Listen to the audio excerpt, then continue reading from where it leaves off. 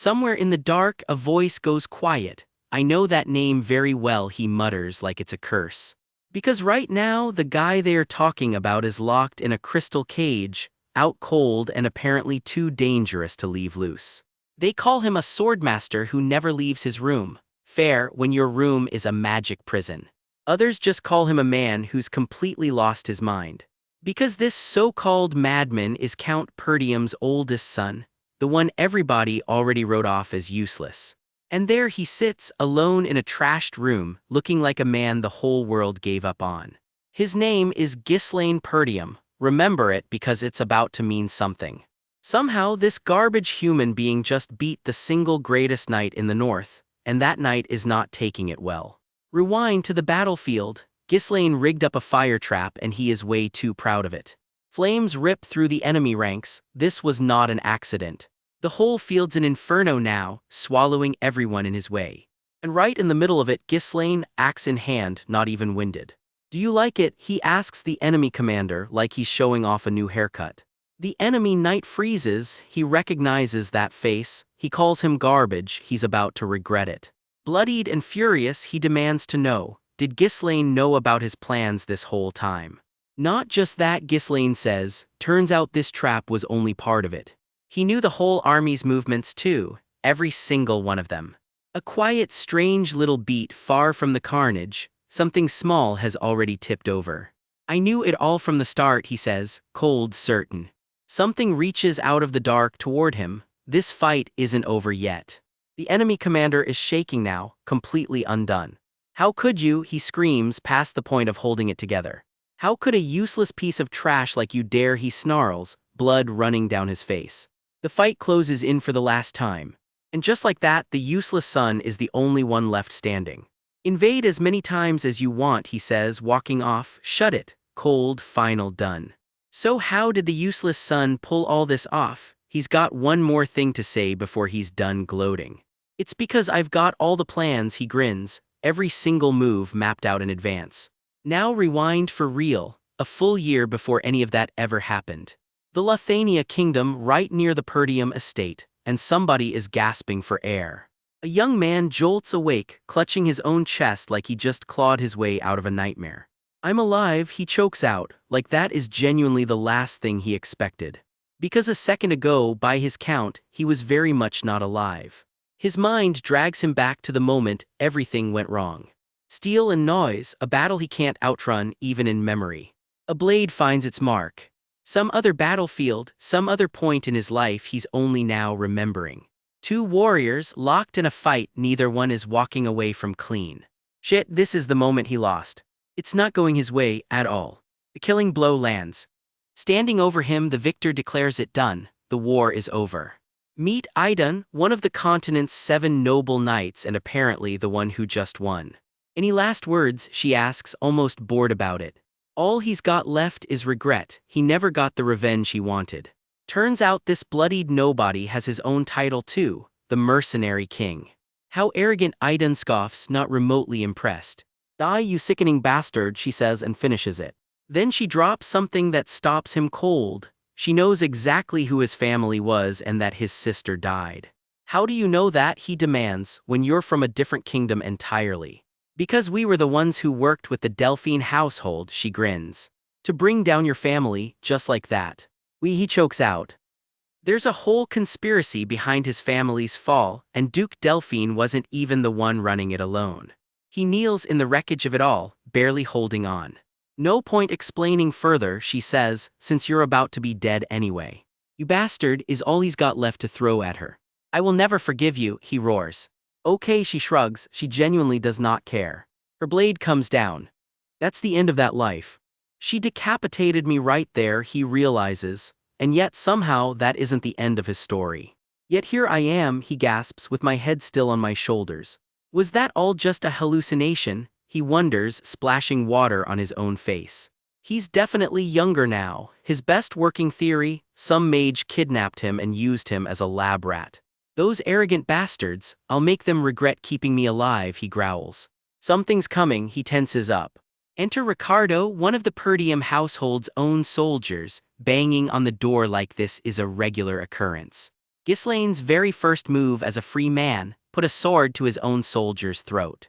Or maybe not, he says, with the exact energy of a man who's had a very long day. Yo, young master, Ricardo squeaks, deeply unsettled. A no is a no, Ricardo yells, wrestling him off. Everyone else just watches, baffled. Why is he reacting like that? He's the one holding the sword. As far as anyone else is concerned, nothing happened. He just wore himself out mid-tantrum and passed out. What? I did that? Ghislaine has zero memory of any of it. Apparently, he'd been demanding to personally command the raid squad going after the orcs. Did the nap wipe your whole memory? The orcs, Ghislaine freezes. He knows exactly where this is going. Get your things together, people are waiting, Ricardo tells him. My things? Waiting for what? To the Perdium estate, obviously, Ricardo says. What? Ghislaine nearly falls over. Say that again, he demands, grabbing Ricardo by the collar. So sorry, the Perdium, Ricardo stammers, not getting why this is a big deal. You mean the fallen Perdium estate, the one he watched turn to rubble. He steps outside to see for himself. And there it is, whole, standing, exactly where it's always been. It really is the Perdium estate, he breathes, walking toward it like it might vanish. Calling your own household fallen, you'll get thrown out if the Count hears that, Ricardo warns him. Am I dreaming right now? He punches himself in the face to check. Guess not, that definitely hurt. A younger face stares back at him, there's no mistaking it now. The estate in its original state, before any of it fell apart. That means the pieces start clicking into place. Some kind of magic circle, and he's standing right in the middle of it. I traveled back to the past, somehow, someway, that's exactly what happened. He's honest with himself about it. His younger self was bitter, insecure, and it caused real damage. Several years pass in the life he remembers. I became a mercenary, he recalls, standing atop a pile of everyone who tried to stop him. He survived battle after battle, building a name for himself the hard way. He went back to Perdium County to make up for his mistakes. His household had already been crushed to dust. I lost everything, he says, no exaggeration. But right now, in this moment he's been dropped back into, it's all still here. The family banner still flies, nothing's fallen yet. Everyone I hold dear is still here, he realizes, and it hits him like a wave. He's got a second chance nobody else gets, he is not wasting it. But it's way too early to celebrate. He said we're here to raid the orcs, right? He asks Ricardo, needing to be sure. Yeah, I can't forget that day, he mutters. He knows exactly what today is. This is the day in his last life that most of this raid squad died. Back then he'd tagged along trying to make a name for himself. The report said only 3 orcs. 3 orcs sounded easy, even for a guy who'd never commanded anyone in his life. When they actually got there, there were more than 20. Almost everyone died because he'd been too stubborn to hand over command. It should have been easy, his past self thought. It was not. The problem now is that every one of these soldiers still thinks he's a useless bastard. Ricardo goes rigid, staring up at something. Something's already coming down on them. It's the orc, someone screams. Soldiers scramble, spears up, way too slow to react. The orcs are here, and there are a lot more than 3. Pure chaos breaks out along the line. Already, Ghislaine's stomach drops. Did they hit this fast in my past life too? Something's different this time, and not in a good way. The ambush is already tearing the squad apart. A soldier goes down before he can even swing back. Get into formation, someone bellows over the roar of it all. Do not panic, get into defense formation, a commander shouts, sprinting into the fray. That's Skaven, the raid squad's actual commander, trying to hold this disaster together. A man goes flying, screaming, nowhere near where he started. Skaven takes a hit himself, gasping through it. Damn it, we let our guard down completely, he grits out. There's way more of them than reported. At this rate, we're all gonna die. Commander, behind you, too late to dodge, or is it? A blade cuts through the chaos toward him. Impact, something moved fast. Ghislaine launches himself into the fight, eyes locked, no hesitation at all. He grabs Skaven by the shoulder and hauls him out of the way. Then he blocks the killing blow himself, catching the orc's axe cold. Skaven just stares. That is absolutely not the useless kid he was expecting. Young master, someone else gasps, recognizing him mid-fight. Ghislaine drives his blade straight through the orc. The thing staggers, wounded, gripping at the steel now buried in it. But it's not done, its claws come up for another swing. Ghislaine moves again, faster than anyone here has ever seen him move. The soldiers around him just gape. Nobody warned them about this. The orc roars in pain, staggering back hard. Another clean strike lands. He squares up against the massive thing towering over him, sword ready. TCH, guess I still can't use mana in this body, he grits out. I wish I'd come back even earlier. Blade still swinging, he turns to Skaven. You're the commander here, right? Yo, young master, someone calls out from below, still catching up to what just happened. Sorry, Skaven asks, still catching his breath, hand half raised. The commander's rights, Ghislaine says, hand them over. He's not asking, and this time he's got a plan nobody else has seen coming. Fresh off getting laughed at for even asking, our boy plants his sword down and demands the right to command. The old commander's brain just about short circuits. This idiot wants command while their lives are on the line.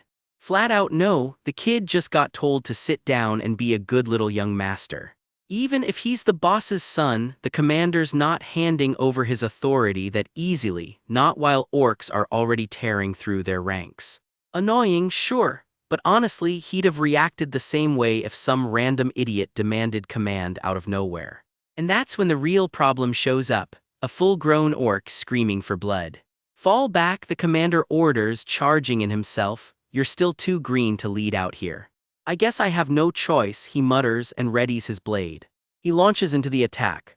The commander takes a hit, blood flying. This was not the plan. Steel flashes again as the chaos keeps escalating.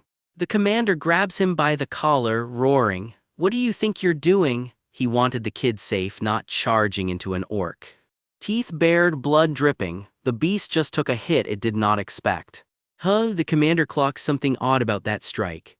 A sword buried straight through the orc's skull, one clean kill. He just walks off, cape in the wind, cold as ice after a kill like that. The orc's corpse, sword still jammed through its head, and they just walk past it like it's nothing. The commander just stares, what?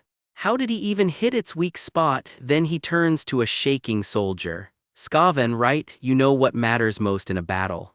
The commander goes quiet, turning it over in his head. A whole pack of orcs comes roaring in, and the soldiers are already shaking. There's no winning a fight when your own troops are frozen with fear, he says. We need momentum, he shouts, eyes locked on the horde. He closes the gap in a blink, blade already swinging. Blood sprays as he carves straight through an orc's guard. He's yanked clean off his feet, orcs grabbing at him from every side. Bodies go flying as the soldier's shield line braces for the impact. From above, the shield wall holds firm in the pouring rain. Back in the thick of it, he twists free, barely dodging another swing. Blood splatters across a soldier's face, and the shock hits everyone at once. One rattled soldier grits his teeth. Come at me, orcs, bracing for the worst. Blood drips off his blade as he grabs half a second to breathe. I'll kill all of you, he roars, charging straight back into the horde. A boot lands on a downed orc as another blade flashes past. He cuts clean through a hulking orc, blood arcing through the air. Mid-leap, he lops off an orc's entire arm. The commander can only stare as a massive clawed hand looms over him. Am I dreaming? Even as a trained mana user himself, the commander admits there's not much he could even do here. That skinny young master is doing all of this, and he can already tell the kid is running out of steam. However, the commander notices it. He's dodging with the smallest movements possible, barely wasting an inch. Weak spots, every hit lands exactly where it should, and another orc drops. Like a sword master who never needed mana in the first place. The commander's face goes tight with tension, watching it all unfold. Blood on his face, he grins anyway. Is this all you've got? I'm not even warmed up. An orc snarls back, you're an embarrassment to your whole warrior species. Weapons clash. He bolts, weaving fast through the chaos. Soldiers panic as the whole pack swarms after him. Is he running away? Commander, the soldiers shout, and the old knight comes storming in. His face twists with fury. What the hell are you thinking? Then it clicks, drawing the whole pack's attention like that was actually smart. But running this way straight toward that, a castle looms in the distance. Wait, a cliff, the commander's eyes go wide. Dead silence as the plan sinks in. Don't tell me, then he's already barking orders. Troops raise the shield wall. Soldiers scramble into formation, hearts pounding. We'll follow the first son, they shout, falling in line behind him. An orc roars, weapon raised high for the kill. He ducks and parries, barely staying ahead of the blow.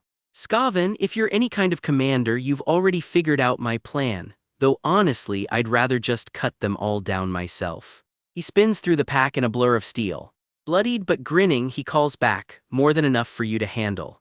The orcs sprint after him along the cliff's edge, rain pouring down.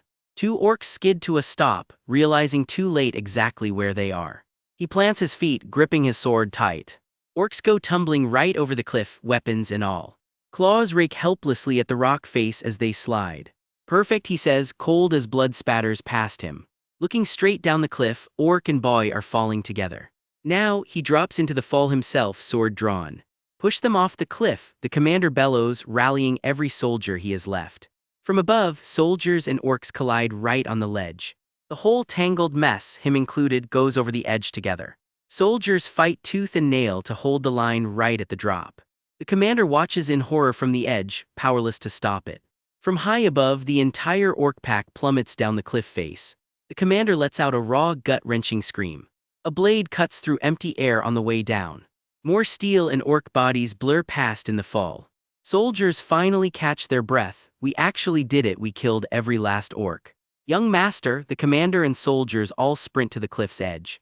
A bloodied hand claws onto the rock. He's still alive, barely hanging on. Looking down, his sword is jammed into the rock far below. His face, bloodied and gritted with everything he's got left. The commander's eyes go wide with shock at the sight of him. Here, grab my hand, the commander reaches down. Both of them teeter right on the edge of falling. His fingers stretch out, but I can't. His grip slips and he falls backward into open air, sword tumbling beside him. The commander screams, blood trickling down his own face. Young master, the soldiers' voices vanish into the wind as he drops.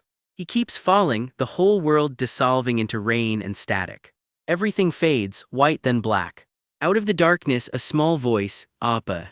Clearer now, Ghislaine Appa. A silhouette stands quiet in the dark, waiting for him. His own face surfaces, stunned, Alina. Broken memories float around him like shattered glass. A younger Alina shouting, what is wrong with you lately? Another shard of memory, you're the worst. He stands alone in the strange floating void, taking it all in. These are my memories of Alina, he says, cradling a glowing fragment of the past. A memory throws a playful punch at his arm, Appa. Young Alina, teary and bright, grins up at him, let's go together. Gentle hands move over him as he's cared for, half-conscious. He jolts awake for real this time, bandaged and gasping. An overhead shot of a small, quiet bedroom, dust settling in the light. Was that all just a dream? He mutters, rubbing his head. Pain rips through him out of nowhere, ugh. My whole body's wrecked, he groans. Guess that's the price of pushing myself past the limit, though hey, at least it means I'm alive. The door creaks open, someone peeking in. A white-haired girl bursts in thrilled, Master, you're awake. He just stares at her for a beat, quiet. Belinda, he finally says her name. She rounds on him, scolding. Do you know how worried I was? I told you to let the soldiers handle the orcs. Then Mother Hen just hugs him, tight and relieved. Holding him closer, she softens, no, I'm just glad you're okay. A flashback surfaces. Belinda's been his personal tutor since he was little, the one person who stuck around no matter how much of an idiot he was. But after his family's house fell to ruins and she vanished, he never got to see her again, just an empty shoe left in the wreckage. I never thought I'd get to see her like this again, he thinks, just looking at her. She tilts her head, confused by how happy he looks. What are you so pleased about? We see each other every day. He decides, I need to tell her the truth. He locks eyes with her, listen carefully. A disaster is about to hit Perdium. She blinks, startled, what are you talking about? He steadies his breathing. The truth is, I died and came back to life. Belinda just laughs it off. Sure, I bet those orcs really did a number on you. A quiet beat by the window while he lets that sink in. She keeps lecturing him about causing scenes, clearly not buying a word of it. She doesn't believe me, he sighs, this plan's not gonna work. She grabs his collar anyway, exasperated but still caring. Festival, he blinks, caught totally off guard by the subject change. She teases him, seriously, what were you gonna do if you were too banged up to even go to the festival? His eyes narrow, a private thought suddenly weighing on him. Have you already forgotten? Lady Alina's been waiting all year to go to the festival with you. Belinda grins wide. It'd be the perfect chance for you two to get close again, haha. He looks at an old photo of himself and a young Alina on the shelf. Right, there's always been a festival around this time of year. A quiet moment, soft light on his shoulder, before the memory pulls him back in. A small voice drifts through the door. Appa, are you in there? His face goes tense. He knows that voice from somewhere he's not ready to remember. The day that changed my life, a curtain sways in the dark. The memory that still haunts me. Young Alina reaches out, eyes brimming with tears. She grips his hand crying, please come with me. Picture this, a guy regresses back in time and the very first thing he does is run straight into the arms of the girl he lost. This is Ghislaine Perdium and he is not wasting his second chance. Alina about loses it when he suddenly gets clingy and starts apologizing out of nowhere. Last life he told her to get lost. Now he can't stop hugging her and she has zero idea why. He quietly tells her he missed her. She has no clue she's talking to a guy who already watched her die once. That warm moment lasts about 2 seconds. Alina shoves him off, calls him creepy and bolts. Regression or not, some things you gotta ease into. She decks him for the hug and honestly onlookers are stunned someone her size hits that hard. Alina's stronger than she looks. Noted. Even Belinda, the household's mother hen, isn't buying his sudden sweetness. She wants to know exactly what game he's playing. Alina calls him out cold. Didn't you just tell me my breath disgusts you? Turns out past life Ghislaine was kind of a nightmare to be around. In his head, he's cringing hard. He wasn't even close with Alina back then. He was, in his own words, a complete piece of garbage to her. So when he actually apologizes first, the whole room short-circuits. Him saying sorry, unheard of. Alina figures the orcs must have rattled something loose in his skull, because this is not the guy she knows. He insists he cleared the whole orc pack himself, before getting cut off mid-brag by a jolt of pain he's trying real hard to hide. Turns out overusing his magic still hurts like hell, no matter how many lifetimes of practice he's got under his belt. Alina's not letting the hero story slide since last she checked, he came home flat out unconscious, not victorious. For a second though, it's just the three of them laughing together, the kind of easy moment past life Ghislaine never bothered to notice. He just kneels there a moment, catching his breath and his thoughts. His mind drifts back a week to right before the festival that changes everything, and he can't believe how much time his old self wasted on nothing. Last time, Alina asked him to go to that festival together. He brushed her off with some excuse about the orc raid still bothering him. That excuse turned out to be the last conversation he ever had with her. Alina's body turned up torn apart along with her bodyguards. No warning, no explanation, just gone. All he can think is that he should have been the one standing next to her that night. The guilt hits him so hard it physically doubles him over. Back in the present though, he's got a second chance, and he's not about to let her out of his sight. Her personal guards, Jamal and Philip, are right on her heels as always. She snaps at them for not staying put outside like she told them to. A small thing, but everyone's on edge these days. It hits him that he genuinely doesn't know why the staff keep going to Alina with estate questions instead of him. Turns out it's because he spent his old life doing absolutely nothing, while Alina picked up the slack running the place. She heads out with her guards for the day, telling him to take care of himself like always. For the first time ever, he actually offers to pitch in and help. You can feel how big a deal that is. He means it too, no more coasting through this life. Alina's face when she hears this is priceless, pure disbelief. Even the household staff start wondering if he took one too many hits from those orcs. Alina just laughs it off awkwardly, not totally convinced this is going to last. Either way, the town's buzzing with festival prep, and he's about to dive right in. Turns out helping out in town isn't as easy as it sounds. The guy gets roughed up just trying to lend a hand. The locals just want him out of their way, but in his memory, Alina's body was found abandoned near the slums, nowhere close to the festival grounds. Someone lured her out there or dragged her there. Either way, he's determined it never happens again. Step 1: actually learn how his own castle runs, instead of ignoring it like before. Someone comes sprinting toward him, calling out his name. He clocks the face instantly, one he hasn't seen in what feels like several lifetimes. It's old man Fergus, his family's longtime knight. The old guy's completely out of breath, having sprinted over the second he heard about the orc trouble. Fergus is just relieved to see him standing there in one piece. Ghislaine figures, well, might as well put the old man to use. He asks if that old, abandoned training field in the castle is still around, and tells Fergus to take him there. Fergus about falls over, the training field him since when? Simple answer, to train. Fergus's brain just kind of stalls out on that one. Still loyal as ever, he leads the way toward the old tower. They make their way through the quiet castle grounds toward it. Fergus stops dead the second the doors open. The place is in way better shape than either of them expected, like it's just been waiting for him. Turns out the staff kept the whole facility maintained, just in case he ever wanted it. Fergus chalks the whole thing up to a phase. The old man is not remotely prepared for what's coming. Old weapon racks line the walls, untouched for years. Ghislaine quietly wonders if Fergus was this loyal to him last time too, and whether he ever even noticed. He just studies the old knight for a moment, saying nothing. Then, totally deadpan, he tells Fergus he plans on living a long life this time, because dying, as it turns out, really does suck. Fergus blinks at him. That's an oddly specific thing to say for someone who's never died. Ghislaine just grins and plays it off as a joke. Yep, died and came back, funny story. Fergus shuts that down as nonsense. Fergus insists on standing guard just outside anyway, no arguments. Looking at the people around him now, Fergus, Elena, all of them, he realizes how badly he underestimated what he actually had.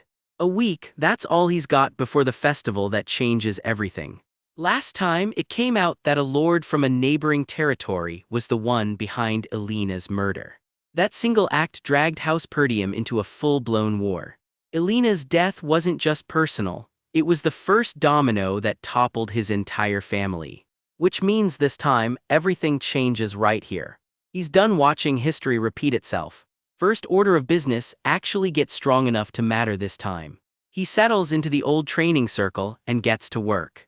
In his past life, he could pull off advanced magic in the middle of an absolute war zone. That's the level he's working back toward. Mana's the resource that lets people push past human limits, simple in theory.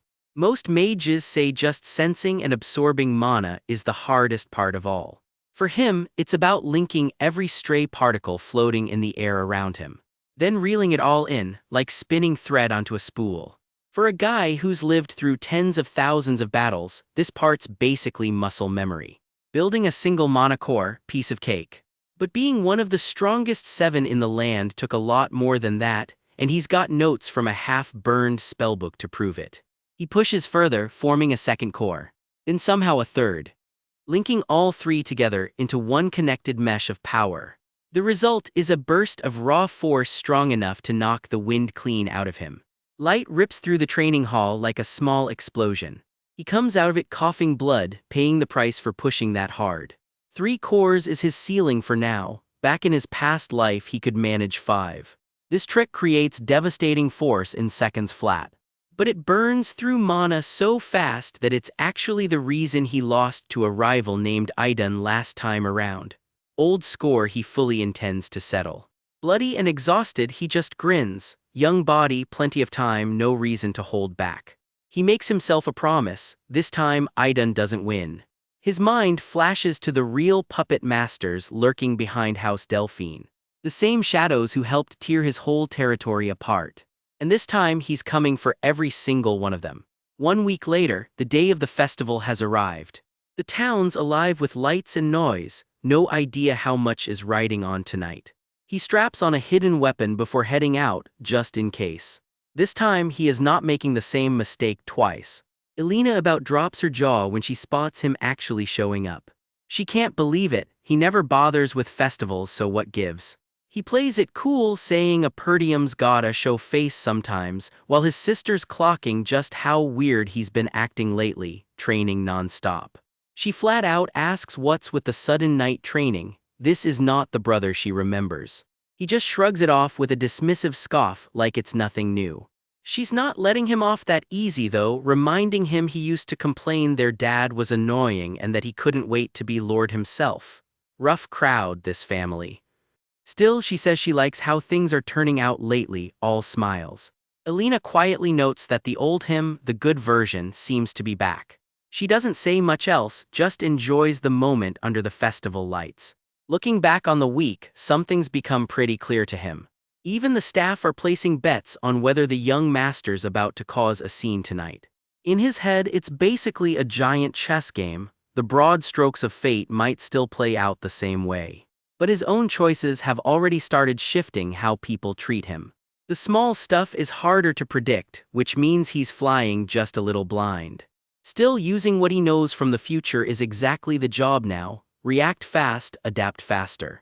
By the time night falls, everything he needs is already in place. For now though, it's just a normal night out, grabbing snacks with the girls like nothing's wrong. By the end of it, even he admits that was actually fun. The festival's winding down without incident, and he can't help wondering if just being by her side is what's changing everything. Then a stranger sidles up, offering to show them some new event happening elsewhere. Says a friend of his tipped him off about it. Real casual, real convenient. Alina, none the wiser, seems genuinely interested. She shakes on it while Ghislaine just watches, dead silent, eyes narrowed. He agrees to tag along, but there's a warning buried in his voice. And there it is, the moment he's been waiting a whole week for. He calls them out cold, the traitors of his own house standing right in front of him. They just smirk back, closing in on Alina like they've got nothing to fear. Picture this, 2 nights everyone in the house trusted completely, the ones who guarded Alina since she was just a little kid. Meet Jamal and Philip, Alina's personal escorts, sworn to protect her no matter what. Except our narrator has already lived this story once before. In his last life, these two were the ones who killed her. That memory still eats at him. He is not about to let it happen twice. Because standing right in front of him now are the exact same traitors of his own house. So it was you too, yeah, he knows, and this time he is ready for it. Someone tugs their hood in tight, uneasy about where tonight's little errand is actually headed. We're here, cheerful as ever, the group rolls up to their destination with no idea what is actually waiting. The street is dead quiet as they roll in for the big performance everyone keeps promising. Alina crosses her arms, completely unimpressed. There's nothing here, you sure there's actually a show in a dump like this? One of the knights waves her off, promising a crowd any minute now. Alina is not buying it. Don't make me laugh, who'd perform in a place like this? They wait among the crates, and the silence just keeps getting heavier. Ghislaine's eyes narrow, as expected. He has already figured out where this is going. A deserted street at first glance, sure, but nothing about it is actually that simple. Look closer and every crate is stacked to block the escape routes. Somebody planned this out in advance. Before anyone can react, Philip yanks Alina and the others back, playing it off as simple concern. They made preparations in advance, he mutters darkly to himself. Right on cue, Alina bounces ahead, totally oblivious. Let's go, big bro. One of the knights tries to play tour guide. Don't you think we should catch the show since we're here? Alina shuts him down flat. No thanks, I'm not watching anything in a place like this. And then somebody just blurts out, do you even work out? Why are you so strong? Subtle, this group is not. Philip suddenly grabs her by the arm. Young lady, Alina yelps, ack. Jamal watches coldly from the side. Let's wait a little more. Alina freezes, stammering his name like she barely recognizes him. Fi Philip. She backs away, voice shaking. What's the matter with you two today? Philip laughs it off, rubbing the back of his neck. Oh my, I didn't mean to scare you. You guys are acting so strange, Alina whispers. She is not buying the act anymore. Then a monstrous clawed gauntlet locks into place over one of their hands. That is definitely not standard night gear. Jamal finally says it out loud. It's just that a reasonable request came in. Alina's blood runs cold. A request? Out past the rooftops, the night wind cuts sharp. Something is closing in fast. Hooded figures stroll up the street, unhurried, like they own the whole block. Their leader, an old man in a wide-brimmed hat and dark glasses, greets the knights warmly. As expected, your work is clean as always. Then someone clocks the extra guest tagging along and hisses out a name: Frank. The whole crew gathers among the crates, ready to close out the deal. Frank's smile drops. Isn't that the eldest son of Perdium? I don't recall asking for him to be brought here. Jamal shrugs it off. Of course, we brought the young lady as promised, so let's just finish this here. Frank studies Ghislaine a little too closely. HM. Jamal waves a hand, dismissive. He just followed us like an idiot, doesn't even realize this is his grave. Ghislaine finally speaks ice cold. Jamal, so you sold us out, you really think you're walking away from this? Turns out the betrayal has been brewing for a while. We were sick and tired of this poor excuse for a land, Philip mutters, Castle Perdium fading into the hills behind them. Jamal smirks, tormented by barbarians on top of it. Plenty of people are leaving Perdium besides us, why not us too? Philip's hand snaps to his sword fast. The blade sinks in before anyone can blink. Ghislaine coughs blood, stunned for half a second. Huh. Elena screams and Jamal recoils, both frozen by how suddenly it all just went down. Off to the side, Frank watches the whole thing like it's dinner theater. A sword drives clean through a body pinned to the ground. This stopped being a fair fight for the traitors real fast. Ghislaine's eyes flare an unnatural blue. Don't you think, he says quietly, at least they never sold us out. Philip hauls Elena in close and she screams. One clean strike and Ghislaine's blade goes straight through Philip's skull. It's over before it even really started. Frank's men stagger back. Impossible. Blood drips slow from a trembling hand. Ghislaine pulls a sobbing Elena into his arms, Jamal's body crumpled behind them. The hooded men mutter among themselves. Are you sure that's really the eldest Perdium son? Word was he never had any real combat training. Another one just stares at the carnage, clearly rethinking everything he thought he knew. Taken off guard or not, he just dropped 2 knights using actual mana. Yeah, that's him all right. Still shaking, Elena reaches for him. Big BR.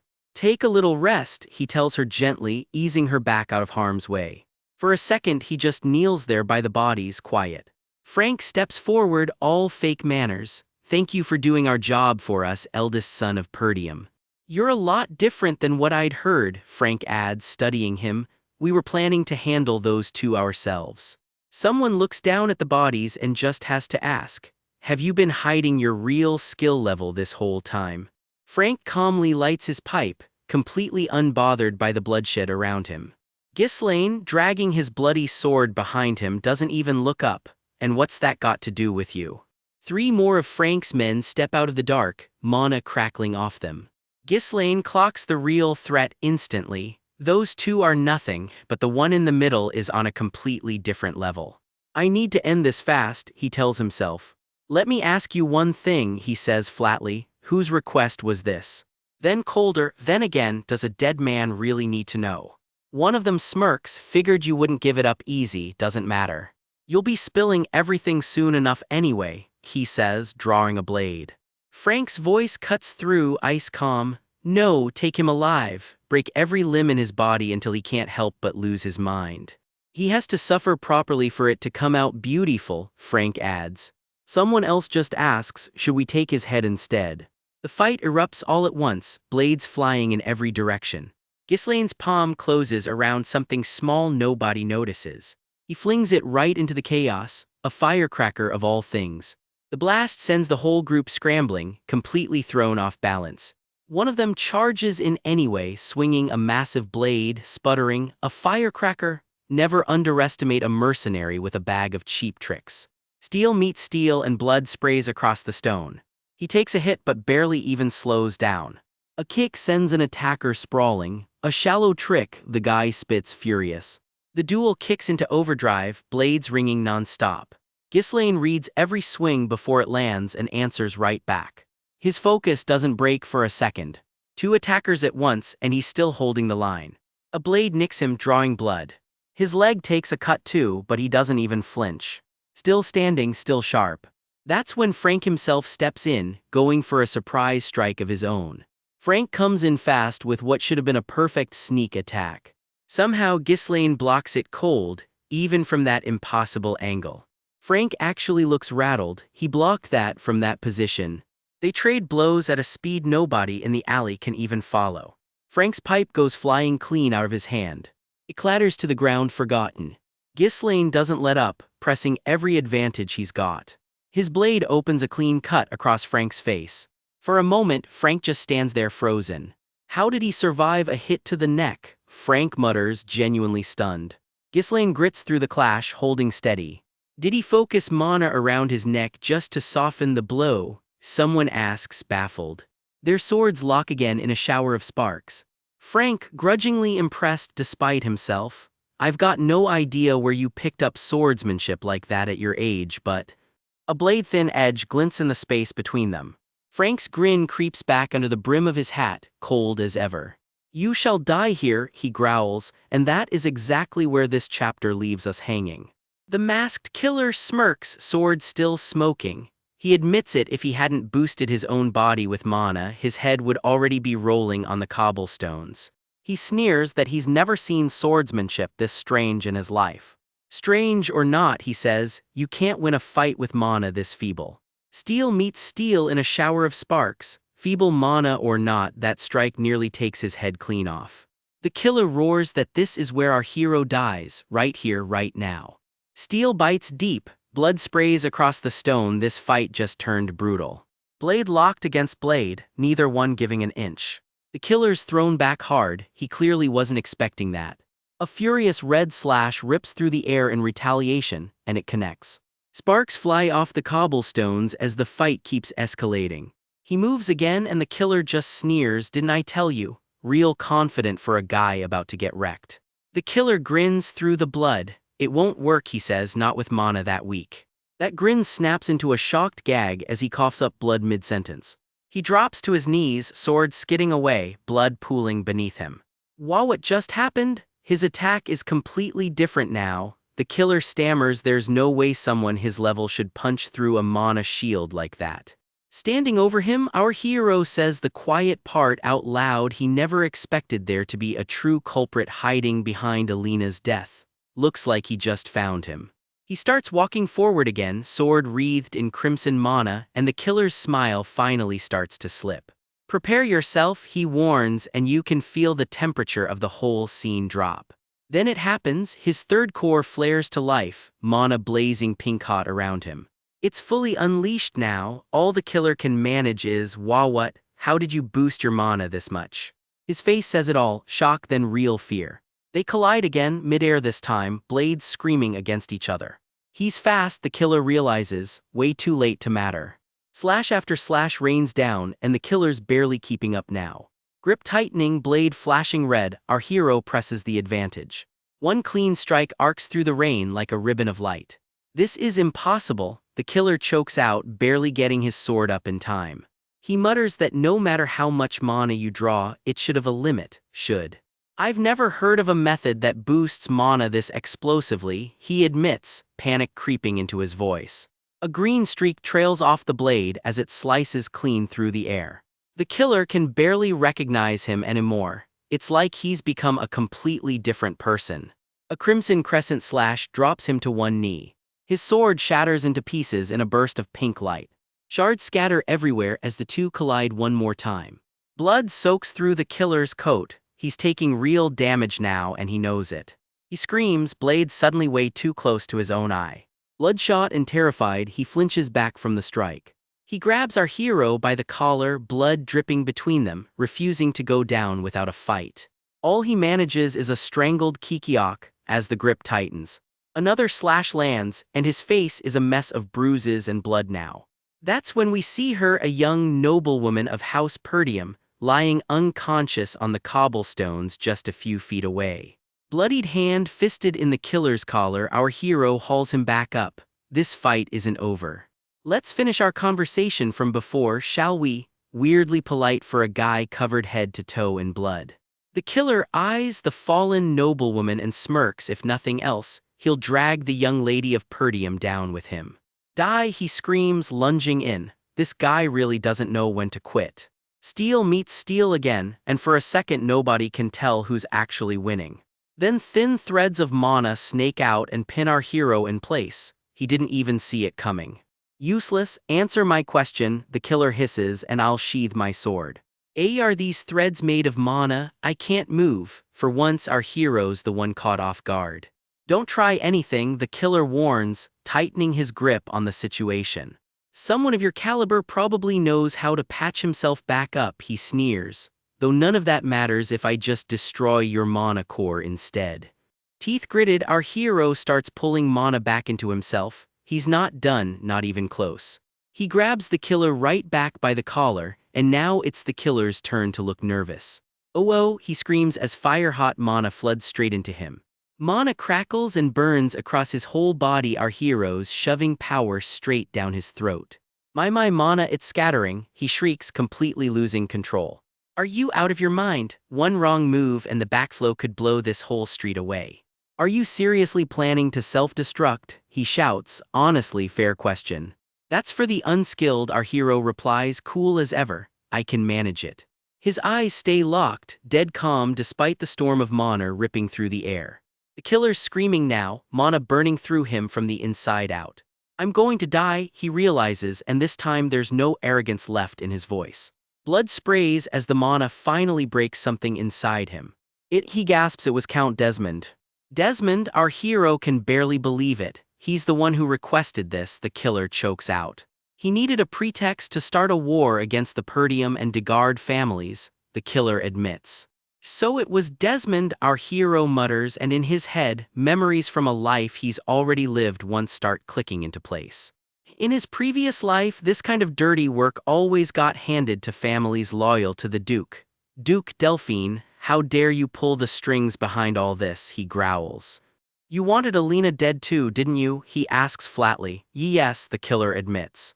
Another slash lands, payment for that confession. Well, what are you doing? The killer panics. This is different from what you said earlier. What's the matter? Our hero asks cold. You've killed plenty in your time, scared now that it's your turn. The killer just starts laughing, unhinged. Hey. Nothing changes even if you kill me, he spits. I already finished the job on House Degard. Do you really think anyone would listen to a punk like you? He sneers. Perdium is going to fall because of this war no matter what you do, he screams, grabbing at our hero's face. Let me tell you something, our hero says quietly, grabbing him right back. I was reborn after I died. So this time, he says, smiling just a little, it's going to be different. The killer finally understands exactly what that smile means, and it terrifies him. Mana floods down the blade one last time. A single purple flare rockets into the night sky, the signal that it's over.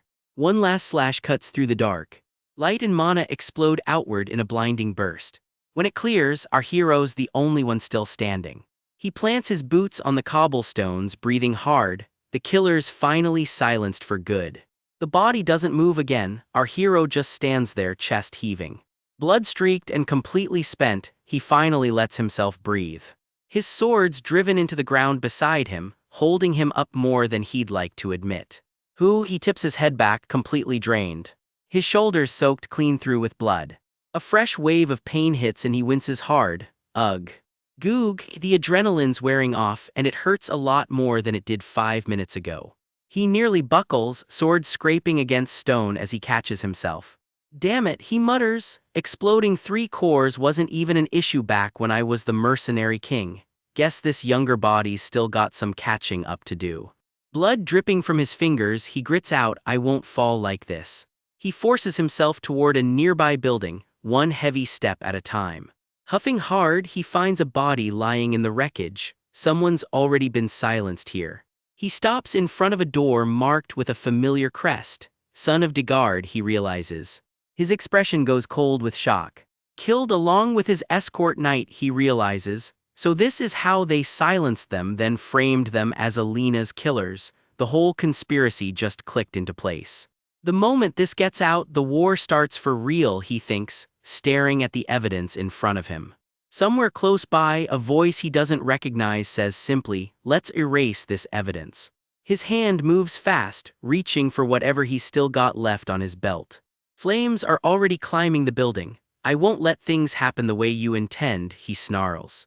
Sword drawn again despite everything his body's been through, he starts walking straight toward the fire. The whole street's lit up orange, timbers cracking and collapsing, and he runs straight for it anyway. In a dark council chamber, hooded figures grill one of their own. They sent guard knights and their best agent, and this guy still couldn't take down one girl. The failure stammers, sweat pouring, scrambling for any excuse that might keep him alive. It was all because of Ghislaine Perdium, he blurts out like that name means anything to anyone. The room goes quiet. Ghislaine, that name clearly rings a bell for someone here. That useless bastard of the north, one scoffs. Word on the street says Ghislaine's a total nobody. Are you seriously using him as an excuse? They snap back, because this Ghislaine fought nothing like the weakling rumors described. The one who failed just glares back, drenched in cold sweat, waiting to see if his excuse survives the room. Cut to the actual mission. Guard knights and mercenaries clash with someone in the pouring rain, and it is not going well for them. One knight's eye catches a flash of something skull-shaped and glowing purple. Yeah, that's never a good sign. Blades clash and blood sprays. The so-called best they have are getting torn apart. Somebody unleashes a massive burst of power, and a building goes up in flames right behind him. Afterward, he just walks off alone down an empty street, calm as anything. It was as if he was a completely different person, the survivors would say. Back in the council, someone shrugs it off. We've already taken care of things, so the territorial war can still go ahead. The failed agent drops to his knees. Please give me one more chance.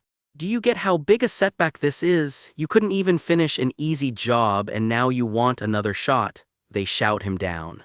Eliminate him, the council roars, and dark energy comes crashing straight down on him.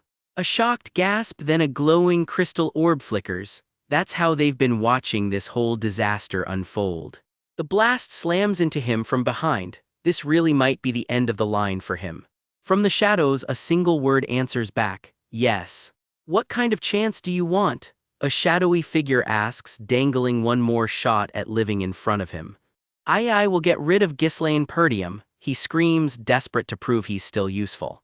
How, comes the cold question. I'll make a duel happen naturally, he answers. There's someone I have in mind, the mastermind says, a plan already taking shape. Who, someone asks, and the scheme starts to take real form. His name is Cain Loges. He's famous for his strength-based swordsmanship. Despite his young age, he's the absolute epitome of raw strength, the mastermind brags. Cue a montage of weapons getting completely shattered. Yeah, this Cain hits like a truck. Plus, Cain's Ghislaine's own cousin, so nobody can say we forced them to meet. Real convenient, huh? The other two just sit there in stunned silence. Even they think this plan is ice cold. Somewhere else, a red-haired girl's silhouette lingers in the dark, with no idea she's the whole reason this plot exists. If you fail again, the warning comes, dripping with menace. An eye glows red-orange in the dark. Patience is clearly running out. There will be no next time, no pressure or anything. I won't disappoint you, he vows, famous last words if there ever were any. Back in the present, over at Perdium Castle's training hall, it's time to see what this useless bastard can actually do. The castle looms quiet over the grounds for now. A knight starts to say something about dinner. It's approaching mealty before getting cut clean off by a wave of mana. A burst of blue energy rips through the hall like a shockwave. The knight barely blocks the strike with his own blade, sparks and ice flying everywhere. Caught totally off guard, he's sent flying clean through the doorway. A trail of mana energy slices through the air behind him. A hand grips a glowing sword hilt tight. This is Ghislaine, and he's not even breaking a sweat. All right, that should do it, he says, satisfied with the damage. Ghislaine glances over, noticing someone's completely floored by what they just saw. Oh, old man Fergus, he greets the castle's veteran knight who'd been sparring with him nearby. How did you do that just now? Fergus asks, completely stunned. This, Ghislaine says, casually flicking his fingers like it's nothing. Mana thread, he explains simply. It's using mana like a literal string, Fergus mutters in disbelief, watching threads of light weave through the air. In his head, Ghislaine remembers using this trick constantly in his past life, back when he was a battle-scarred mercenary. But if I just spin up a single thread to save mana, he thinks, working the angle. I can still pull this off even without much mana to spare. A little regression cheat code never hurt anybody. Fergus can't stop wondering how a kid who never even trained with mana suddenly figured all this out. Anyway, did you need something from me? Ghislaine asks. Ah, well, Fergus hesitates on the balcony. I just wanted to stop by and say this, Fergus says. What? Ghislaine tilts his head. Thank you for protecting the young lady, Fergus says, bowing his head. You're thanking me? Ghislaine asks, a little thrown off. It was just something I should have done, he shrugs it off. Let's go eat, Ghislaine says, heading back toward the castle. A few days pass quietly after that. The town festival gets paused entirely, which tracks since a guard knight had just tried to traffic the young lady in the first place. Back at the dinner table, the tension from that whole mess still lingers. It's fine, they won't believe us anyway, someone reassures the table. Belinda, the castle's sharp-tongued mother hen, giggles at the table while Ghislaine just sighs out her name. You should go say something to them, she nudges him toward the guilty knights by the fire. It was Jamal and Philip trying to take you for themselves, right? Those bastards, I knew they were perverts, Belinda fumes. And here's the line that matters most out of all of it, Elena lived. The two sit together at dinner, the immediate danger finally behind them. I was able to stop the war from happening, Ghislaine thinks, but I'm sure they won't just give up. I can't keep stopping them on my own forever, he admits, the weight of it all sinking in. His eyes narrow, he's already thinking 3 steps ahead. Dessert, you know how our situation is, he tells Belinda, turning down the extra treat. Outside, a furious crowd screams for compensation, and things are about to get loud. Compensate the damages you've caused by canceling the festival, one man shrieks. The whole crowd is losing it, red in the face and ready to riot. Compensate, they chant, storming up with torches and makeshift weapons. Come on out, you people are swimming in money, aren't you? They shout at the castle gates. Please calm down, a guard begs. What the hell's going on? Someone else asks. Ghislaine watches it all from a window above. I knew they'd do this, he mutters. One of the maids tears up. That's from the festival, right? Since the festival got cancelled after just one day, it makes sense they're this upset, someone reasons. Ghislaine says nothing, just watches the chaos below with a grim look. Is the county's situation really that bad? He asks quietly. This isn't good, he thinks. They'll only get more aggressive if I don't do something. Old man Fergus, what are the soldiers doing? Send them down to calm that crowd, Ghislaine orders. We don't have any, Fergus admits. What? Ghislaine freezes. Most of them got sent to the Forest of Monsters outpost, rebuilding after the orc raid, Fergus explains. Ah, damn it, they're all out there. Turns out Perdium's basically in a never-ending war with the barbarians up north. What a mess, Ghislaine groans, rubbing his temples. Belinda, let's talk, he says, and she perks up, curious. You're the one who manages my money, right? He asks Mother Hen Belinda directly. Let's use that to calm the merchants down, he suggests. There isn't any, she snaps back instantly. Belinda just stands there a little flustered, bracing for the fallout. Why not? He asks. Did you forget the Count cut off your allowance because you spent money like water? She reminds him. Wait, so I don't have any money at all? Ghislaine's whole world just cracked a little. I'm broke, he asks flatly. Lend me some money, he tries anyway. Heh, I don't have any either, Mother Hen fires back with a smirk. No money, no soldiers, what do we even have? Ghislaine mutters, staring down a real problem. Even with everything I know about the future, none of it matters without funding. I need money first. Is there really no way? He wonders, storming off with a plan already forming. Isn't there something on the estate that he starts before someone comes sprinting in? Young master. Someone bursts through the door, catching Ghislaine completely off guard. Ricardo, what's got you in such a hurry? He asks. There's a problem, Ricardo pants out of breath. Young Master Kane wishes to see you. Kane, Ghislaine's whole expression shifts. That name is not a coincidence. Next thing you know, fists are flying and blood is spraying. This invitation was clearly a trap. A blade of energy flashes past someone's face. A brutal punch connects, no mercy here. One of the attackers screams, eyes wide with panic as raw power surges around him. Another glowing punch slams down like a hammer. Blood drips from a fresh wound. This fight is not going the ambusher's way. Torn clothes, deep cuts, the damage is piling up fast. Ghislaine stands alone amid the wreckage, sword in hand, surrounded by everyone who thought this was a good idea. One of them, bloodied and gasping, can only stare up at him in disbelief. Ghislaine catches his breath, barely winded after taking down an entire ambush squad alone. His eyes sharpen. This was never really about Kane wanting a chat. From the smoke, a figure rises. "There you are," a voice calls out. Ghislaine squares up, ready for whoever just walked in. "Hey Ghislaine," the voice says, casual as anything.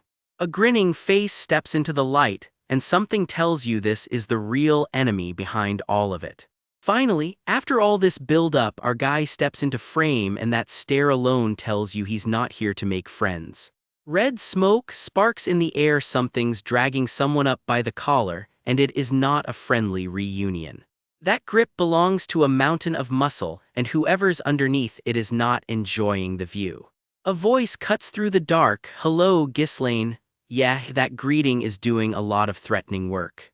And there he is, grinning like he already won. Meet the guy who's about to ruin Ghislaine's day.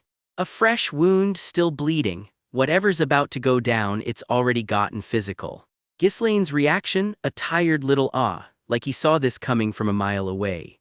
I remember that face, he thinks. Turns out this isn't a stranger, it's history walking right back in. Say hello to Kane, Loge's sword in hand, ego bigger than the castle behind him. And my enemy, Ghislaine adds, so yeah, old friend, current problem. He was my only friend back then, Ghislaine admits, which honestly explains a lot about his trust issues. Flashback time, Kane rolling deep with his own little squad, always ready to throw his weight around. And then, a body on the ground. Someone already didn't survive whatever just happened here. "Ricardo, what's the situation?" Straight to business, no time to waste. The scene says it all before anyone even opens their mouth. You see, never a good sign when the report starts like that. Rewind further, Kane's crew tracked him down, escort knight in tow. Recognizing them, Kane asks if the rumors about Ghislaine are true, so Commander Scaven lays it all out for him. Kane does not love the answer, straight up grabs the guy by the throat. "You dare lie before the heir of Loges? Buddy, chill, or don't, this is more entertaining." The grip tightens. This stopped being a conversation a while ago. The knight's face says it all, pure regret for ever opening his mouth. "If you're gonna tell him the truth." The rumor, Ghislaine took down an orc bare-handed and dealt with traitor knights himself. No big deal, right? Bloodied and beaten, the knight admits, "That's why I gave him a little wake-up call. This wouldn't have happened if you didn't lie in the first place." Somebody's about to get scolded for telling an inconvenient truth. Ghislaine keeps narrating, "Yes, he was this kind of guy." Understatement of the year. "He always treated me as his subordinate. Cool, love that for him." Every visit from Kane meant chaos at the Perdium estate, and somehow nobody was ever allowed to complain about it. Because I was basically his subordinate, no one looked down on Kane. The hierarchy was crystal clear, apparently. Meanwhile, Ghislaine's stuck with the inferiority complex nobody asked him to carry. Kane's confidence got praised as heir material. Ghislaine just got criticized more. Rigged game, honestly. Young Ghislaine, eyes shut, just absorbing it again. Present-day Ghislaine, silent, staring Kane down. No flinch this time. "Look at this guy, huh? Usually he'd have charged at me by now." Kane's confused why the punching bag isn't swinging back yet. Give it a minute, man. Cut to a dark castle at night. A hooded stranger slips in uninvited. "Kill Ghislaine?" Kane, genuinely stunned by the ask. The hooded figure lays out the deal. "Pull this off and the esteemed one backs House Loges for good." "How am I supposed to eliminate him?" Kane, suddenly very interested. "I'll come along disguised as an escort knight and handle the details myself." Convenient, suspiciously convenient. Not hard to deal with a punk like him, but Ghislaine's still heir to his own land. Politics ruining a perfectly good murder plot. The plan, lure Ghislaine into a duel, make it look like a tragic accident between heirs. Nice and clean. That I'd have to kill my own cousin, Ghislaine. Wait, cousin? Oh, this family reunion just got dark. Let us go right away, and just like that the countdown starts. Ghislaine, piecing it together in his head. Do they want to eliminate him because something's changed about him? In that case, yeah, that's not a comforting thought to trail off on. Back to the present. Hey, what are you doing? Someone's about to have a very bad afternoon. Overhead shot, bodies already down. This festival took a turn nobody signed up for. Kane, grinning ear to ear. I heard the festival got interrupted. Let's liven things up and have an amazing time. Cool guy, terrible timing. Why are you just standing there? You know the drill, bring me what's prepared. We've always been in sync about this, right? Am I wrong, buddy? Kane, still calling him buddy after everything. The audacity. That eye says it all, patience running thin. Ghislaine's version of biting his tongue. More flashback pain incoming. Ghislaine remembering exactly how deep this exploitation went. Watery-eyed, reliving it, not a fun memory to sit with. Have you forgotten the Lord cut off your support because you were wasting so much money? Someone's rewriting history real quick. I granted his request back then because I didn't want to get beaten up, but not anymore. There it is, the turning point. Because of him I had to waste my precious money. The receipts apparently go back years. Ghislaine's expression hardens. The doormat era is ending. It was here all this time. Something clicks into place. My source of money, a glowing blue orb, a face flickering inside it. Okay, now we're getting somewhere. Ghislaine, if you remember, bring them right now. Can't you see me waiting? Kane, zero patience as usual. But don't you have a debt to repay to me? Ah yes, the classic bully turned loan shark move. Ghislaine's caught flat-footed by the sheer nerve of that question. Someone hooded is watching all this quietly from the shadows, definitely not suspicious at all. Repay for what? Fair question, honestly. What, 1,000 gold? That whole thing shouldn't have even cost you 100. The math is not mathing, Kane. You thanked me for being your friend. It's like a friendship fee. A friendship fee. Somebody call the Better Business Bureau. I've been handling everything you asked for with my own money. Pay it back, 1,000 gold, principal plus interest. Interest on friendship. Pay it back before I beat the hell out of you. I need a lot of money right now, you see. Subtle, real subtle. Friendship, my ass. I've been your doormat for the longest time, and there it is. Ghislaine finally says it out loud. Kane doesn't love being called out, grabs him by the collar with a scoff. A boot comes down hard. This is escalating fast. Acting bold just because I've been going easy on you, huh? Kane, ever the gracious cousin. You think you got stronger just because you spread a rumor about beating a knight? The receipts on that rumor are about to matter a lot. You're nothing but a parasite leeching off this land. Rude, wildly rude. Everyone in the north calls you a scoundrel. All you do is spout empty nonsense. Kane's really going for the low blows here. A bloodied fist connects. This is not a fair fight. Get yourself together. The punch lands, blood sprays, and things just got real ugly real fast. The crowd gasps. You little, nobody expected this turn. And just like that, Ghislaine strikes back, hard. Kane staggers, blood blooming across his chest. Didn't see that coming, did he? Another hit lands clean. A bloodied eye goes wide. Huh, yeah, that's the sound of a plan going sideways. A burst of white light. Something in this fight just changed. Blood sprays through the air while a hooded figure watches on, dead silent. The onlookers are frozen. Nobody saw this coming, least of all Kane. Young master, are you all right? An aide rushes to help Kane up. Ugh.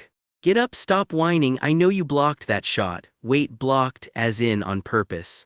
The hooded conspirator jumps in, playing the outraged bystander. Stand back, Ghislaine. What do you think you're doing? The crowd loses it. Did Ghislaine just beat up Kane? Reputation ruined, apparently. Ghislaine just smirks. Aha, he's already 3 steps ahead of this whole setup. Kane grins right back. So that's how you wanna play, huh? This should be more than enough to justify a duel. There it is, the whole point of the beatdown. How do you like my acting? Kane, fishing for compliments from his own hitman. It was excellent. You set the stage perfectly. A rare shot at some seriously powerful backing. So yeah, that beatdown completely staged.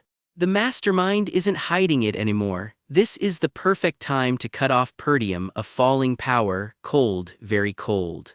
Kane pulls on his gloves, verify the truth, and grabs Ghislaine by the collar. Ghislaine, I challenge you to a duel. Kane doesn't even finish the sentence before things go wrong for him. Because Ghislaine just slugged him first, didn't even wait for the formal invite. I challenge you to a duel, Kane loges. Plot twist, he's flipping the whole trap back on its architect. Kane's face twists, somewhere between furious and impressed. Spin doctor mode activated. You insulted me, the heir, in front of everyone and assaulted my knight. Tarnishing the dignity of nobility, he says, completely rewriting what just happened. Meanwhile, Ricardo kneels beside the beaten-up escort knight, the one who's actually been running this whole con. Kane and his hooded partner in crime share a look. The plan's still on track, technically. I didn't know you were stupid enough to dig your own grave. Kane, still thinking he's got the upper hand. Heh, I already knew you were stupid, but... Bold words from the guy who just got hit twice. Fine, I accept your duel, and out comes the blade. Don't regret it even if you die. Kane's grin says he's not planning on a fair fight.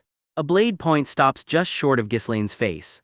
Ghislaine doesn't even blink, calm as ever, which honestly should worry Kane a lot more than it does. Ricardo, yes, time to get the pieces moving. Someone reacts quietly to whatever Ghislaine's about to say next. Tell them I'll make them big money. There it is, the actual plan. This was never just about pride. Ghislaine grins, cool and collected, with Ricardo and the fallen knight right behind him. Whatever's coming next, he's already 3 moves ahead.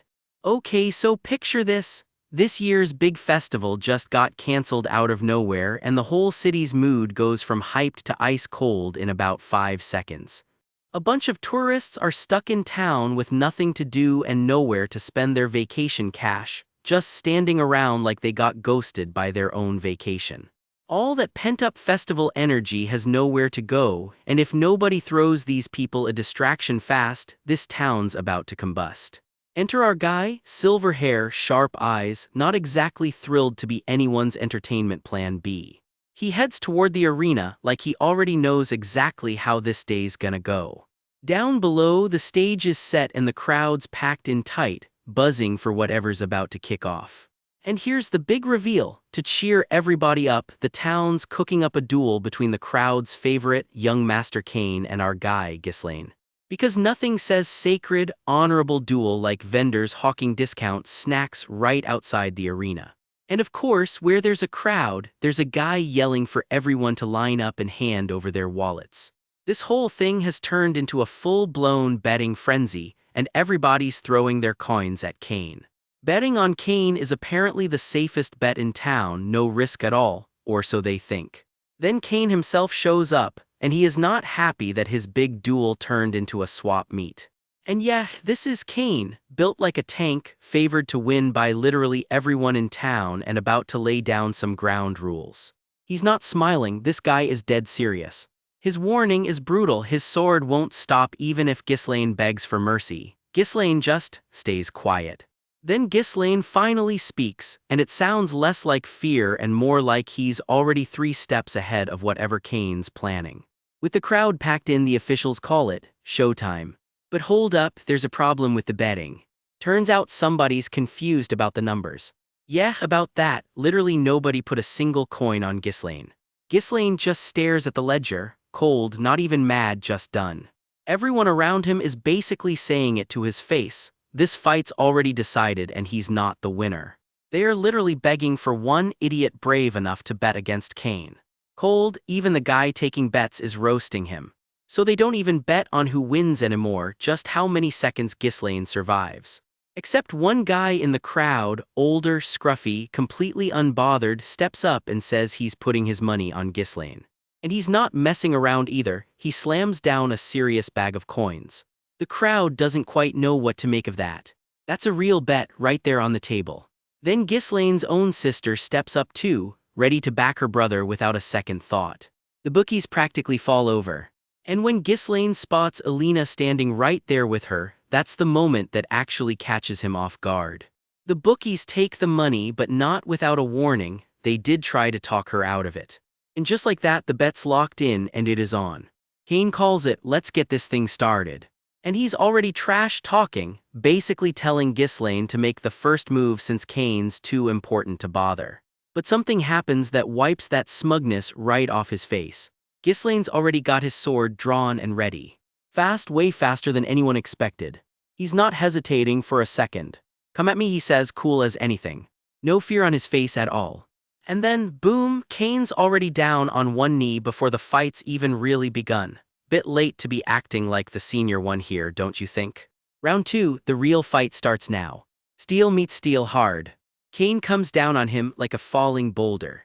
He's not holding anything back either. Blow after blow, and Ghislaine's matching him strike for strike. Kane starts hurling insults mid-swing. You've already stooped too low to save face now. Real classy trash talk mid-duel. The whole arena's shaking with how hard these two are going at it. Neither one's backing down an inch. Kane keeps pressing the attack relentless. Every hit is cratering the arena floor. The crowd's eating it up, cheering like Kane's already won. Dust and debris everywhere, Kane's throwing everything he's got. But Ghislaine's just watching him like he's mildly unimpressed. Look at this guy, huh? Kane's grinning like the fight's already over. Meanwhile, Ghislaine's own sister is panicking in the crowd, begging Alina to make them stop the fight. Because here's the deal with Kane, the second you cross swords with him, you're already caught in his trap. He overwhelms you so hard you burn all your energy just dodging and eventually you slip up. That's how Kane wins, every single time. That's his whole reputation, undefeated because nobody can outlast him. Except Ghislaine's not tiring out at all, he's just dodging easy. Slippery as ever, Kane mutters, wait, from before, these two clearly have history. Kane keeps swinging, working it out loud. Like he's remembering something about Ghislaine. You were always good at running away back in the old days. Okay, that's definitely a jab with some real history behind it. The swords lock again, sparks flying. Kane shoves him back hard. And suddenly Kane's own people are yelling in alarm, something's about to go very wrong. Because Kane just decided this isn't a duel anymore, he's going for the kill. Straight up trying to end him. Ghislaine's face goes ice cold. I wanted to go easy on you. Uh-oh, that sentence never ends well for the other guy. Something's about to hit and hit hard. Ghislaine's not backing off this time, he's closing the distance fast. But you cross the line, no more holding back. And that hit lands clean. Kane doesn't even know what just hit him. Blood everywhere, and suddenly this isn't looking like an easy win anymore. Ghislaine barely breaks a sweat. Ghislaine calls it straight, Kane's whole game was just intimidation, never actual skill.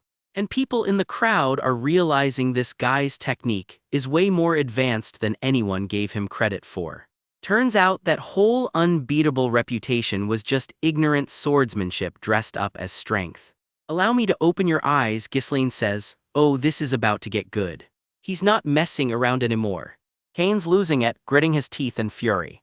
Oh yeah, and how are you gonna do that, buddy? You're about to find out. And Ghislaine just goes off.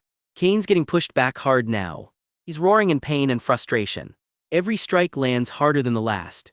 This is a total one-sided beatdown now. Ghislaine doesn't let up for a second. Every move calculated, every hit precise. And Kane's finally starting to go down. Ghislaine doesn't even look winded. And just like that, Kane is completely done, sword stuck in the dirt, and so is his pride. Everyone around the arena just froze. Wow, what was that? Young Lord Ghislaine has improved a lot, no kidding. Suddenly all those confident bettors are sweating bullets. Alina and Ghislaine's sister just hug it out, completely unsurprised. But one sharp old bookie leans in for a closer look at the damage. See, Alina says smug, and the wound tells the real story, shallow, way shallower than it should be, he held back on purpose. Kane's lying there just stunned, wondering how some nobody just outclassed him completely. Ghislaine just turns and walks off like it's Tuesday. But hold on, Ghislaine's not actually done yet. Such a gap in skill won't provide enough entertainment, he says, and just tosses his own sword down. That's right, he's finishing this one barehanded. Kane's just staring at him, completely stunned. The reigning favorite is already on the ground in front of him. What is honestly the only thing Kane can manage right now. I thought I'd use this chance to teach you a little something today, Ghislaine says, cool as ever, with his bare knuckles. Brutal and honestly kind of iconic. This slab of muscle struts in already bragging, sneering right in our hero's face. Educate me, buddy, you have no idea what's coming. Turns out Kane here thinks he's such a big deal with a blade that he offers Ghislaine a handicap, fists only, no sword. Real generous, right? Ghislaine doesn't even blink. He doubles the bet to 2,000 gold that he still wins, bare hands and all. The whole crowd loses it, barehanded. Against Cain, people start scrambling to slap down extra bets. Some of them are yelling that this barely counts as a fair duel anymore, it's turning into a full-blown circus. Word spreads fast that their opponent is Cain, and challenging him bare-handed sounds insane. But hey, if insane gets the job done, they'll take it. Cain roars like he already smells the win, and the bookies just keep grinning. Fortune is still on our side, folks, place your bets. One gambler puts his money on Cain, muttering that going toe-to-toe with him is outright stupid, but even he admits this time feels different. Another bettor is putting everything on the young lord. Look at that face, Ghislaine isn't scared, he's calculating. And yeah, the bare-handed part is already costing him. His shirt is shredded and he's barely standing. Cain can't stop laughing, practically bent over mocking him. Bare-handed, you make me laugh, he sneers. Here's the catch though, Cain never actually drops his own sword. Sure, go ahead and fight without a weapon, he smirks, blade still in hand. So Cain comes swinging steel at a guy with nothing but his fists. Not exactly what you'd call a fair fight. Ghislaine reaches up through the rain, soaked and battered, but his eyes haven't lost that spark. Then he snaps, I will use the sword, forget the handicap, it's time to end this properly. That declaration lands like a gut punch. Cain's smug grin is gone, replaced by pure shock. Even the crowd is fed up with Cain's cheap trick. What a jerk, young lord, pick up your sword too, they shout. Steel meets steel for the first time, and the whole arena feels the shockwave. Cain tries to muscle through the clash, but something in his stance says he didn't expect this much resistance. Ghislaine doesn't say a word, he just locks in, dead silent and dead focused. As I thought, he mutters, I need to knock some sense into you. The exchange turns into an explosion of steel and splinters as both fighters go all in. Ghislaine lands a clean hit that would have flattened a normal man. Feet scramble across the arena floor as Cain tries to reset his footing. Blood sprays as another blow connects, the tide is turning fast. Ghislaine keeps the pressure on, fist cocked back for more. Cain roars in fury, refusing to believe he's actually losing ground here. Sword raised high, Ghislaine looks less like an underdog and more like a storm about to break. Blood splatters as the strike finally lands square on Cain's head. That once cocky, scarred-up chest is now covered in fresh wounds. Cain finally drops to his knees, gasping, sword barely holding him up. What the? Somewhere in that crowd, disbelief is turning into panic for the people who bet against Ghislaine. How can this punk display such movements? Cain snarls, nobody warned him the bare-handed brawler could fight like a trained swordsman. That was spicy, someone yells, young Lord Ghislaine might actually win this. The whole mood just flipped. Cain won't accept it. He lets out a scream of pure rage and throws himself back in. Another desperate slash cuts through the rain. He gets sent flying, sword still raised, while Ghislaine just watches, calm as ever. The clash keeps escalating, blades ringing out over the roaring crowd. Cain spits out through gritted teeth, you couldn't even look me straight in the eyes until now. You used to bow down on your own whenever I showed up. Turns out these two have history. Cain used to straight up bully him. Ghislaine answers with steel, driving his blade down hard. And then the real reason spills out, I have to kill you to secure our Lodge's family's future. This was never just a duel. Cain screams through the pain, refusing to let go of that plan. What follows is a straight-up blur of hits, way too fast for anyone in the crowd to even track. In the middle of it all, one thought cracks through Cain's mind, why? He's doubled over, huffing, completely spent, there's nothing left to fight with. Ghislaine grabs him by the collar, done playing around.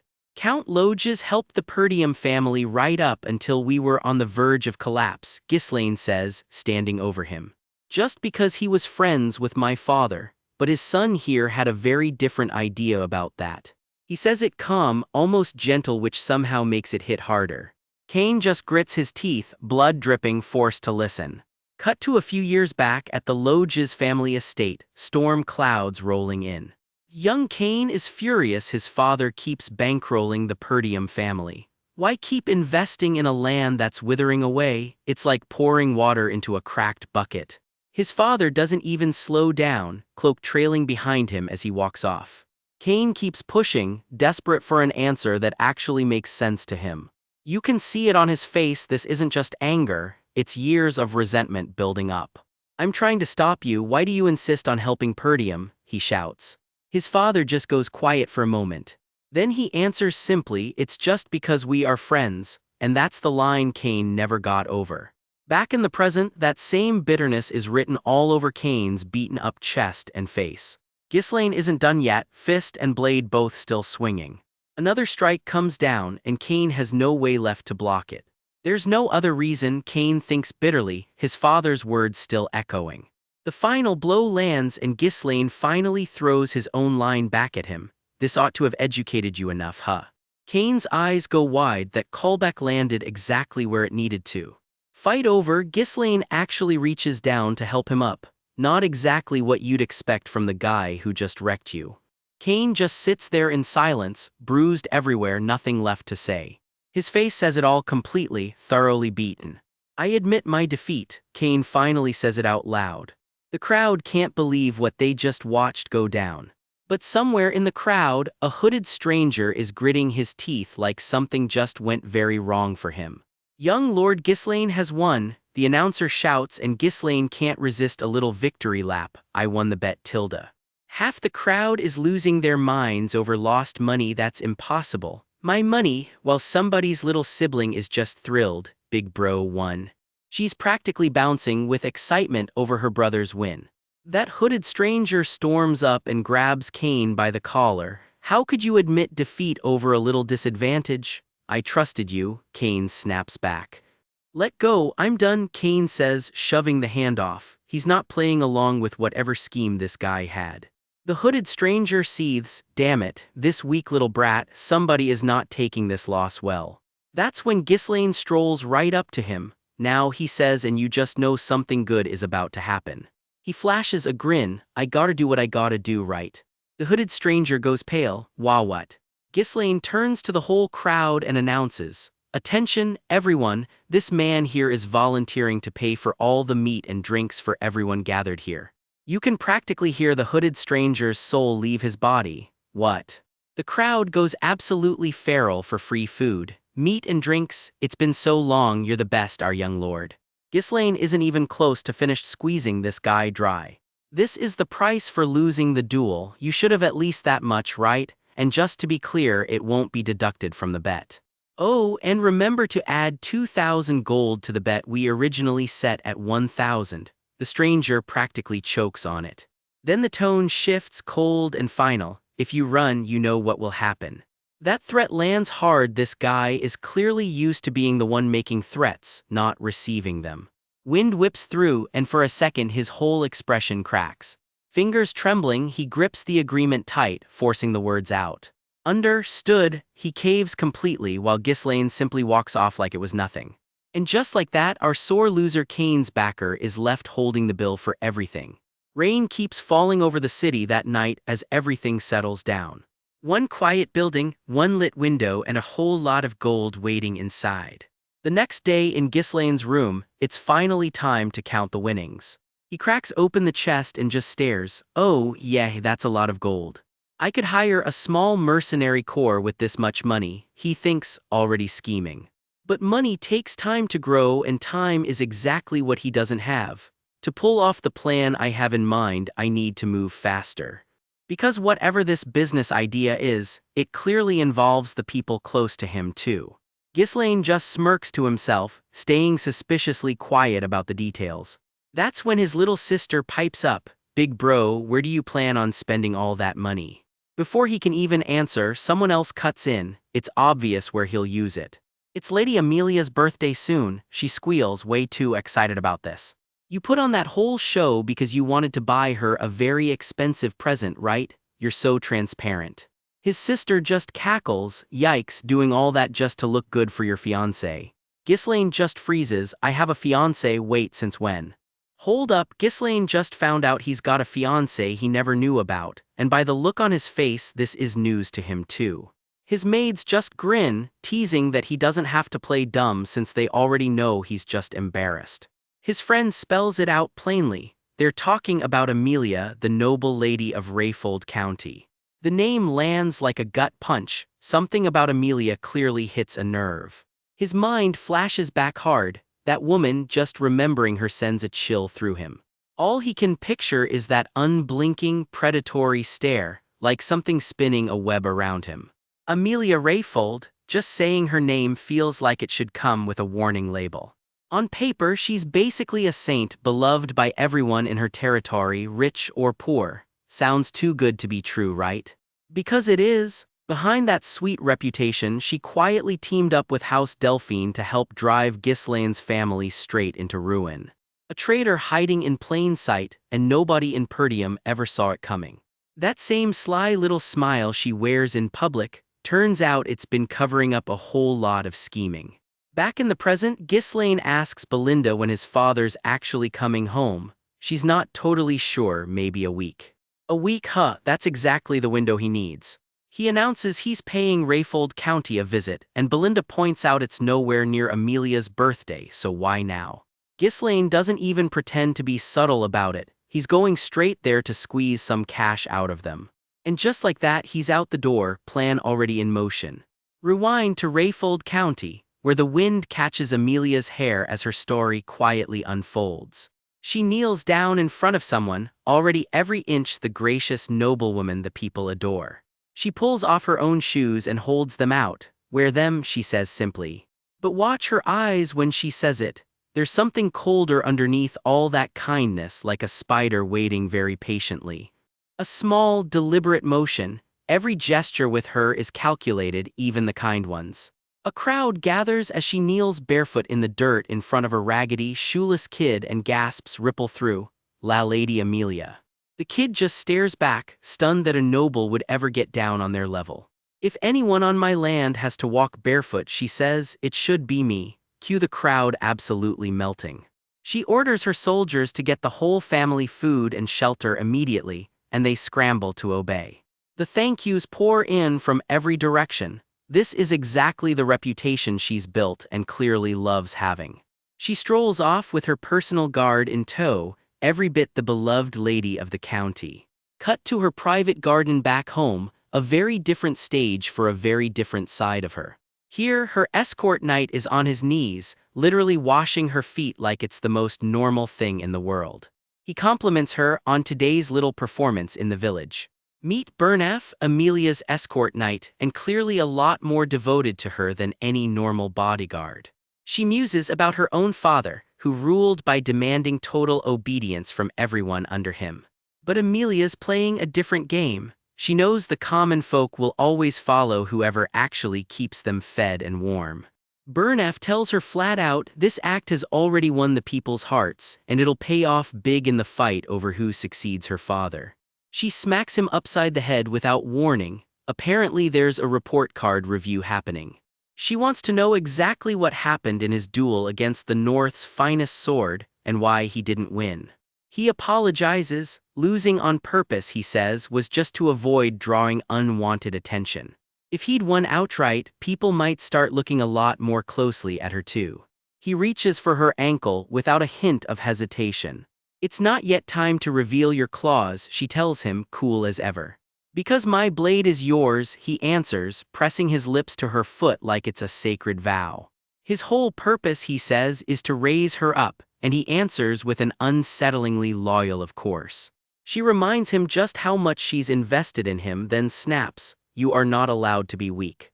Back to business, she checks in on their so-called merchant guild operation, and Bernaf says there's nothing to worry about. Turns out that guild is secretly buying up all the rebuilding supplies Perdium desperately needs after the orc attacks, quietly clawing back every bit of aid Rayfold ever sent them. On top of that, they're poaching Perdium's best soldiers and knights as they leave, scooping up battle-hardened talent for themselves. Her orders are clear: keep up the disguise of an ordinary trading company, no exceptions. Their real identity has to stay hidden until they've built up enough strength to move openly. Suddenly the household staff is thrown into a panic. Someone's barging in uninvited. Word arrives at the gate. Young Lord Ghislaine Perdium himself has shown up, completely unannounced. Amelia's not thrilled. "Why would that punk come here?" she mutters, red eyes narrowing. The old butler just stammers, completely caught off guard by the whole situation. Cut to Ghislaine himself, already making his way inside like he owns the place. He's shown straight into the visitor's room, front and center, no waiting around. Amelia's lounging with her cat when he strolls in, casual as ever, sword and all. A shadow crosses the doorway, he's already made himself right at home. Amelia, he greets her, kicked back like he was invited, hello. Even her cat isn't happy to see him, hissing on cue while Amelia glares daggers. This is quite unpleasant, she snaps, you didn't even send word first, have you never learned any manners?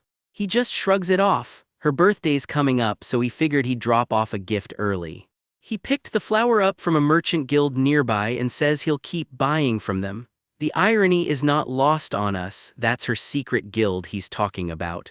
He settles in with a cup of tea, in absolutely no rush to leave.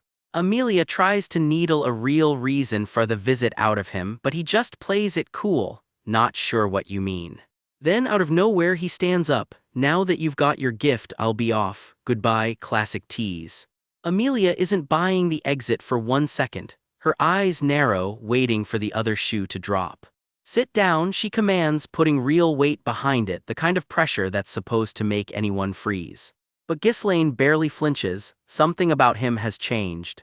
Her own aura flares up in warning, testing him, and for the first time she isn't totally sure it's working.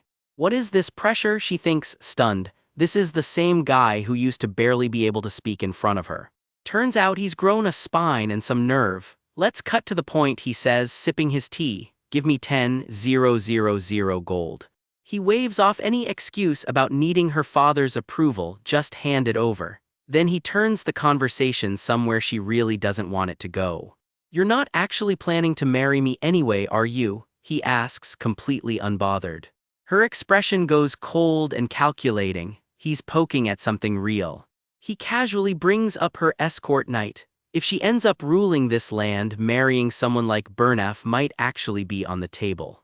Because the fight for succession, he points out, is brutal, and word about her secretly building up power could blow the whole thing wide open. The threat hangs in the air, sharp and deliberate. You shouldn't say something like that, Amelia warns, not even as a joke, and she clearly isn't joking either. Underneath the anger, there's real fear. He might actually know more than he's letting on. Don't worry, I'll keep it quiet for now, he smirks. Of course, I might change my mind if I walk out of here empty-handed. The door swings open, and in walks the one person who can actually back up her threats.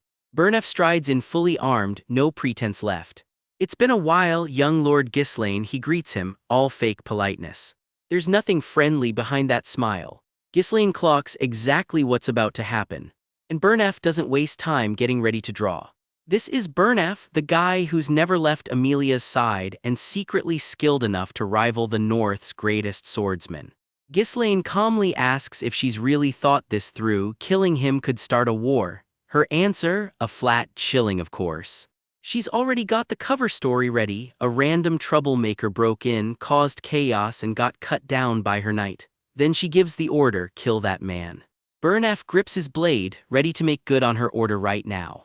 Ghislaine just goes quiet for a second, then answers low, if that's how you want to play it. Then I guess I've got no choice but to get a little serious, and something in him lights right up.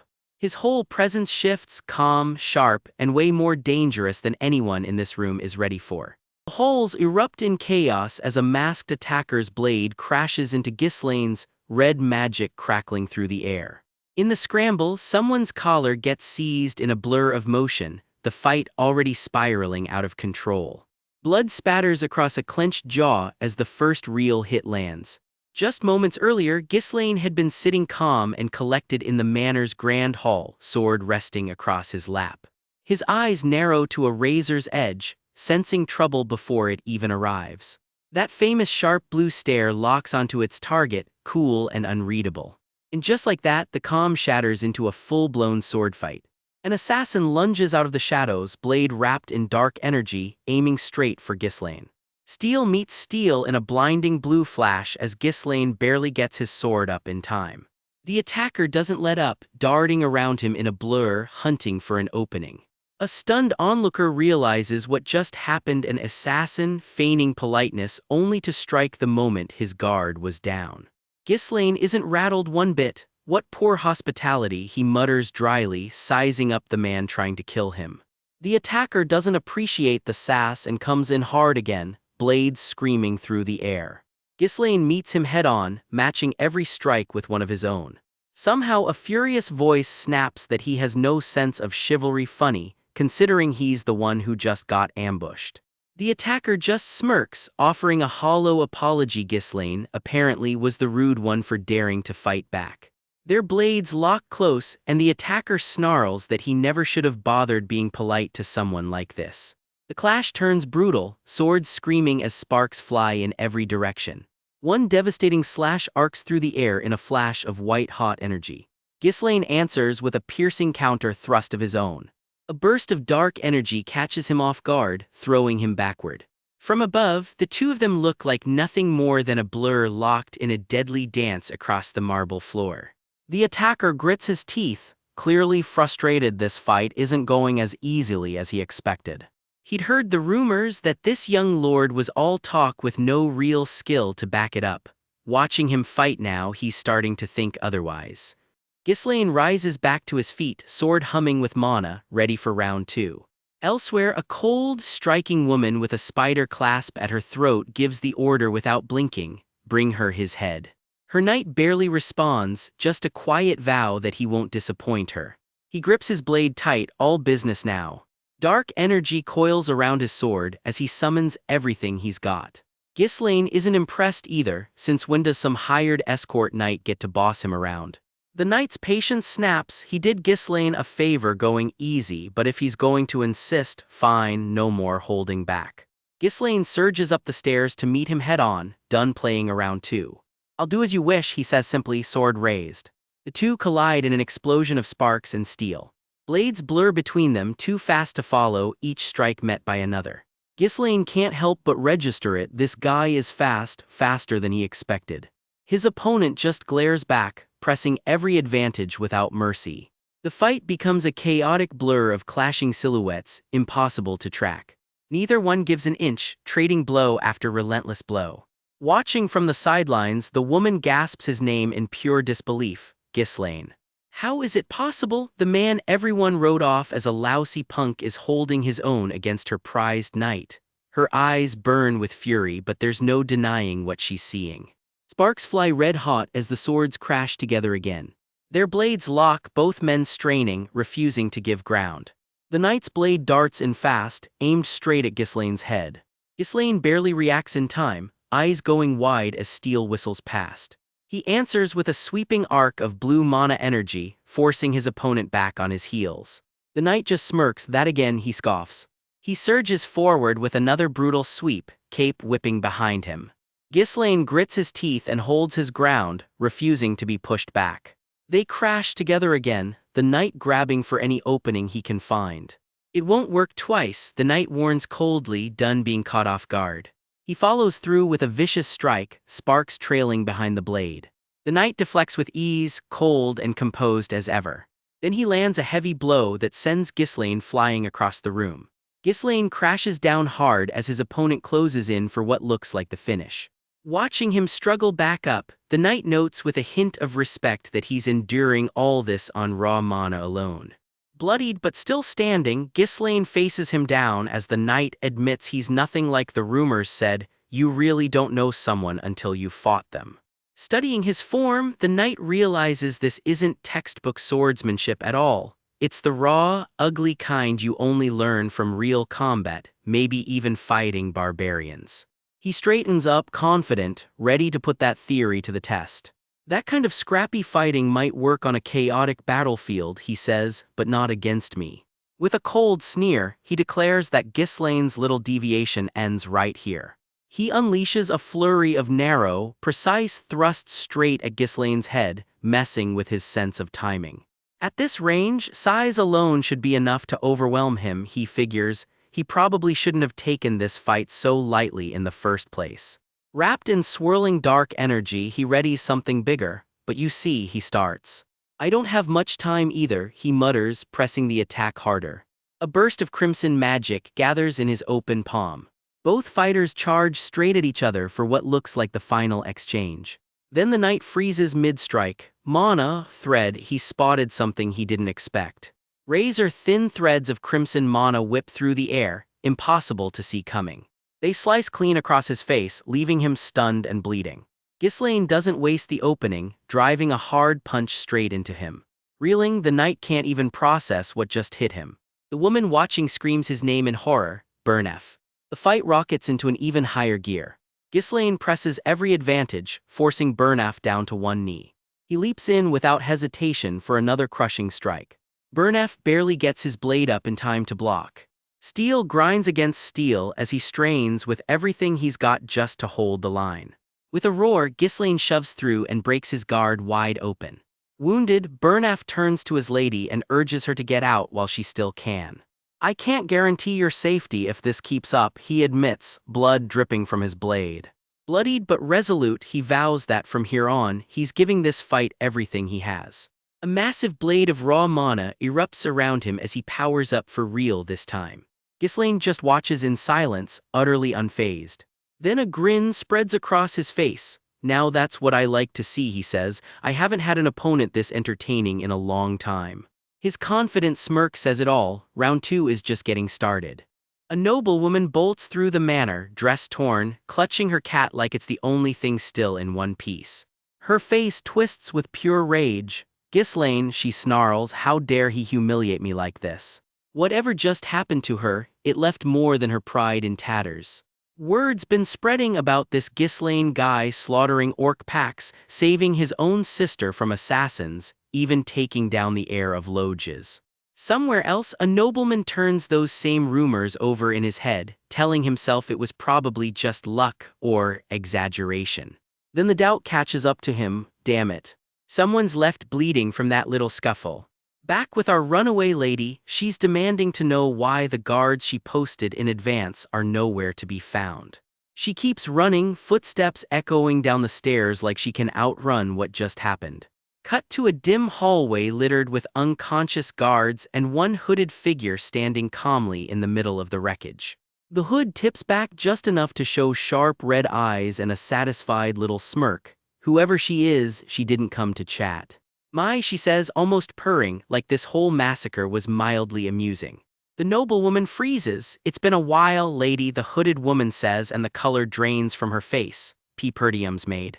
Why are you, she starts, but the maid just shushes her like a misbehaving child. A blade appears out of nowhere, pressed lightly against her, cat and all. Quiet, the maid orders, cool as ever. The lady drops to her knees, soaked and shaking, all her composure gone. The maid tilts her chin up and clicks her tongue. Goodness, you still have this nasty little spider mark on you. One quick flick of the blade and it's gone. The lady chokes back a pained gasp. I remember eavesdropping on a chat between Count Rayfold and our lord, the maid muses, eyes glinting. That's when this little tracker went on you. She crushes the tiny device underfoot without a second thought. Trauma therapy or petty payback, even she doesn't seem sure. Forgive me for saying so, the maid adds, straightening the lady's ruined dress, but this look really doesn't suit you, my lady. With the mark destroyed, whatever was tracking this poor woman is officially out of the picture. The maid's tone turns businesslike in an instant. May I ask for your cooperation? It's not really a question. Elsewhere in the estate, the night gets a lot louder. A storm of violet blade light comes crashing down out of nowhere. Ghislaine comes running, weapon already drawn, closing the distance fast. He stops, expression sharpening. The air is rough, he mutters like he can already feel the fight coming. Blue mana crackles around his boots as he steps forward, ready for whatever's about to happen. An entertaining opponent, you say? He echoes, drawing his blade slow and easy. The man across from him sneers, and you call yourself a noble same as my lady. That, he adds, sounds like something a lowly mercenary would say. No response, just steel meeting steel in dead silence. Young Lord Ghislaine, the man spits the title like an insult, and the blades meet in a shower of sparks. Of course I'm a noble, Ghislaine shoots back, unbothered, though I don't think a mere escort knight like you gets to lecture me on it.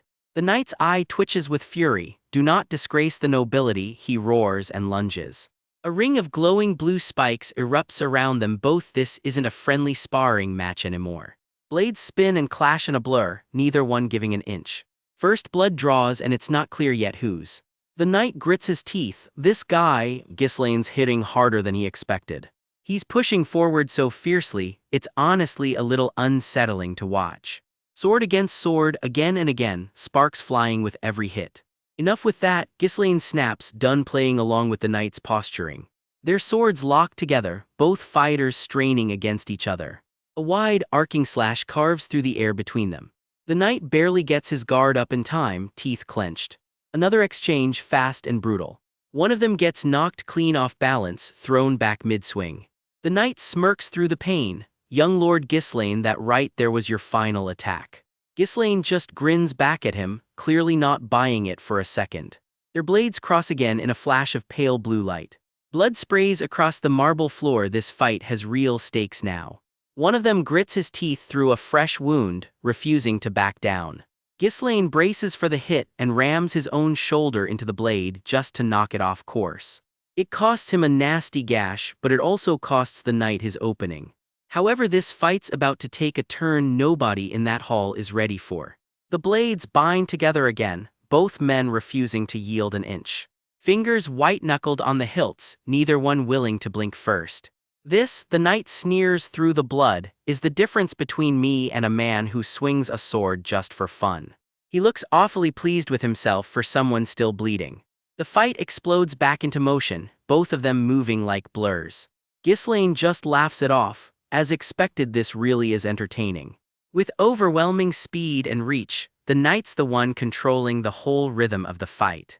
Every attempt to grapple him in close gets shut down instantly in a bind. He makes it feel like the swords are welded together, like there's no escaping it. But that's only true, Ghislaine realizes, going by the mana he has access to right this second. It's almost a shame he has to bring the guy down here because there's one thing the knight completely overlooked. You overlooked something, Ghislaine says, settling back like he has all the time in the world. And that is my unique mana cultivation technique. Ghislaine roars and the whole air around him changes. A second glowing core flares to life in his chest, raw power pouring out of him. The knight's blade cracks clean under the sudden pressure.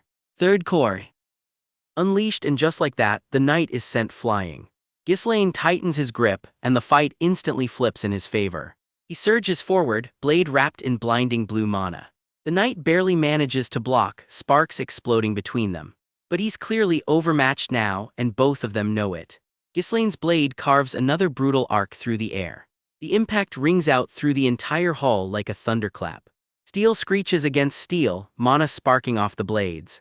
The knight's face is a mess now, blood, fury, and the dawning realization that he's losing. How can he wield mana this explosive mid-fight? Someone gasps from the sidelines. Ghislaine gets thrown back by the shockwave. Young Lord Ghislaine, they cry out in alarm. Stop, the word cracks through the hall like a whip. The knight freezes, a blade hovering right at his throat, bloodied and beaten. Ghislaine holds the point steady, completely in control now. Back with the maid and the shaken noblewoman, things are about to get just as tense. The lady shoves a pouch of coin at her, hands shaking. Take it. 10,000 gold, take it and get out of my sight. The maid just rolls her eyes. Heemp, what a hassle. Would have been a lot easier if you just handed it over when I asked nicely. Back at the duel, someone watching from the sidelines can't help but comment, my goodness, isn't this a little much to call a lover's quarrel? Young master, someone asks warily, eyeing the wreckage. Ghislaine just shrugs, we just had a bit of a difference in opinion. Ghislaine turns to his maid with a smirk. I've got some unfortunate news for you, Amelia. A squad of knights storms the halls in the dead of night, blades drawn to finish someone off. Seconds later, they're the ones hitting the floor. The room's smashed to pieces. Whatever just happened here, it was fast and it was brutal. Blood streaks across the furniture. This was a fight somebody wasn't supposed to walk away from. Feathers and steel fly through the air. Somebody fought back and fought back hard. Two of the people behind this step through the wreckage afterward, quietly sizing up the damage. This is my fault for not assessing him correctly, the knight admits. In an instant, Ghislaine had thrown out mana beyond even an advanced level knight. A noblewoman studies the wreckage with cold eyes. Ghislaine Perdium, he's changed, huh? Turns out these two go way back, and this is far from their first secret meeting. Watch your mouth, he warns her. Do you have any idea how terrifying Duke Delphine actually is? Behind her own father's back, she cut a secret deal with Duke Delphine. He backs her rebellion, she helps him bring down Perdium. The second this gets out, her own siblings will kill her for it. If Ghislaine ever learns the truth, she's already dead. Whatever it takes, she snarls, they are killing Ghislaine. Understood, he replies. Then, straight to business, how banged up is Ghislaine's body right now? Light wounds everywhere plus one nasty gash on the shoulder. After burning that much mana, he won't be back to full strength for a while. However, his expression darkens, this isn't over yet. No knights from our own land this time, he says, can't leave a single trace pointing back to us. I know, she answers. Using the Wildcats, someone reacts like that name alone is a death sentence. His mind is already made up. Turns out the Wildcats are war orphans and outcasts handpicked for raw talent. Meet the Wildcat traffickers, basically the manga world's worst temp agency. Send a dozen of them here, he orders, but only the ones who can actually use mana. I see, comes the quiet reply, already scheming. There's exactly one narrow ravine connecting Rayfold territory to Perdium land. Remote, tight, perfect for making someone disappear quietly. I'll get them prepared, she vows. His jaw sets, Ghislaine's name hangs in the air like a curse. You will pay for the humiliation you gave me, she seethes, eyes burning red. Meanwhile, clear across the map, a battered young noble checks over his own wounds after a rough night. Is it about Amelia, he wonders to himself. In the carriage, his retainers hover nervously. Young master, are you sure you're okay? Don't worry, it's nothing, he waves off. The cuts aren't even that deep, okay, maybe he went a little overboard. Turns out he walked away with 20,000 gold from Amelia, more than enough to rebuild his broke little territory. That's basically years of saved up funds. Killing Amelia too would have been convenient, except it also would have started a war. Can't risk the whole territory over a petty grudge, he reasons. With Perdium already busy fighting off barbarians, backing off here is the smart play. Knowing the Arctium Merchants Guild's dirty secret should keep Amelia quiet enough on its own. This time he mutters, buttoning his coat, I'm putting that money to real use. So far everything's going exactly to plan, right? He asks his companions. Someone reacts oddly. You told me to knock out the guards the second I heard fighting inside, the white-haired maid reminds him. Oh, and you also told me to grab Lady Amelia hostage the moment she stepped out, right? Ah, yeah, I did say that, he admits sheepishly. Wait, but I told Fergus to handle that part, he mutters, confused. Young master, someone shouts as a scuffle breaks out in the cramped carriage. Turns out it's just the recoil from cracking open his third mana core. Better than last time, but still a pain every time he powers up. I need to find a way to grow my mana faster, he thinks, gritting through it. Belinda, he says, catching her hand. The mana flow in your body is a total mess, she tells him, a blade of light humming in her grip. He stares, stunned by what he's just felt. This is, he gasps. Raw mana floods straight into his chest. My tangled mana pathways just opened up a little, he realizes. This kind of technique takes serious mastery of mana. Belinda, he murmurs. He always knew she wasn't just some ordinary maid, not since his own mother brought her in personally. But who is she, really? No idea why someone this skilled is working as a head maid out in the countryside, he thinks, but it's good to have as many strong fighters on our side as possible, he reasons, watching her work. Because the people I've met so far are just the beginning, he decides. Young master, someone calls out. So why exactly did you take that much gold from Lady Amelia? Belinda asks flatly. He says nothing. I need money and Amelia's the only rich person I know, he thinks back. Pardon, that's the reason you broke off the engagement? You'll be in serious trouble once Count Rayfold finds out, her father scolds in the flashback. Relax, he assures Belinda. Amelia can't exactly tell her father about this. He tugs at his collar, a little too casually. Then you could at least tell the person who took the risk with you what it's actually for, right? Belinda presses. You trust me, right? He grins. Yeah, well, Belinda stammers, flustered. Next stop, the Forest of Beasts. Young master, you can't, Fergus protests. People have tried developing that place since your great-grandfather's time and failed.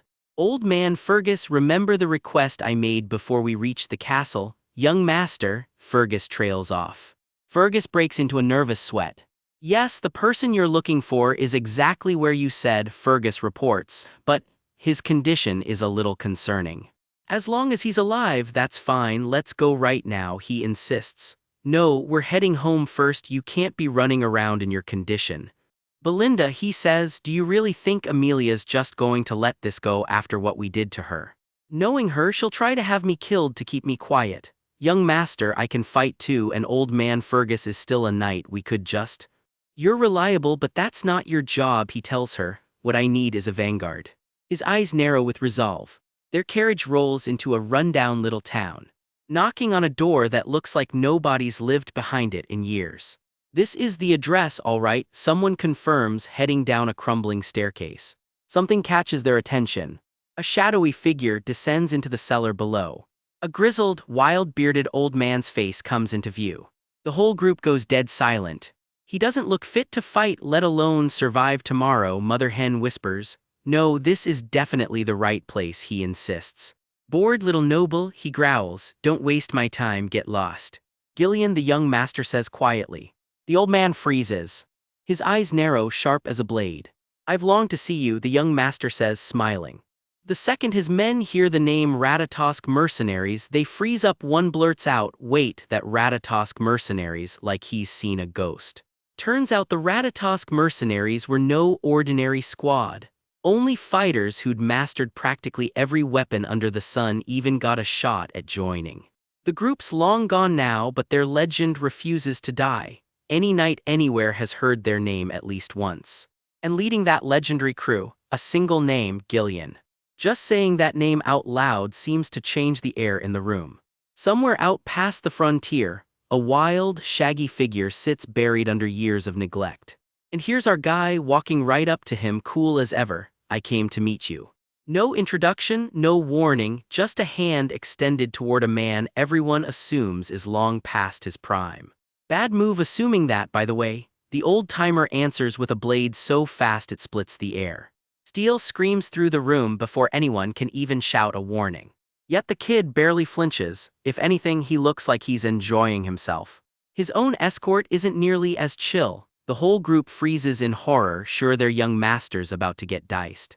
But the old man lowers his weapon. I see, he mutters, so you know who I am. The escort closes in anyway, blades drawn, treating him like some kind of monster to put down. Elena's hand tightens on her own weapon, ready to jump in the second things go sideways. The bearded giant just growls at all of them, state your business. Elena yanks her young master back. Stand back, she says, that man's not exactly all there anymore. Unbothered, Perdium drops the real reason he's here. I know the cure to the incurable illness your daughter is suffering from.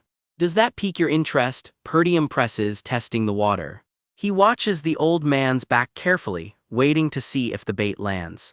Cut back to how bad things really are. A young girl burning up with a fever that won't break. She's coughing up blood, red blotches spreading across her skin like some twisted bouquet. Doctors call it eternal punishment, a disease so brutal that just watching someone suffer it looks like actual torture. The poor girl's practically torn apart by it, screaming in agony as it eats away at her. Everyone in the house can only stand there and listen to her scream, completely helpless. Her father can only scream her name right back, powerless to save her, Rachel. Perdium admits it flat out. Last time around he went looking for Gillian too late. By the time he found him, the man had already lost his daughter and given up on everything, including himself. This time around, he heads straight for that same house, and one look tells him every coin this family had went into trying to save her. All that's left behind is his old weapons and the echo of her begging just to let the pain end. It's the exact scene that's haunted him ever since. Gillian breaking down over the daughter he couldn't save. Not this time, Perdium steps forward, ready to start the cure on the spot.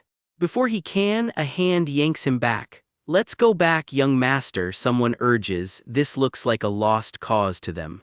Elena isn't buying his confidence for a second. I don't know what you're planning, she says, but this isn't something brute strength fixes. Even priests call this a punishment from the gods, so what's your move? His answer, I can fix her, and he shoves straight past anyone dumb enough to stand in his way. Alina can only stare, speechless, as he gets straight to work.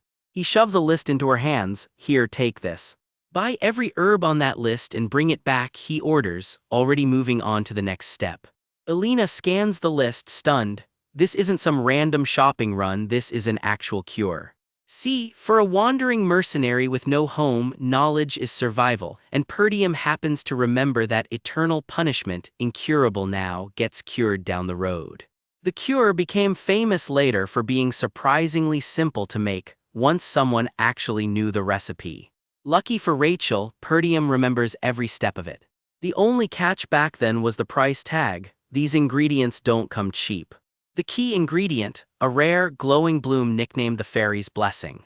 He finishes the brew right there in front of them, stirring the last ingredients into the mix. Gillian watches every second of it, not daring to hope. "Have her drink this," Perdium says, holding out the finished potion. Gillian doesn't hesitate for a second, he's already at her side. Carefully, desperately, he tips the medicine into his daughter's mouth. She's still covered in sores, whimpering in pain as it goes down. Then slowly, something starts to shift beneath her skin. The wounds that were tearing her apart finally start to calm.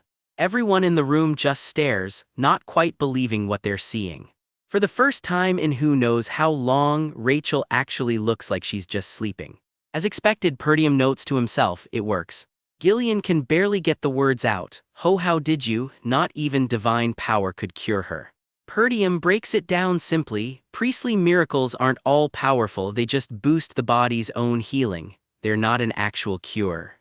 Gillian's hands are shaking. Then, can my daughter really be cured? He grabs onto Perdium like a drowning man grabbing a rope. In a couple of months, Perdium tells him. "I guarantee it," he says, "she will be cured." And just like that, the toughest man in this story completely breaks down in tears. However, Gillian says quietly, "All I have left now is this useless body of mine. If you need a dog, I'll be your dog. If you need a slave, so be it, just say the word." Perdium shakes his head. "No, I don't need a slave. What I need is Gillian, the captain of the Ratatosk mercenaries." He offers a hand, not a leash. For a second, Gillian just freezes. Something in Perdium's eyes stops him cold. The eyes of a man still chasing a dream, not someone who's given up. It's a look Gillian hasn't had aimed at him in years. Something in him snaps back into place. And just like that, he's swinging his axe again like he never stopped. Not long after, the old wreck of a man is unrecognizable. Perdium barely has to turn around to feel the difference in the air. His escort straight up gasps, "Oh, how could it be? The broken-down hermit from a few pages ago is gone. This guy looks like an actual legend now." Power practically radiates off of him. He walks straight up to his new employer with the confidence of a man who remembers exactly who he used to be. Straight to business. "Is there anyone else who came with you or might come looking for you?" "No, it's just us," Perdium answers. Gillian doesn't let up. "Do you have anyone who holds a grudge against you?" Alina answers for him, dead serious. "I do, and there will be more in the future." Gillian doesn't waste time proving it. He's already moving like a storm. One strike carves clean through the air in a blur of steel. He's not even breaking a sweat. The whole room shudders under the force of it. His weapon of choice turns out to be a whip blade, flexible, brutal, and surprisingly precise. He snaps it like a living extension of his own arm. Every strike lands with the force of an explosion. He's not just strong, the years clearly haven't dulled his instincts one bit. Turns out this display isn't just for show. Mid-demonstration, he catches something nobody else even noticed, an intruder. The hooded assassin can barely choke out, "Oh, how did you find me?" Gillian holds the guy up like a rag doll. "What would you like to do with this one?" "I can already guess who sent him." Perdium pulls out his own blade. "I didn't want to use this today of all days, but please leave this one to me." Gillian doesn't argue, he just watches. It's over in one clean motion. No hesitation, no mercy for whoever sent him. Alina glances back at him, quietly taking note of just how far her young master's willing to go. With the threat handled, Gillian drops to one knee in front of him. "Young Master Ghislaine Perdium," he declares. "From now on, I, Gillian, leave my life in your hands." And he means every word of it. Something between them just clicked into place for good. Perdium grins. "I look forward to working with you, Gillian." Deep in the wilds, a lonely trading post sits swallowed by fog and rain, and something's already gone very wrong here tonight. A pack of hooded thugs stumbles onto a dead comrade, and panic ripples through the group. Somebody just got, and they have no idea who did it. Their masked captain snaps for quiet, hissing at his men to keep their voices down before whatever killed their scout comes back for seconds. Meet the muscle behind the mess. The Wildcat Traffickers, a guild of smugglers and killers for hire led by a hulking captain named Viego.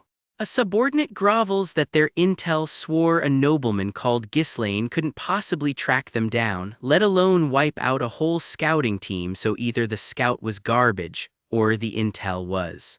The stammering answer lands like a gut punch. It looks like the legendary mercenary Gillian has thrown in with Ghislaine's group. Before anyone can process that name, blood sprays across the dark. Whoever's out there is already among them. Viego's grinning through the blood on his own face, practically giddy because if his old captain is really back in the field, this is the fight he's been waiting for. Gillian, he howls into the storm, finally you're making a move. My former captain, Viego breathes like he can't quite believe the old man actually showed up. Cut to a convoy thundering through the rain, hooves pounding the road. Somebody's on the move and fast.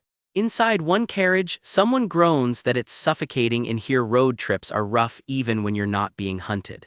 Belinda, let's call her mother hen for how much she frets, throws some serious side-eye at all the extra luggage somebody insisted on packing.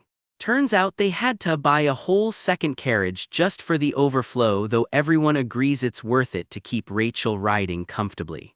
Meanwhile, bringing up the rear in that second carriage, Fergus and Ricardo stuck babysitting all that cargo. Ricardo grumbles that their boss has a use for every last box, so everyone just needs to grin and bear the packing job. The storm rolls on, and the convoy keeps grinding through the dark toward wherever they're headed. Mother Hen brings up the spy they caught tailing them. She's betting he was sent by a certain Lady Amelia. Almost certainly, she mutters, and that could mean trouble. Ghislaine turns the word over in his head. Traffickers, huh? That mask on their captured watcher marks him as Wildcat Traffickers, a genuinely dangerous guild running loose in Rayfold. Smuggling's just the day job. Assassination, drugs, human trafficking, you name it, they'll do it for the right price. Straight up filthy scum by anyone's account. Worse, plenty of their members are ex-mercenaries, which makes this smuggling ring dangerously good in a straight fight. Ghislaine wants to know how a castle-bound aide knows all this. Mother Hen just shrugs it off as gossip from her old job. Still, she warns, these guys don't quit easily. Everyone needs to stay sharp. Not that she's actually worried, not with Gillian riding along, she isn't. Ghislaine's jaw sets tight. He knows exactly how much is riding on this trip. Out in the dark, something's closing in on the convoy. The road ahead just got a lot less safe. Whatever it is, it's fast and it's circling. Then it strikes. Something huge leaps clean over the carriage, and the ambush is officially on. The horses skid to a halt as Gillian's grizzled face goes hard. Showtime. Steel meets steel in a flash as the old mercenary answers the first strike.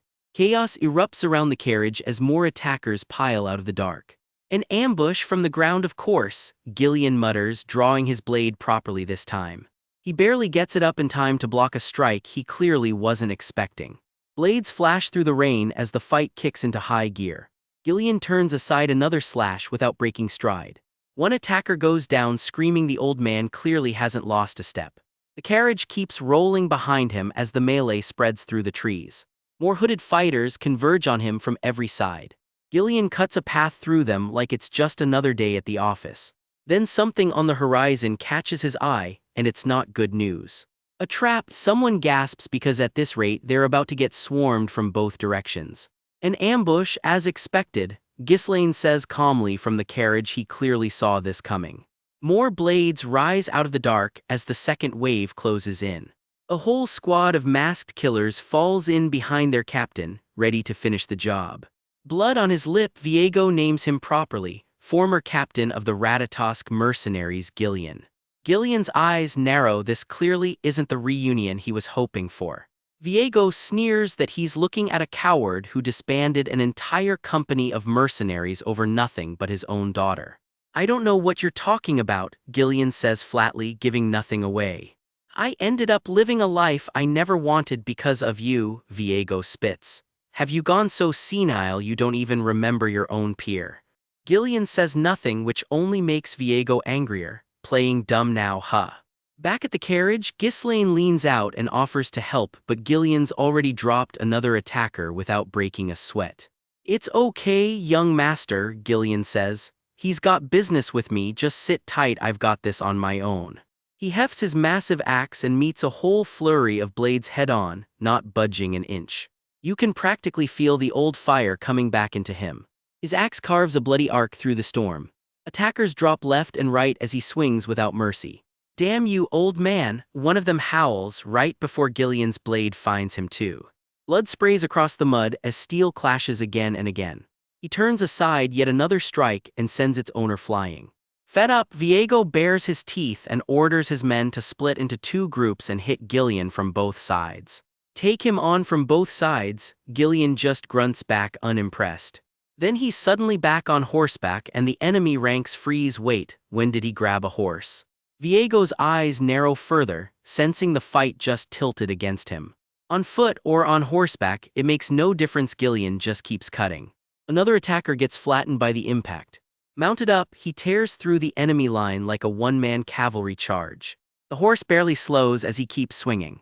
Ugh, I can't get near him, one thug shouts before Viego snarls the obvious fix. You fools, aim for the horse. Easier said than done, Gillian's already cutting down anyone who gets close. Another burst of steel and another attacker goes down. Even Viego flinches at the hit he just took, while back at the carriage, Ghislaine and Mother Hen watch it all unfold. Another enemy goes airborne under the full moon. A shield gets sliced clean through like it was never there. Sparks and fire fly as the clash reaches a fever pitch. Since you ruined my life, Viego growls, shield raised, the least you can do is not get in the way of my work. I'll make sure to kill you, he snarls, eyes blazing with hate. The horse rears as the enemy finally lands a hit right where they were aiming. An attacker goes flying from the counter, blood spraying across the battlefield. Gillian and Viego finally lock blades directly, face to face.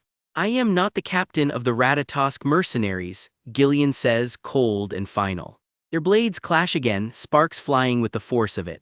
Viego freezes mid-swing, stunned into silence by what he just heard. He's sent sprawling by the follow-up strike, reeling in the mud. You claim you're not the captain, he chokes out, enough with the nonsense. Then who is it if not you? Viego demands. I've discarded my past, Gillian answers simply. His blade glows steel blue in the rain as he finishes the thought. I'm nothing now but young Lord Ghislaine's subordinate. Viego's face twists with pure rage that answer was not what he wanted to hear. I will kill you at all costs, he screams, lunging in for one final desperate strike. Storms rolling in and something big is about to kick off in the middle of nowhere. A grizzled, silver-haired mercenary takes a brutal hit from a hooded attacker who came out of nowhere. The hooded man snarls that the second this guy walked away, the whole mercenary company fell apart. He's furious, spitting that he lost his entire purpose because of this old mercenary and got stuck living a nothing life just to scrape by. The old mercenary just stares back in total silence, guilt written all over his weathered face. Another vicious clash lights up the storm, blades screaming against each other.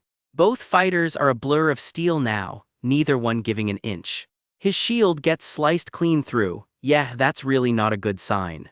The hooded man growls out a name, Gillian, and says he was ready to sacrifice his whole life to make the Ratatosk mercenaries the best in history. Then comes the accusation.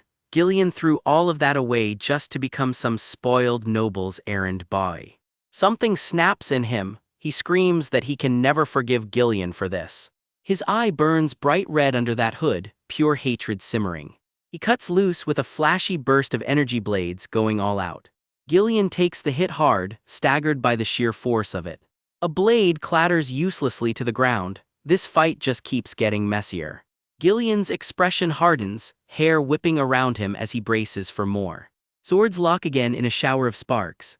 The attacker taunts him by name again, saying whatever strength Gillian had belonged to the captain he used to be years ago, not the man standing here now.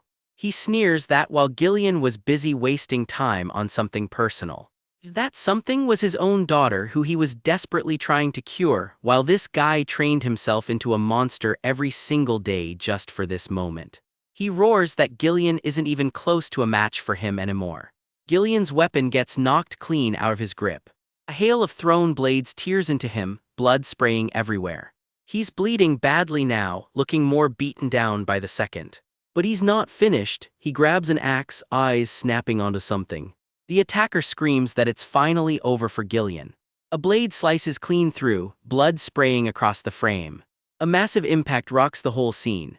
And then, out of nowhere, Gillian just casually catches the killing blow bare-handed, his fist wrapped in glowing mana. He calmly asks if that sob story is really the whole reason for this so-called vengeance. Gillian's real power finally flares to life, blue energy rolling off him.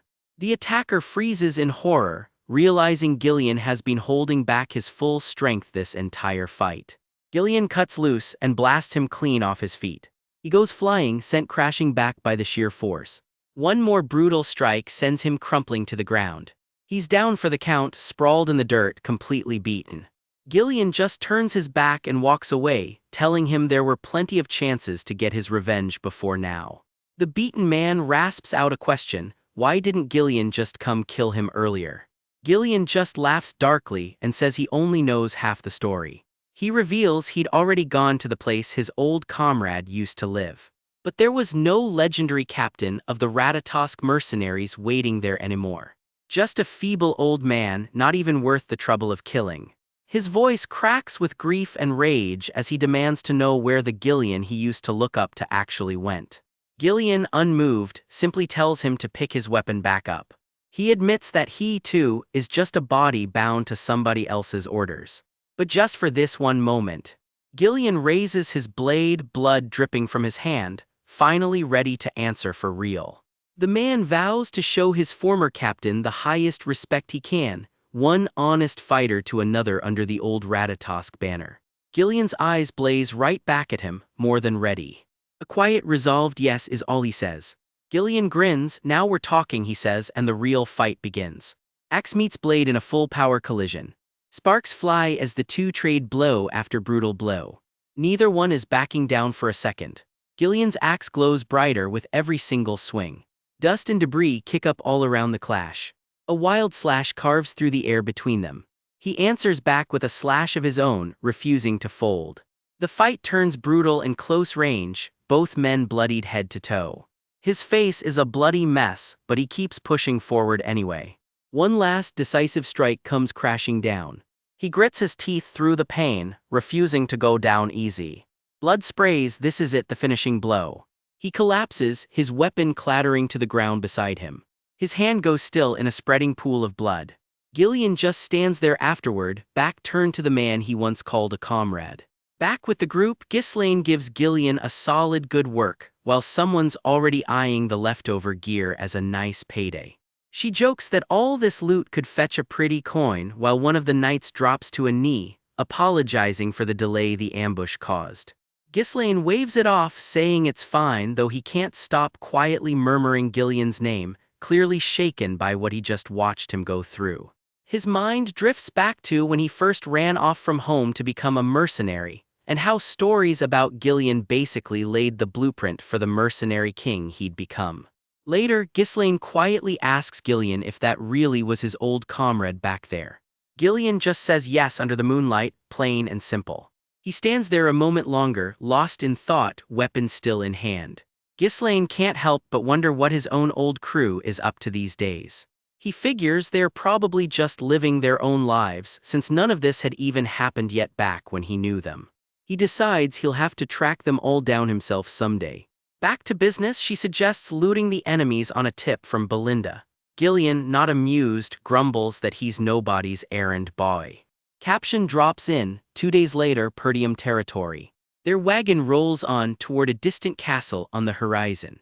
Ghislaine settles back and admits it feels good having a home to actually come back to. He recalls thinking back when he first ran away that he could always just come home whenever he wanted. Gillian just listens quietly. She asks Gillian how he likes the place. He stammers out an awkward, "It's great." Ghislaine just bluntly calls his own homeland shitty, pointing at houses falling apart with zero money to fix them. He points out fields sitting totally uncultivated, every farmer dragged off to fight an endless border war against northern raiders. Seeing it up close, Gillian admits it's worse than he expected. She quietly notes he never used to know this land so well before. Ghislaine vows he's going to fix every single one of these problems, and that's exactly why he needs Gillian's strength. The group presses on together, bracing for what's shaping up to be a long, ugly fight ahead. This is a war to wipe out everything tied to Duke Delphine, and to protect the home everyone almost lost for good. Their carriage finally rolls into a town near the castle. Someone in the group suddenly points something out, and Ghislaine reacts with a curious huh. His eyes go wide. He's spotted someone he definitely wasn't expecting. The view pulls back on the castle town in full, banners fluttering everywhere. A noble with long blonde hair freezes mid-step, staring in disbelief. "Father," he mutters, and that's exactly where this chapter leaves us. Somewhere on the road outside Perdium Castle, someone catches a glimpse of a shadow they cannot place. That silhouette looks impossibly familiar. Their eyes go wide, like they just saw a ghost walking the ramparts. A wolf crest shoulder guard catches the light, the mark of a Perdium knight standing watch over all that tension. A young noble looks up at the castle and breathes out one word, "Father." Inside, a war council is already arguing. "We'll need to reduce our forces," someone says flatly, and a shocked voice fires straight back. "What?" His brother pushes back hard, warning that cutting the frontline troops any further won't hold. An old advisor and a knight go quiet at that. They've clearly heard whispers about who's been trimming the support funds and quietly stockpiling soldiers. "It can't be helped," someone argues. "The Forest of Beasts garrison still needs rebuilding after the last battle, and even trimming the Knight Order barely buys them breathing room. But doesn't cutting forces risk everything?" another voice presses. One young blonde noble just sighs through the whole thing. Same old, he mutters, politics never change. "Say hello to the household's inner circle." Knight Captain Randolph, all sharp cheekbones and suspicion.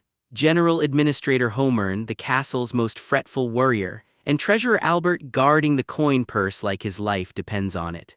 Then a question drifts through his head that has nothing to do with any of this politics. How long has it actually been?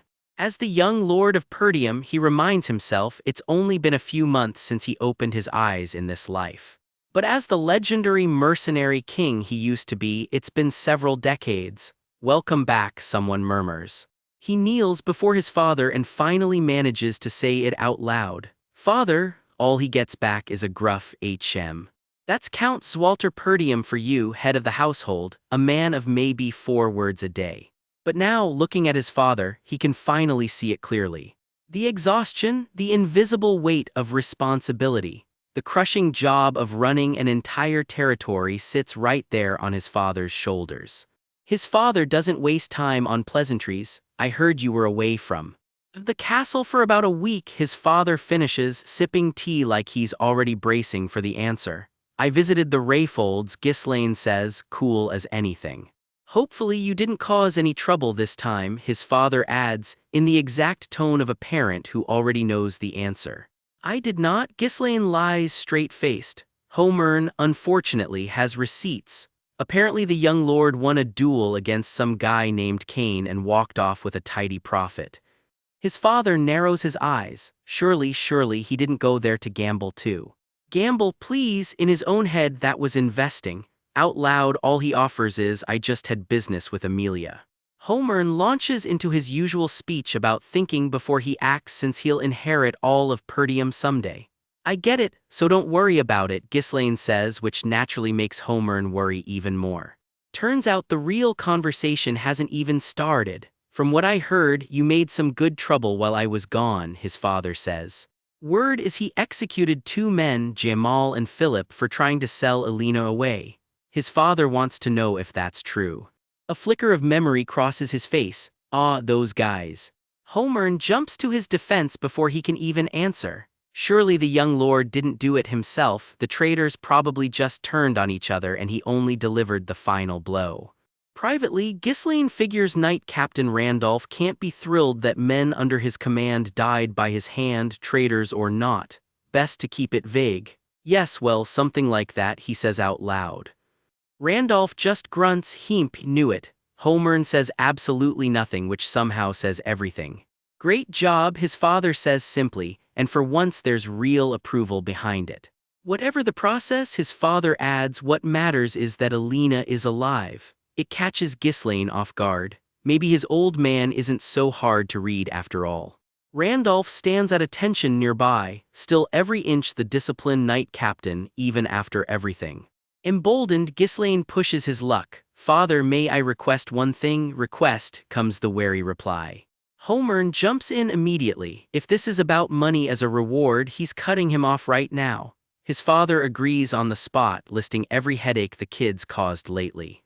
Apparently that includes selling military rations for gambling cash, torching the front gate to grill a warhorse, and melting down the whole armory to forge some legendary sword. You know, normal Tuesday stuff. Even Ghislaine has to admit, yeah, that does sound like a lot. "Permission," his father repeats, caught off guard. "I'd just like you to give me permission," Ghislaine says, and the whole room goes quiet. "I'd like to pioneer the forest of beasts," he announces, and the entire household looks like he just asked to walk into a dragon's mouth. He means it too. Whatever's waiting out there, he's already made up his mind. His father predictably says no. Ghislaine predictably does not look like a man who plans to listen. Later, he tells Alina and his old guard how his father freaked out and started shouting at him. Of course he would, the guard deadpans. "That place is crawling with monsters. There's nothing to gain from going near it. They call it the Forest of Death for a reason. Nobody who's gone in has ever come back out, so nobody really knows what's actually waiting inside. Even in other territories, its reputation is legendary, and not in a good way. There's nothing to gain from going in there, but..." Ghislaine smirks. "Shall we get started?" Alina is not having it. "Stop, stop, you said you didn't even get permission and you're doing this anyway." "I don't actually need his permission," Ghislaine shrugs. "This has to be done anyway," he says, infuriatingly calm. Alina just sighs. What could possibly be worth all this? "Is he really this obsessed with it?" she mutters. "I'll tell you later," is all he gives her, because if this leaks now, it's nothing but trouble. If he pulls this off, he tells himself, it'll set them up with more money than they know what to do with. Just past the forest's entrance, buried and waiting, there's something nobody else on this earth knows about. A massive vein of runestone. Mana-infused ore, runestone, an insanely rare mineral that mages would sell their souls for. It goes into every magic tool worth having. Barriers, magic circles, scrolls, you name it. Alchemy, magic research, anything that runs on mana needs it. And in his previous life, Ghislaine remembers it was Duke Delphine who first discovered this exact vein. This time around, only he knows it's there. That's the whole plan. He squares his collar and gets moving, no time to waste. Alina studies him for a long moment, then finally relents. "Fine, you must have some sort of plan." His old guard just nods. "I will follow your orders." "Good," Ghislaine says. He turns to Belinda next. "Head to the nearest guild and hire about 200 mercenaries." Alina just stares. "You are really not holding back on spending money you nearly died for." "Are you sure about this, young lord?" the guard presses. "Mercenaries are a rough, unruly bunch. Gather that many and they could turn on their own employer and take everything. The most skilled outfit among the small mercenary bands up north," the guard adds, and something about that makes Ghislaine's whole expression change. "Don't tell me," Ghislaine mutters, "those crazy dogs." Skilled, sure, also known for turning on whoever's paying them the second things go sideways. The nickname alone paints a pretty clear picture. The Cerberus mercenaries, exactly the lunatics he was hoping for. Nothing says solid business plan like hiring the guys everyone calls rabid dogs. "Let's go put a leash on those crazy dogs," he grins, and the group heads out. Days later, they reach the outskirts of Zimbar territory, Cerberus mercenary country. Trouble finds them before they even arrive. A scout spots the convoy from the ridge. "Hey, they're here," he mutters. Those poor souls have no idea what they're walking into. Through the binoculars, Ghislaine looks like easy pickings, some noble brat worth a fat ransom, or so they think. Before they can even finish planning, the ambush turns into a bloodbath, and not the kind they expected. Screams rip through the camp as the bandits realize they picked the wrong convoy. One of the escorts is already cutting through them like it's nothing. The would-be robbers scatter, but there's nowhere left to run. "Arg, you bastard, what are you doing?" Turns out banditry has consequences. Whoever's leading the counterattack isn't holding back at all. One clean strike and the whole ambush is done.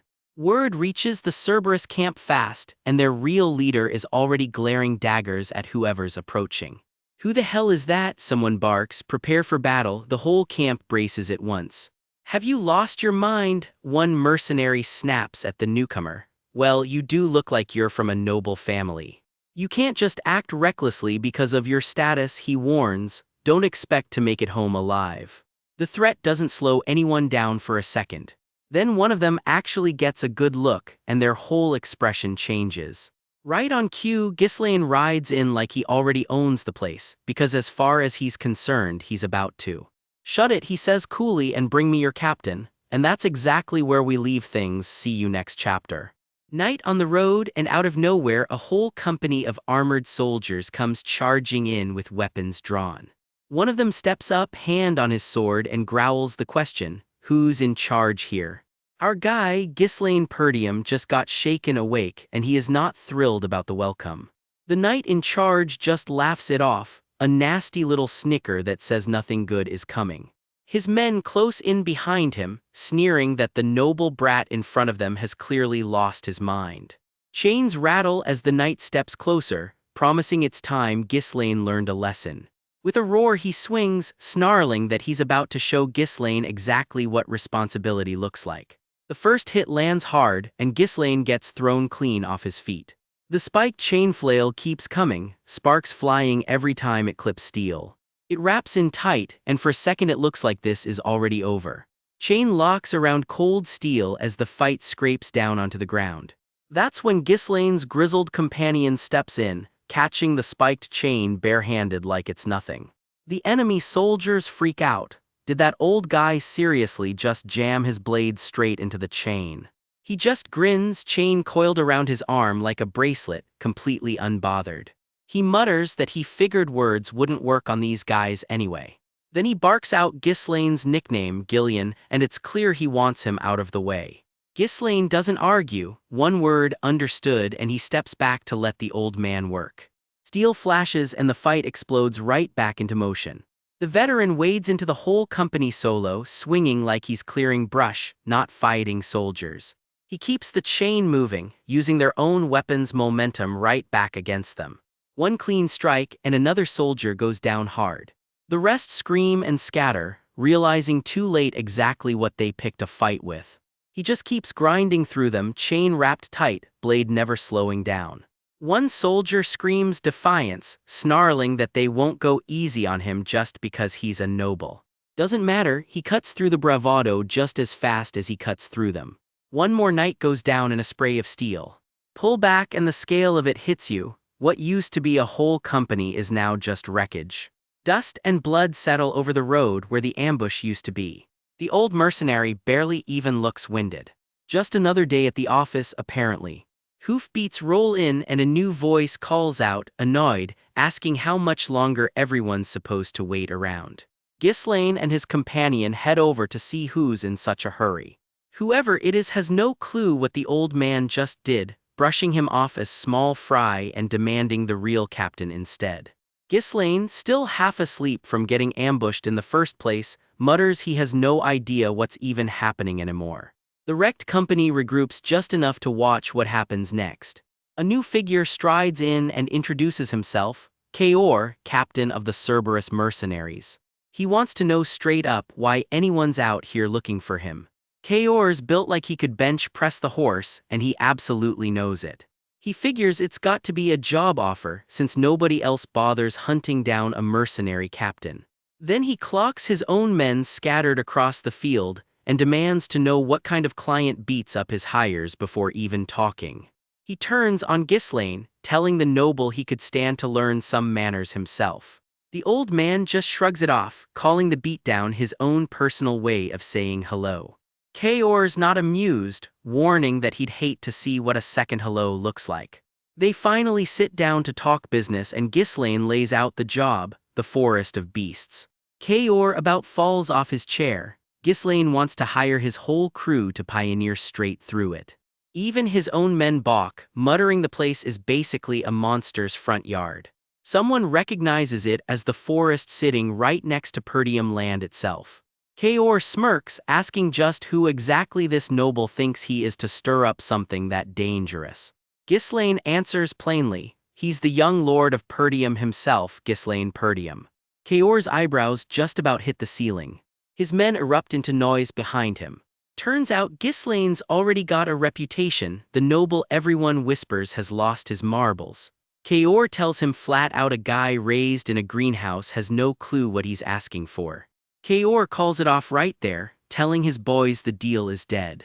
He waves them off like the whole conversation never happened. Ghislaine and his companion just sit there, quiet, letting the tension build. Then Ghislaine drops it cool as anything, is Kaor scared? That gets a reaction out of him fast. Kaor fires back that he'd heard this crew was supposed to be skilled, guess that was just talk. Ghislaine doesn't even flinch, just smiles right back at him. One of Kaor's men stomps forward, cracking the ground for effect. He snarls not to mess with mercenaries but Kaor waves him down, muttering there's no point doing anything that doesn't pay. Ghislaine just watches, letting Kaor talk himself in circles. Kaor complains the mood's ruined, calling his taunts pathetic and not even worth the trouble of killing him over. He offers Ghislaine an easy way out, pay up for the trouble and get lost.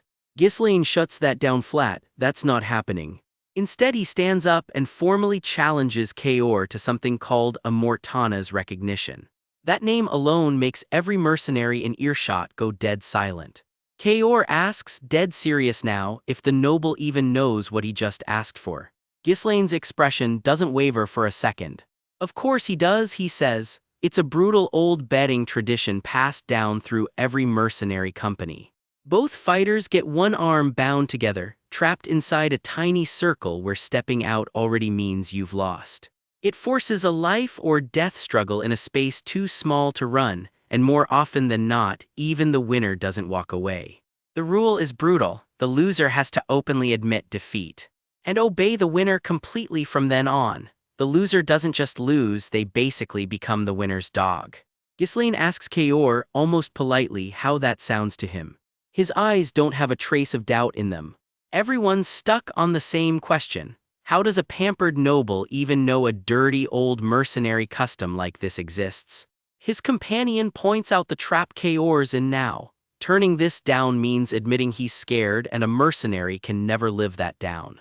Kaor just cracks his knuckles and grins, calling his boys over. He's not backing down either. One of his men leans in, quietly suggesting they give their captain a little extra help. The ropes go on, binding the two fighters wrist to wrist. The crowd of mercenaries roars, hungry for blood.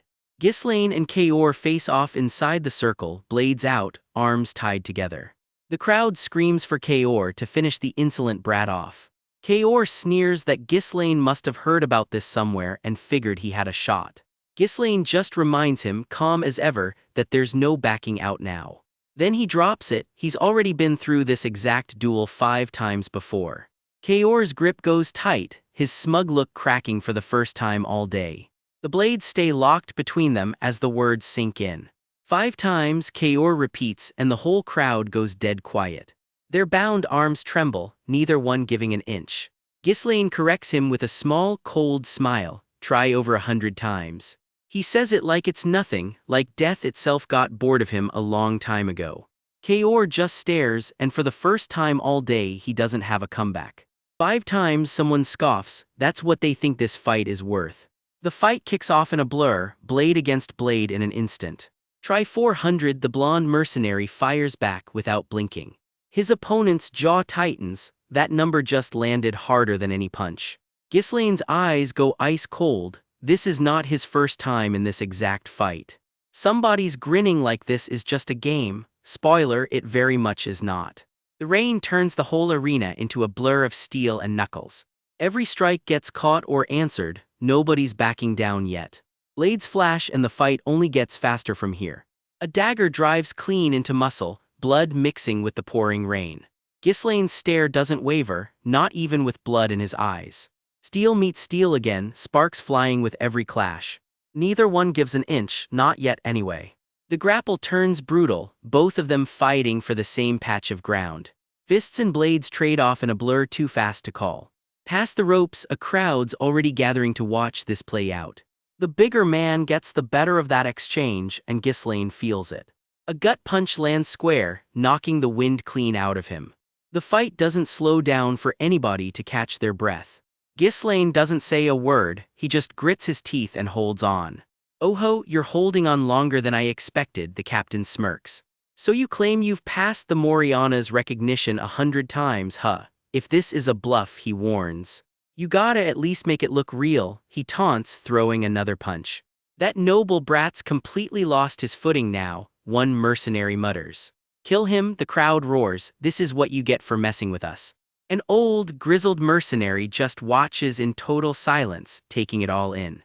It's a losing battle, he thinks. No mana, no force, just fists and blades in a circle barely big enough to lie down in. Their hands are bound together too, on top of the size gap between them. The young lord can barely dodge or block a single one of these attacks. Meanwhile, the bigger man's got every opening he needs to seize total control. If this keeps up the way it's going, if things get truly desperate, the old man thinks, watching closer now. Somebody's quietly getting ready for exactly that moment. Then at that moment, everything changes. The fight explodes forward again, faster than anyone can track. Feet dig into the mud, both of them fighting for leverage. Pain shoots through the arm he just used to block that last hit. Damage piling up fast with no mana around to soften it. "My, you're already looking pale," the rookie captain grins, "hitting your limit already." "Feel that? That's my strength," he snarls, driving the attack home. "Among the nobles I've met, you've got guts, I'll give you that," he says, "but that's it. I can see right through you," he says, and he means every word. "Your whole plan's just to deflect or dodge my blade with that little knife. And you're clearly feeling the strain building up in those legs by now. It shows on your face," he adds, almost enjoying this too much. "Let's see that struggle a little more," he says, twisting the blade closer. "That's what makes this fun," Ghislaine fires back, eyes blazing. Their bound hands twist tighter as the fight turns even more vicious. The captain tightens his grip, done playing around now. The exchange turns vicious, both of them swinging for real. Neither one's landed a finishing blow yet, but it's getting close. He comes down hard, putting everything he's got behind it. The blow connects and Ghislaine staggers hard. He forces the blade in close, right up against his throat. Every muscle in his body screams to give up, he doesn't. "All right, it's over," the captain says, sure he's already won. Ghislaine's grip on his own blade only gets tighter. "Die," he snarls, committing to the finishing strike. Something happens right then that nobody in that crowd expected. "Young lord," the old mercenary shouts, alarmed at what he just saw. The captain's smug grin doesn't quite reach his eyes anymore. He comes at Ghislaine again, trying to finish what he started. He dodged that with that stance, the captain can't believe what he just saw. He slams him down anyway, dagger raised for another shot. For a split second, everything around them seems to blur. He hauls Ghislaine up by the throat, done being gentle about it. The blade edges closer, cold steel sliding through the rain. A fresh red line opens up across muscle and bone. The watching mercenaries flinch, and even the old man's face changes. The fight just keeps grinding on, neither man willing to fold. This time it's the captain who gets cut, and it clearly stings. Blood runs down his face now too. This fight's cost them both plenty. "He wounded our captain again," someone shouts from the watching crowd.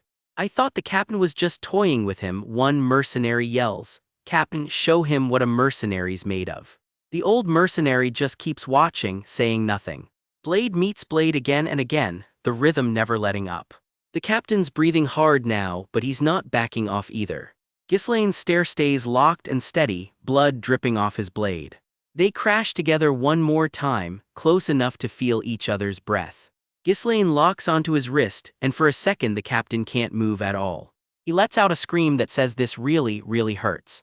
Whatever grip Ghislaine's got on him, it just isn't letting go. What did you do? He demands. You were struggling against my strength a second ago. I see, is all Ghislaine says back, calm as anything. The old mercenary finally breaks his silence. Swinging with raw power stiffens the muscles, he explains, and burdens the whole body with rigidity. Forcing control that way costs you all your flexibility, he adds, watching closely. The young lord never fought the momentum. He just relaxed into it and built his own flow instead. To think he'd turn a size disadvantage into an advantage like this, the old man mutters, impressed despite himself. The rookie captain wipes blood from his mouth, still grinning through the pain. Your resolve's impressive, he admits. Most guys would have broken the rules and pulled mana the second things got desperate. Now you're talking like you've actually done this 100 times, he laughs. I won my captaincy the exact same way. Break the rules here and you won't last long in this line of work, he warns. I like that, Ghislaine replies. I'll admit it, the captain says, still catching his breath. In a straight fight, I might be at a slight disadvantage, but winning here isn't just about overpowering you, he snaps, eyes flashing with a new plan. He's got something else up his sleeve now, and it shows in that grin. The fight kicks right back into gear, faster than before. Step outside that circle and it's an automatic loss, he reminds him, right before trying to throw him clean out of it. Ghislaine's whole body goes airborne, sailing right toward the boundary line. Send your whole body flying and you've got no choice but to touch ground outside the ring, he grins. No matter how skilled you are, I win, he calls out. Bold move considering the fight's not actually done yet. But it's not over just yet. The blade's still gripped tight in the middle of all that rain. Ghislaine's hand finds the ground right at the circle's edge and holds on. Then he flips the momentum right back around, and suddenly it's the captain who's airborne. Ghislaine turns his own throw right back against him, sending him flying instead. Their bound wrists yank tight as the two of them spin through the air together. For a second, it's impossible to tell who's about to land where. Ghislaine comes down on top, blade at the captain's throat now. He drives the throw home, flipping his opponent clean over. Dust kicks up right along the boundary line. Ghislaine digs in, refusing to let this slip away now. Blood-streaked knuckles grip hard at the dirt, holding the line. And the captain goes sailing straight out past the edge of that circle. He's out, someone stammers, and the whole crowd goes dead silent. I win, Kaor, Ghislaine says simply, like it was never really in question. Who the hell are you to have skill like this? Kaor demands, stunned. I don't like your attitude, Ghislaine replies, cold as ice. You're talking to your master right now, he adds, and the fight isn't quite finished. What do you want? The fight's already over, Kaor snaps back, confused. Actually, no you haven't, Ghislaine corrects him, you haven't gone outside the circle just yet. What? Kaor blinks, completely thrown by that one. There's a beat of total silence before anyone moves again. Ghislaine's fist tightens, and his eyes don't leave Kaor for a second. Right off the bat you can feel it, this is about to get ugly. The young lord grips his own collar, ice cold, and calmly announces he's about to discipline his own man. And then it's just fists, fast and brutal, completely one-sided. Every hit lands with a sick crack that makes the whole camp wince. The watching soldiers just freeze, nobody's stepping in to stop this. Someone in the crowd finally yelps for him to stop, but the beating doesn't let up. Turns out there's actually a rule here. Step outside the circle and you lose no matter how badly you're getting wrecked. The beaten mercenary spits out a challenge, asking if he's really going to fight fair out here too. He calls the young lord a fake noble, and gets a cold reminder not to talk back to his new master. Another punch and another, this kid does not let up. You lunatic, the mercenary mutters through gritted teeth. The blows keep coming sharp and relentless. He's getting thrown around like a ragdoll at this point. One more clean shot straight to the face.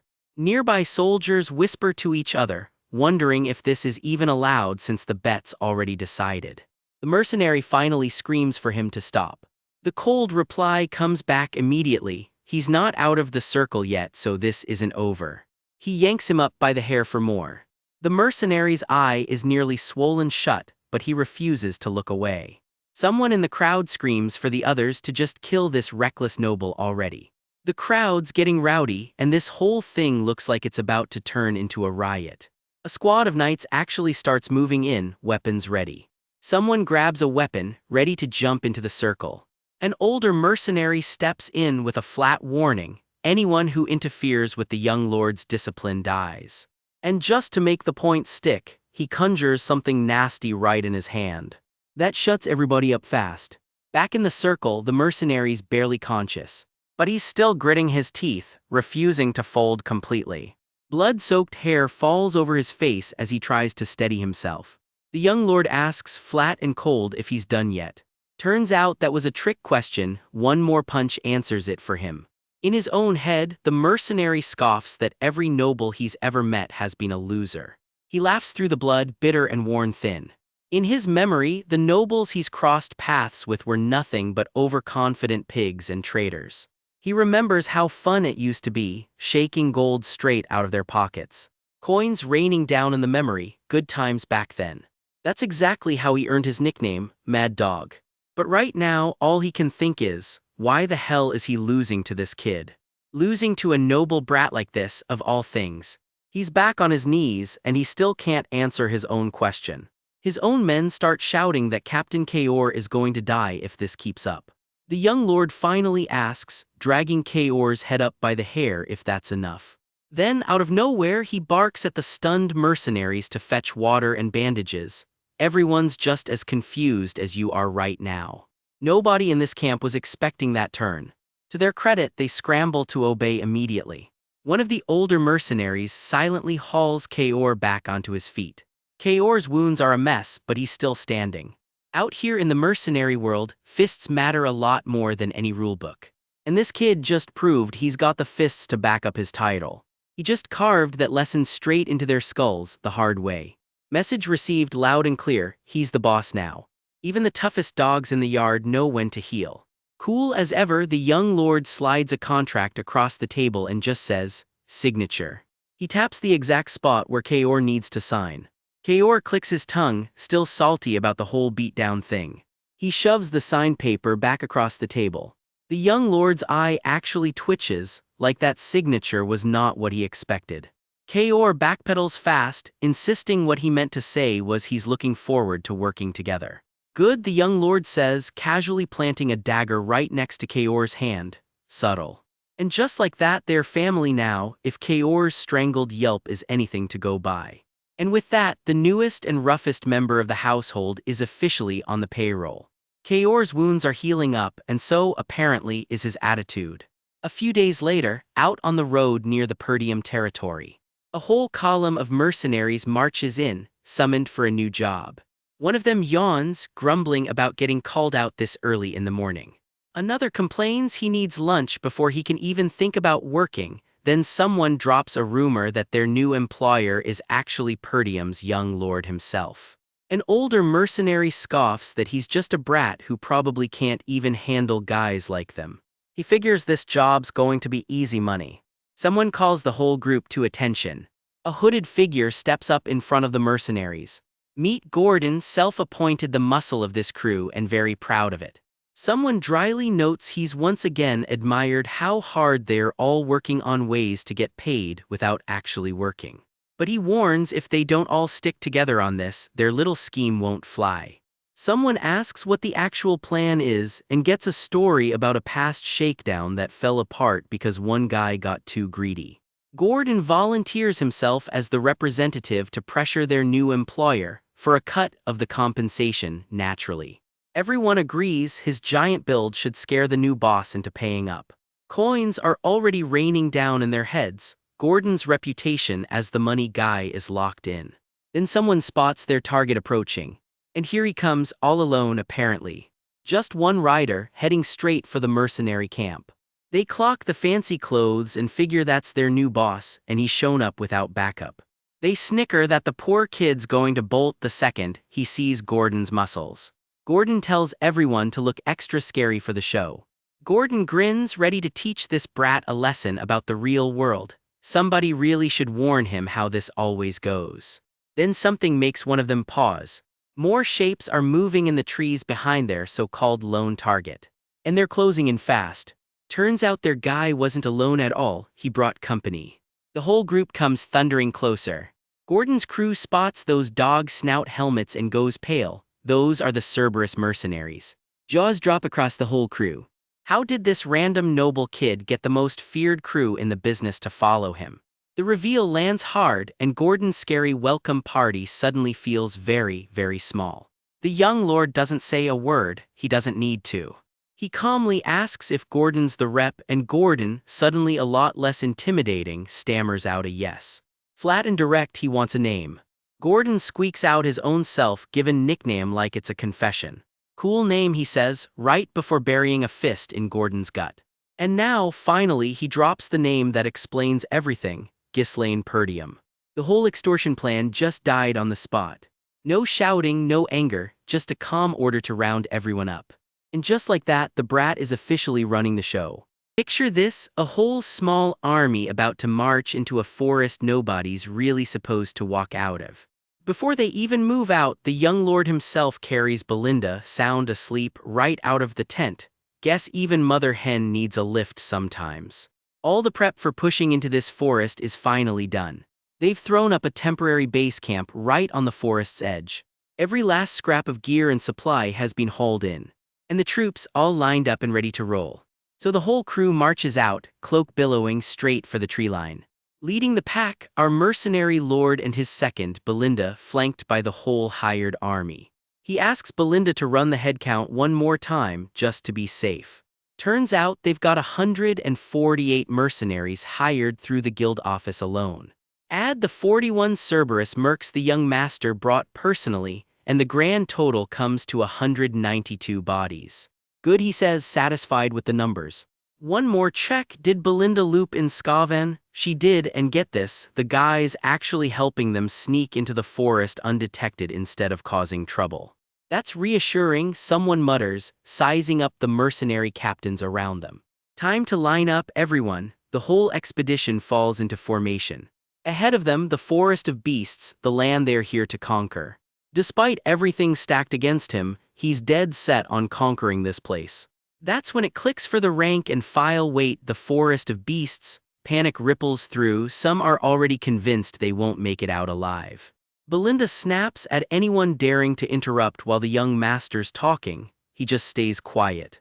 He lays it out plain, anyone who wants to bail can leave now, but land this mission and he's tripling everyone's pay. He doesn't even blink saying it. Cue the total mood swing, triple pay, suddenly everyone's very on board. Well, except for the guy who already blew his advance on gear for this trip. Belinda just shrugs, that's how you boost morale. He's confident he'll cover that triple pay and then some once this job actually pays off. You trust me, right? He asks the crowd. One merc mutters that he doesn't exactly have a choice at this point. Word going around camp is that this guy always has a plan. And with that, the Forest of Beasts expedition team finally gets moving. Time to move, he calls out, cloak snapping in the wind. The canopy swallows them whole as they push deeper in. Axes start swinging, the crew cutting tree after tree to clear a path. Dusk creeps in fast, and these woods start feeling a whole lot less friendly. Another stump comes crashing down. Finally, he says, catching a break in the trees, some actual light. He barks orders to keep clearing a path in this direction. Chop it, load it, dig around the stumps. He's got everyone working. And quietly, he's leaning on a development journal from Delphine he got his hands on in his previous life. This place is way bigger than he expected. His real dream is driving every monster out for good someday. Right now, though, he just needs cash fast, so he's beelining straight for a rune stone vein instead. Whatever wealth this expedition digs up is going straight towards stopping a conspiracy brewing around House Perdium. He keeps climbing, keeps pushing. This whole gamble rides on getting there fast. Meanwhile, Ricardo's over by the firelight, clearly not impressed by all this manual labor. Oh look, even the boss is pitching in, he needles. Real noble of him, leading by example and all that. Sure, Ricardo says, waving it off as he strolls away with the other mercs. Belinda just rolls her eyes, those guys seriously. Then she rounds on him instead. Why's the guy paying everyone out here swinging an axe himself? It just makes the hired help think they can slack off too. He shrugs it off, more hands, faster it gets done. Plus, there's nothing good about sticking around here longer than they have to, he adds. One merc side-eyes him like the guy already knows exactly what's coming. Awkward silence, then someone teases Belinda about how their employers even got a woman worrying over him, so jealous, apparently. Ricardo, hauling logs next to a very buff bald guy, mutters that he's basically become a dog walking himself straight into hell. Which naturally earns him an elbow from Belinda. You picking a fight, she barks, and the scuffle is officially on. Quick history lesson. The Duchy of Delphine took over the kingdom, crowned itself the new dynasty, and started developing this exact forest. He never could figure out why they picked this spot specifically. Lucky for him, he's got their old development journal full of resource locations and monster notes. Thanks to that, he came in prepped, mostly. Like, why haul in hundreds of lanterns when torches would have been way cheaper? Even he admits it. No incidents so far isn't relief, it's making him nervous. The crew keeps sawing away, sparks flying off the axes. He's only ever read about what's supposedly out here, never actually seen it happen. Don't let your guard down, he warns the group. The forest just keeps getting deeper. Twisted roots and shadows start swallowing up the path behind them. Somewhere in the ranks, a couple of nobody mercs notice it's gotten weirdly dark, weirdly fast. They've heard this forest is supposed to be deadly but haven't seen a single monster yet. Kind of feels bad getting paid triple for practically nothing, one jokes, name-dropping some guy called Gordon. Cut to Gordon himself, big, shirtless, hauling logs, demanding somebody give his money back. Just another grumpy face among the laborers. Hey guys, someone calls out, the group perks up. Wait a second, didn't they chop down a ton of trees just to get here? Eyes narrow around the group. Well, yeah, someone answers, uneasy. The path ahead just goes black. So why exactly is this path suddenly blocked? Something's watching from the dark, and it does not look friendly. Everyone, attention, comes a sudden shout cutting through the dread. Fire crackles as the whole mood of the forest flips in an instant. Ricardo and the others go on high alert, scanning for whatever just changed the air. Well, what is it? Someone stammers, badly spooked. He calls out for Gordon by name. Gordon answers back, unsure what's going on. And then a voice not his tells Gordon he'll die if he stays put. Come this way, slowly. Gordon freezes, eyes wide. One step at a time, the voice coaxes. Oh, okay. Gordon stammers and starts walking right toward it. He shuffles forward, log still on his shoulder, straight into the dark. Is all he manages to get out. Chaos erupts through the camp as everyone scrambles. Gordon shrieks, something's got him. Wood groans and shifts in the dark like it's alive. What? He demands, spinning around as smoke and confusion swallow the scene. Something's not right, one of the mercenary captains mutters. Nobody argues. Somebody still cracks a joke at his expense. Wow, our employer scares easy, huh? See for yourself, the bald merc scoffs. There's nothing here, it only seems like something's wrong. Then the voice turns on him directly. You, come this way too, it says. Or you will die, it adds. The bald merc just scoffs harder. Why do you keep trying to make this so scary? A dark hand curls out of the shadows. Do you really think we don't see you trying to spook us? He shouts back. Bold words, very bold considering what's about to happen. Huh? His eyes go wide the exact second he realizes his mistake. A black claw rips out of the dark, faster than anyone can react. It's got him, he's screaming, and nobody can do a thing about it. It's brutal, fast, and completely one-sided. This thing has no presence at all. You'd never know it was there until it's already too late. There is no telling how it would move next either. Just shifting black mass, tearing through everything in its way. A thing you only fall victim to the second you let your guard down. He turns to face it himself, cloak snapping behind him. Sword drawn, he steps forward, no hesitation. A duress ent, he breathes, finally putting a name to the nightmare in front of him. So this simple escort job just went sideways. A monster tears out of the trees and the whole camp scatters. Get a load of that thing, all teeth and one giant, blinking eye. No wonder someone's screaming monsters like their life depends on it, because it does. It's already got a merc in its grip, dragging him straight toward that mouth. We're gonna get eaten alive, run. Subtle, guys, real subtle. One merc's already paying the price in blood, and things are only getting worse. The monster lashes out again, and another guy goes tumbling through the air. One merc built like a tank spins into the fray swinging with everything he's got. But this thing has more than one eye watching the chaos, and it is not impressed. One of the mercs gets yanked clean off his feet, screaming bloody murder. That's Gordon getting hauled up into the branches and his buddies scrambling with an axe trying to cut him loose. Hold on tight, yeah, no pressure, Gordon. He's fighting to keep his grip while the vine keeps hauling him higher. The axe just bounces off. This vine's basically iron, which is not what you want to hear mid-rescue. Gordon's getting a much closer look at whatever's waiting up there than he'd like. His rescuer freezes. Whatever he just saw is way worse than a friend stuck in a vine. Gordon's slipping and the monster's shadow just keeps getting bigger. Then out of nowhere, a blade comes down like judgment itself. Someone just showed up and put steel straight through the monster's eye. Gordon's still in agony up there, but the tide is turning fast. The mystery swordsman keeps carving, relentless. He drives the blade in deeper, straight through that glowing red eye. One more strike just for good measure. The monster shrieks, looks like it just found its weak spot the hard way. The employer cut it down, one merc gasps. Turns out the eyes might just be this thing's soft spot. Gordon can finally breathe again. With the immediate threat down, the captain's already barking at everyone to regroup. Enter the guy actually in charge. Spread out, he says, and you're just an easier snack. Tight shield formation now. Focus on defense until you get my next order, he tells them. The mercs snap to it fast. Nobody's arguing with the guy who just one-shotted a monster's eyeball. Shields lock into a wall as a tentacle slams into them from every side. One merc is not going down without a fight, or at least a very dramatic one-liner.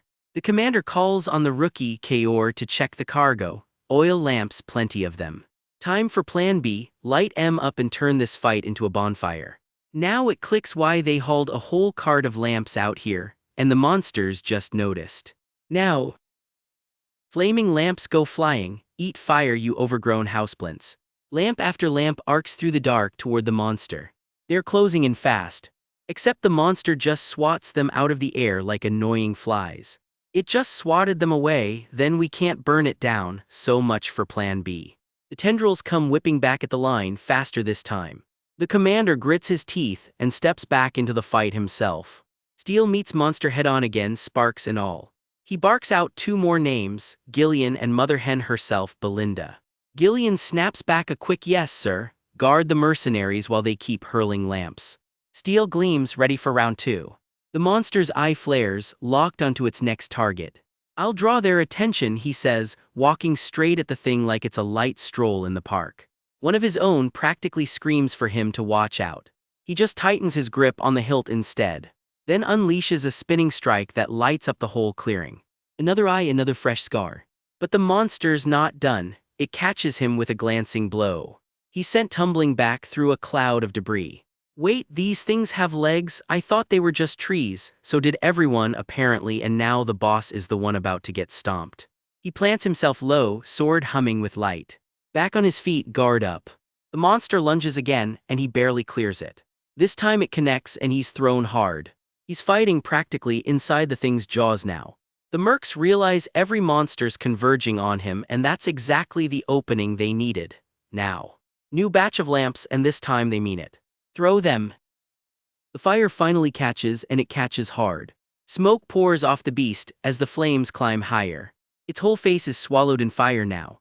A couple of the mercs can't help grinning. Finally, some good news. Keep throwing, don't stop, the commander shouts. The monster thrashes as the fire eats through it, until every last one of them burns. The whole clearing turns into an inferno. I honestly didn't think we stood a chance, one merc breathes, though someone else points out the whole forest might go up with it. They ain't so tough after all, huh? Famous last words if there ever were any. Of course fireworks, they're just trees, someone laughs, but the commander's already warning everyone not to get comfortable. And then his face drops, something is very wrong. They're about to show their true forms, he says, eyes narrowing. Nobody looks thrilled about that sentence. The smoke starts twisting into something new. A wall of white mist rises up out of the burning trees, swallowing the whole clearing. Did that put the fire out? Someone asks right as his people come running, panicked, calling out for him. What exactly is happening right now? He demands. Turns out the shells burn easy, but what's underneath doesn't. All that fire hitting wet flesh is just cooking up a wall of steam. The mist keeps churning, thicker by the second. Something is moving inside it. And there it is, the real monster underneath, all wet muscle and way too many teeth. One massive eye locks onto them. It thrashes, steam pouring off its hide. The thing towers over them now, bigger and uglier than before. Everyone he starts, voice dead serious. Every eye turns to him. His blade catches the light, steady as ever. Raise your weapons, he commands. He strides forward, right at the thing that just outgrew their whole plan. From now on, this is a close-quarters fight, no more tricks, just steel. He plants his feet, ready to lead the charge himself. Charge, and the whole line surges forward behind him. Storm's rolling in, and so is he. Watch this guy raise his sword like he's about to end an entire monster invasion solo. Raise your weapons, he calls out, no fear in that voice, just business. He charges straight at some spiky nightmare of a creature like it owes him money. From now on, this is a close-quarters battle, he warns his squad. Translation, things are about to get messy. Charge, the whole squad surges forward behind him. Look at that face, pure focus, zero hesitation, diving headfirst into a monster swarm. Steel meets claw and sparks fly everywhere. The fight is officially on. A close-quarters battle against those massive monsters. One soldier squeaks behind his shield. Easier said than done, they can just stomp us flat. But some of these mercenaries are actually pumped for this. We've been waiting so long for this, one shouts, charging in anyway. Cerberus mercenaries charge. That's Ghislaine giving the order himself while someone nervously begs the young master to be careful. While half the squad freezes up, one steady voice cuts through the chaos. What are you all hesitating for? Turns out that's no ordinary pep talk. It's a direct order from young Lord Ghislaine himself. And there he is, leaping straight into a monster's face with his sword already swinging. Trust him, Fenris rumbles to the shaken troops, 2 words and somehow that's all it takes. One hooded mercenary hesitates for half a second, staring at the chaos ahead. Then he snaps out of it, screw it, I believe the employers got this handled, and the whole line surges forward. Do not be afraid, someone bellows over the carnage, rallying the troops mid-swing. Meanwhile, the red-haired mercenary Gillian is having the time of his life. They're nothing but huge target dummies now, he grins, drenched in monster blood. Elena and Fenris aren't holding back either. Annihilate them, they roar together. The battlefield turns into an all-out brawl, monsters and mercenaries tangled together in the chaos. Gillian carves through another beast, without even slowing down. Ghislaine's eyes go ice cold. In his head, one rule only, hesitation means death. His whole reason for standing at the front, he thinks, is to burn every last drop of hesitation out of the people following him. A monster's jaw cracks open wide enough to swallow a man whole, not exactly a comforting sight. Ghislaine drops in mid-air and slices clean through it before it gets the chance. Pure sword energy rips through the creature in a blinding flash. He's already moving to the next kill before this one even hits the ground.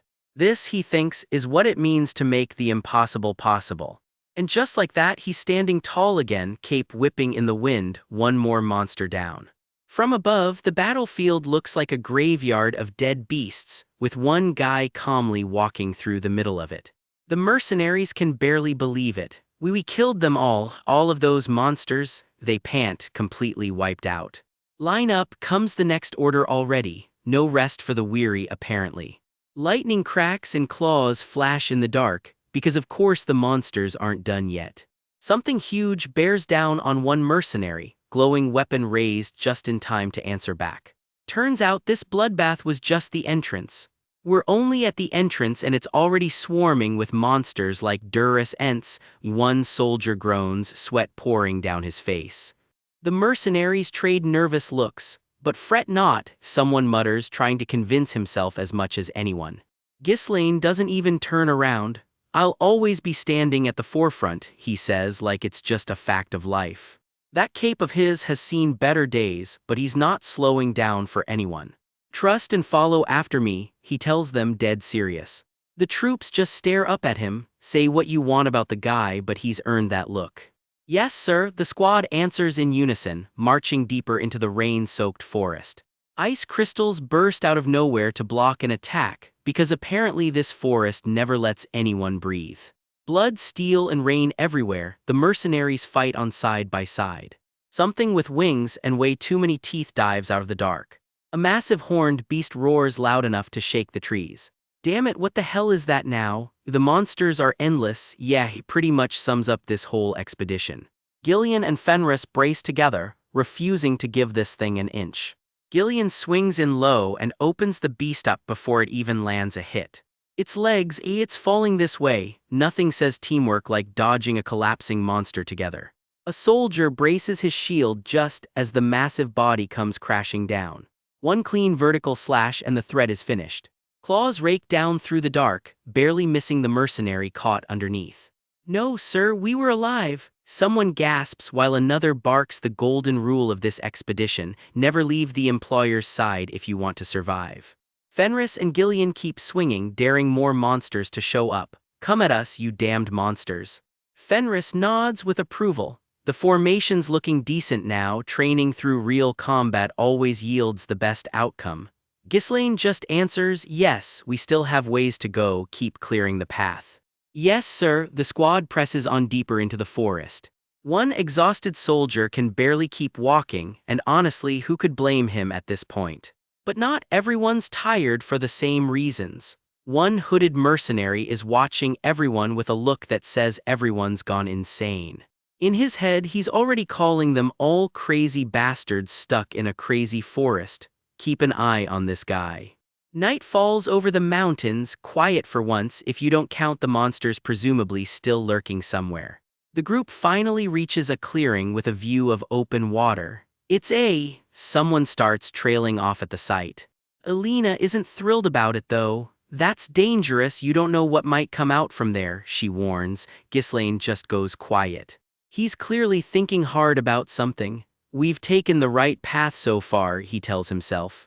Turns out this lake is the key, the most important milestone on the way to the runestone mine, so he orders camp set up right by the water under the moonlight. "We'll be taking a break here," he announces, and the whole camp starts setting up tents along the shore. Tents, campfires, exhausted mercenaries everywhere. Home sweet home for the night. Around the fire, doubts creep in. "The hell are we even doing? I can't even imagine what's waiting further ahead," one grumbles. Another's just grateful nothing's attacked the last 2 nights. Dinner's cooking over the fire while somebody's about to stir up trouble. "You want us to sneak out of this forest with you?" one mercenary asks, eyes wide, as the conversation takes a turn.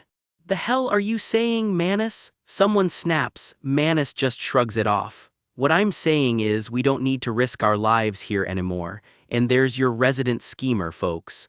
Manus goes to work on the most gullible guy in camp. "You believe his words as is? That's why you're so gullible, idiot." "Our employer's well known to be the scoundrel of Perdium," Manus sneers. "He just wants to pioneer this forest to accomplish something for himself." The big guy pushes back though. "We've already been paid, isn't doing as the employer says our job as mercenaries." Fair point, honestly. Fenris backs him up. "Not only that, he's saved our lives multiple times." Even the doubter has to admit, all right, he's a good fighter, but we've just been lucky up. "Until now," Manus finishes for him. "He's only human, one mistake and we'll all die here." Manus leans in for the kill. "He'll use us as meat shields once the situation gets dire, because nothing builds trust like baseless accusations." "You know nobles are all the same," the big guy blurts out, wavering. "Well, I mean, you have a point, but..." Manus is loving this. Yes, it's working. They're scared now. Going back there alone with monsters waiting would be suicidal. And there's the real plan right there on his smug little face. "I'll use you as bait if I need to." Charming guy, truly. Elsewhere, Ghislaine's got better things to do than plot betrayal. "Take a look over there," he says, already heading to help the wounded.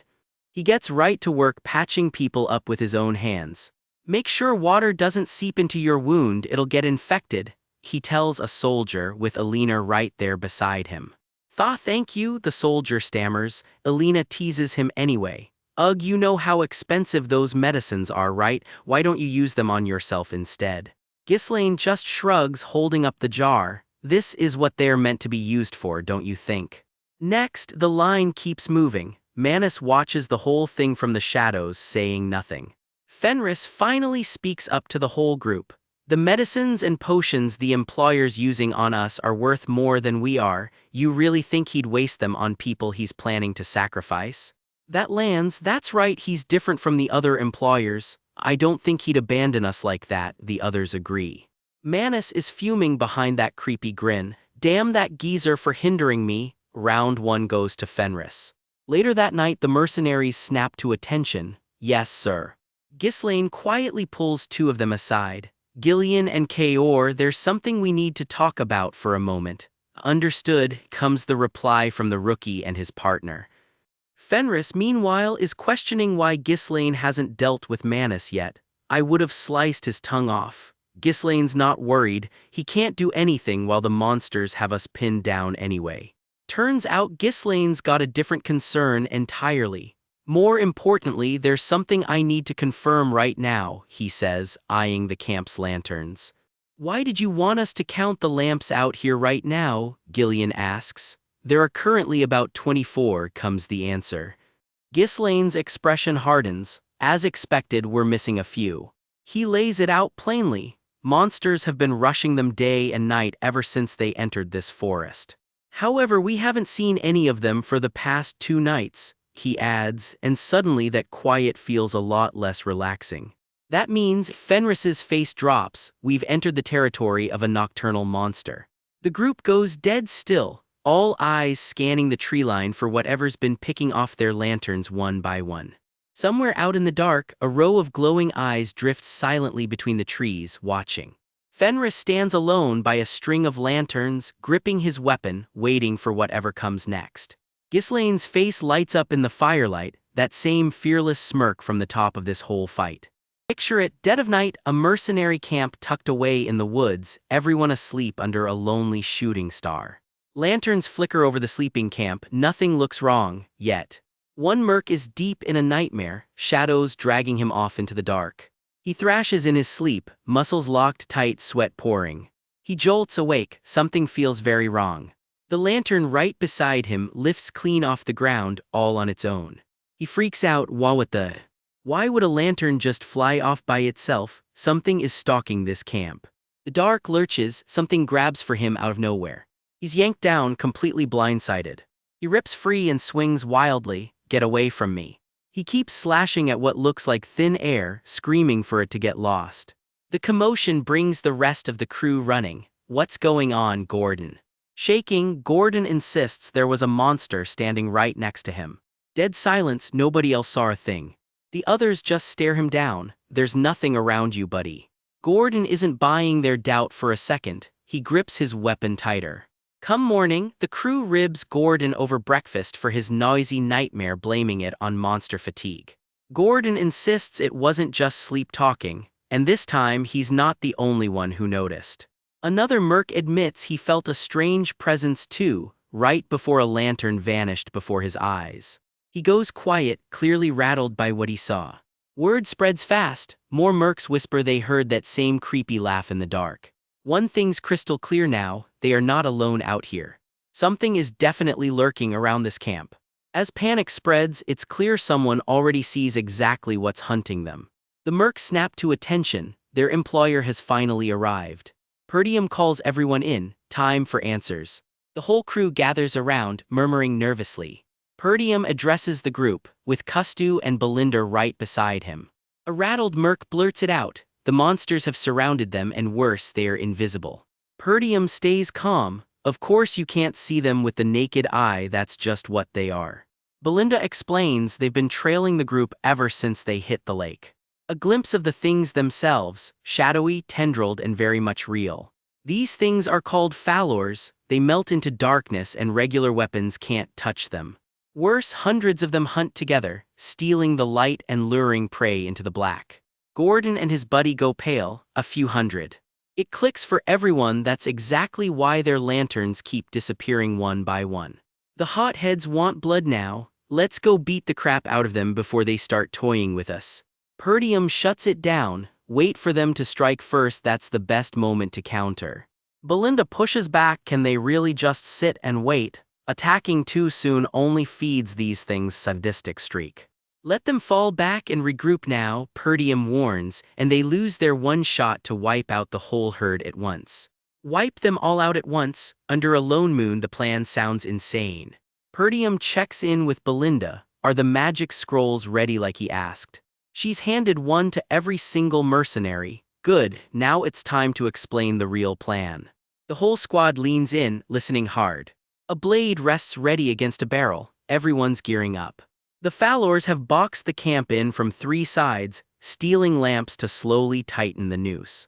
They're wildly outnumbered. Covering every inch of ground is impossible against something that isn't even human. Fight head-on and they'll get picked off from the flanks. Good thing camping with the lake at their backs blocks a full encirclement. Kustu nods along. Very much so. This might look like a losing hand. But it isn't, Perdium says. They're the ones holding the initiative here. Step 1: split into 3 groups. Defenders to soak up the attacks, crossbows to stop the charge. And the elite assault team, Perdium's own unit, with Kustu right in it. The crew marches out, grim and ready. Defenders and crossbows bunch up in the middle, shoving the herd back. Meanwhile, the assault team hits them hard from the left, dumping every bit of firepower on that one flank. Box them in with the center line and the fight is theirs. Kustu's on board. Gordon, though, still isn't totally convinced this'll work. It'll hold, Perdium says, as long as the middle line doesn't buckle. Then someone yells for everyone to wait. Belinda wants specifics. How exactly are they dealing with these things? Just gotta pump it full of mana, right? Someone guesses. Perdium just tells her not to worry about it. He's got a smirk and a trick up his sleeve, the magic scrolls. A chilling laugh rolls through the trees. The Falors are closing in. Stay in formation, someone barks over the eerie sound. Red eyes flicker awake in the pitch black. The horde is on the move. Don't split up, just like the boss said, and just like that their last lamp goes dark. Shields lock into place. Something's coming. Here's the secret weapon. The squad learned these things are brutally weak to bright light. Hit them with an intense enough flash, and their true forms get dragged right out of the dark. Perdium's ready, a magic circle blazing to life in his hand. Now, Belinda and Kustu trigger the scrolls. A first circle magic scroll rips open in a burst of light. Blinding beams tear straight through the darkness. The light keeps ripping through and something shrieks. A monstrous shape recoils, fully exposed. The word light flashes across the field as the darkness gets torn wide open. A wave of light washes clean over the battlefield. The darkness has been repelled. Someone cheers. The squad can't believe it. Those eel-looking things were surrounding them this entire time. With their cover blown, the horde of eel monsters charges anyway. Incoming, prepare yourselves, crossbow units. Bolts get loaded fast. Stop their charge, hold the line as long as you can. Bolts find their mark, monsters twitch and drop in the dirt. Perdium, Kustu, Belinda, and the rest brace to push forward. Their true forms are out in the open now, and Perdium's blade is already glowing. His glowing sword rips clean through the swarm. Assault units charge. Kustu's axe and the rest of the strike team storm in right behind him. One last look at Perdium, sword raised high, dead set on ending this tonight. The mercenary storm begins. A blade flashes through the rain as the assault kicks off. Steel gleams inches from monstrous claws, the enemy already closing in. Assault units charge, the order rings out and the mercenaries surge forward. Ghislaine's mixed company, a cocky red-haired swordsman, a stern white-haired knight, and a grizzled old axe-wielder moves out together. Something monstrous lurks in the dark, claws unfurling. Blood sprays as the first clash turns brutal. Up close the enemy is grotesque-fanged, clawed and hungry for a fight. One of the mercenaries swings hard, cutting a path through the horde. Another warrior unleashes a blast of raw light, tearing into the monster's side. These things are called Falors. They can melt into shadow and darkness, but underneath it all their defense is surprisingly weak.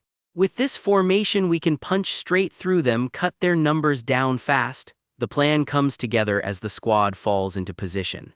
Yes sir, one soldier tanks the front line, drawing every monster's aggro so the others can strike free. Claws rake past him as he holds the line, sparks flying off his blade.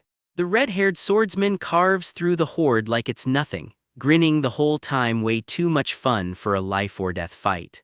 The monsters keep coming, but the line holds barely. And Belinda will create an opening with her support. The plan finishes right as she unleashes a burst of power to crack the enemy's defenses. More followers claw their way out of the dark, endless and hungry. Young master, someone screams in alarm, troubles brewing fast.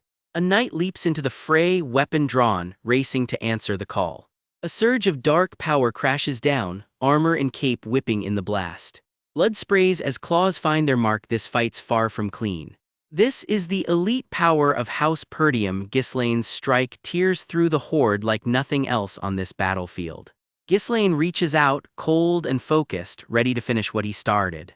A blinding flash of power lights up the battlefield. Behind the front line, archers unload everything they've got, but the horde just keeps coming. The followers swarm the ranks, snapping at every gap in the formation. Damn it, why are there so many of them? We're out of arrows, a soldier shouts, panic setting in. When are the assault units coming? The commander barks, blood already staining the ground. The line nearly breaks as the monsters descend, soldiers screaming in terror. A blade drives clean through one of the creatures, a small win in a brutal fight. The white-haired knight cuts down another, blood spattering the ground. The battlefield is a mess of steel, blood, and dying monsters. You've done well, someone finally says a rare word of praise as the tide starts to turn. It's the employer, we're saved. The surrounded soldiers cheer as reinforcements finally arrive.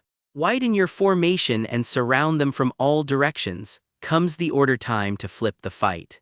An old soldier gapes in disbelief as the newcomers declare, it's our turn to overrun them. One of the followers roars, cornered for the first time all fight. They're running away. The monsters break formation and flee. The battlefield opens up as the horde scatters into retreat. They retreated before we could surround them. Ghislaine mutters, turns out these monsters are smarter than they look. Belinda, find their leader, the one with the horn on its head. That's the one sending the retreat signal. Do we chase them down? Isn't it better if they just retreat? The mercenaries argue over the next move. Their whole system collapses without a leader. We have to wipe them out here, Ghislaine decides, cold and certain. Someone watches him quietly, thinking to themselves he's changed a lot. Understood, Belinda answers, already weaving her tracking spell. She readies her threads like a puppeteer about to pull the strings. The magic threads snake out through the trees, hunting for their target.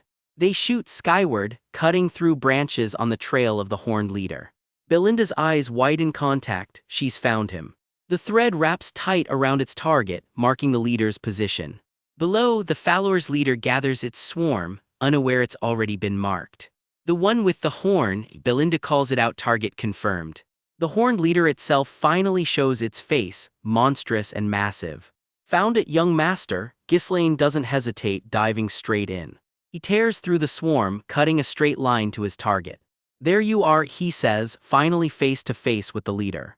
He closes the distance in an instant, blade trailing blue light. The strike lands. One devastating slash tears through the leader, and the fight is basically over. The horned monster's face twists in its final moment. The killing blow lands clean. It's over, Ghislaine says quietly, blood spattered but standing. The leader thrashes one last time before going still. Blood sprays across the battlefield as the fighting winds down. Ghislaine stands over the fallen leader, cape settling in the quiet. Their leader is dead, wipe them out, don't spare a single one. The order goes out for the final push. The mercenaries charge in, taunting the scattered followers, had enough fun hiding in the dark, huh? You'll regret trying to hunt us down, Cerberus mercenaries, one of the rival company's fighters snarls back. Make sure we don't lose to that old man, someone growls, apparently more worried about bragging rights than the monsters. Dawn breaks over the battlefield, the worst of it is finally over. The last followers goes down hard. Last one, the final kill closes out the battle. Well done, everyone, Ghislaine tells his exhausted troops. It's our victory, he declares, sheathing his sword at last. The blade slides home with a satisfying ring. The mercenaries whoop and cheer, weapons raised. We survived, someone shouts, and for a second everyone just laughs with relief. We won, young master, are you hurt anywhere? Thank you for your hard work. The team checks in on each other, riding the high of victory. They'll come with Gillian and I to spread the follower corpses around the camp, Ghislaine tells the group not exactly a glamorous job. Spread the corpses, does that even do anything? The smell chases off other monsters. Followers sit at the top of the food chain out here.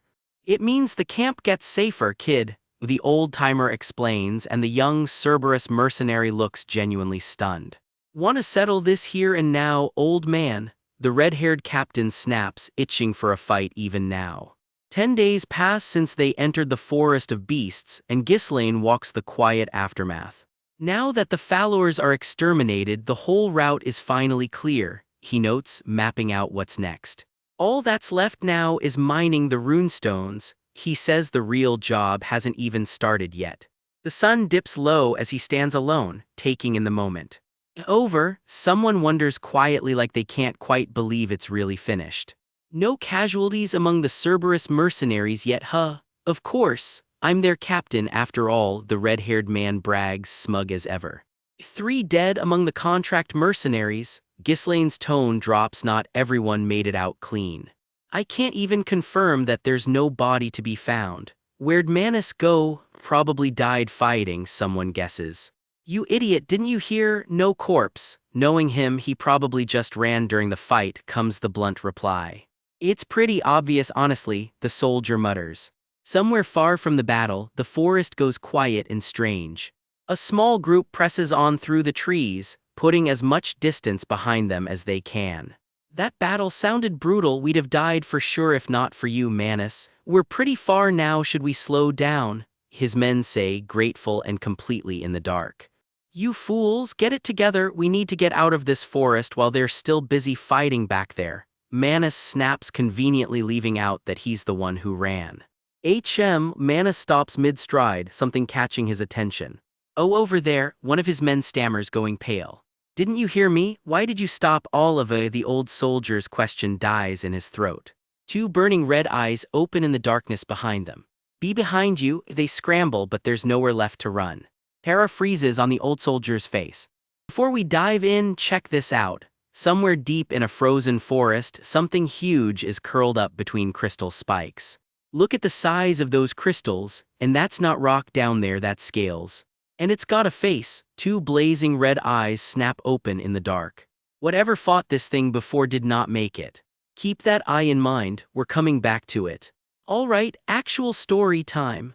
A crew of mercenaries is hacking a road through a nasty forest, wagons piling up and trees crashing down left and right. One of the overseers can't believe it. These are supposedly the laziest mercenaries around, and they're grinding like never before. Off to the side, our red-haired mercenary needles a grizzled old veteran about whether their boss will actually cut them loose once the job's done. Turns out the boss already has an answer. The young noble in charge, Baron Fenris, flat out says he's keeping every one of them on as his own private army. His reasoning: these mercenaries have leveled up so hard out here they're basically wasted as freelancers now. He's watched them cut through fights most soldiers would run from, exactly the kind of muscle he wants building his own power base. And he says it out loud, he's expanding his power. Captain Kaor and his soldier Gazelle report in. The monster corpses are scattered along the path like planned. Weirdly, the forest's gone dead quiet, not one monster since they set out, not even a lost straggler. Too quiet, honestly, the kind of quiet horror movies warn you about. Even Fenris can't shake the feeling. I hope it's just my needless worry, he mutters, famous last words if we've ever heard them. A scout drops back in from up ahead, and everyone crowds around for news. I did, she blurts out, practically vibrating with excitement.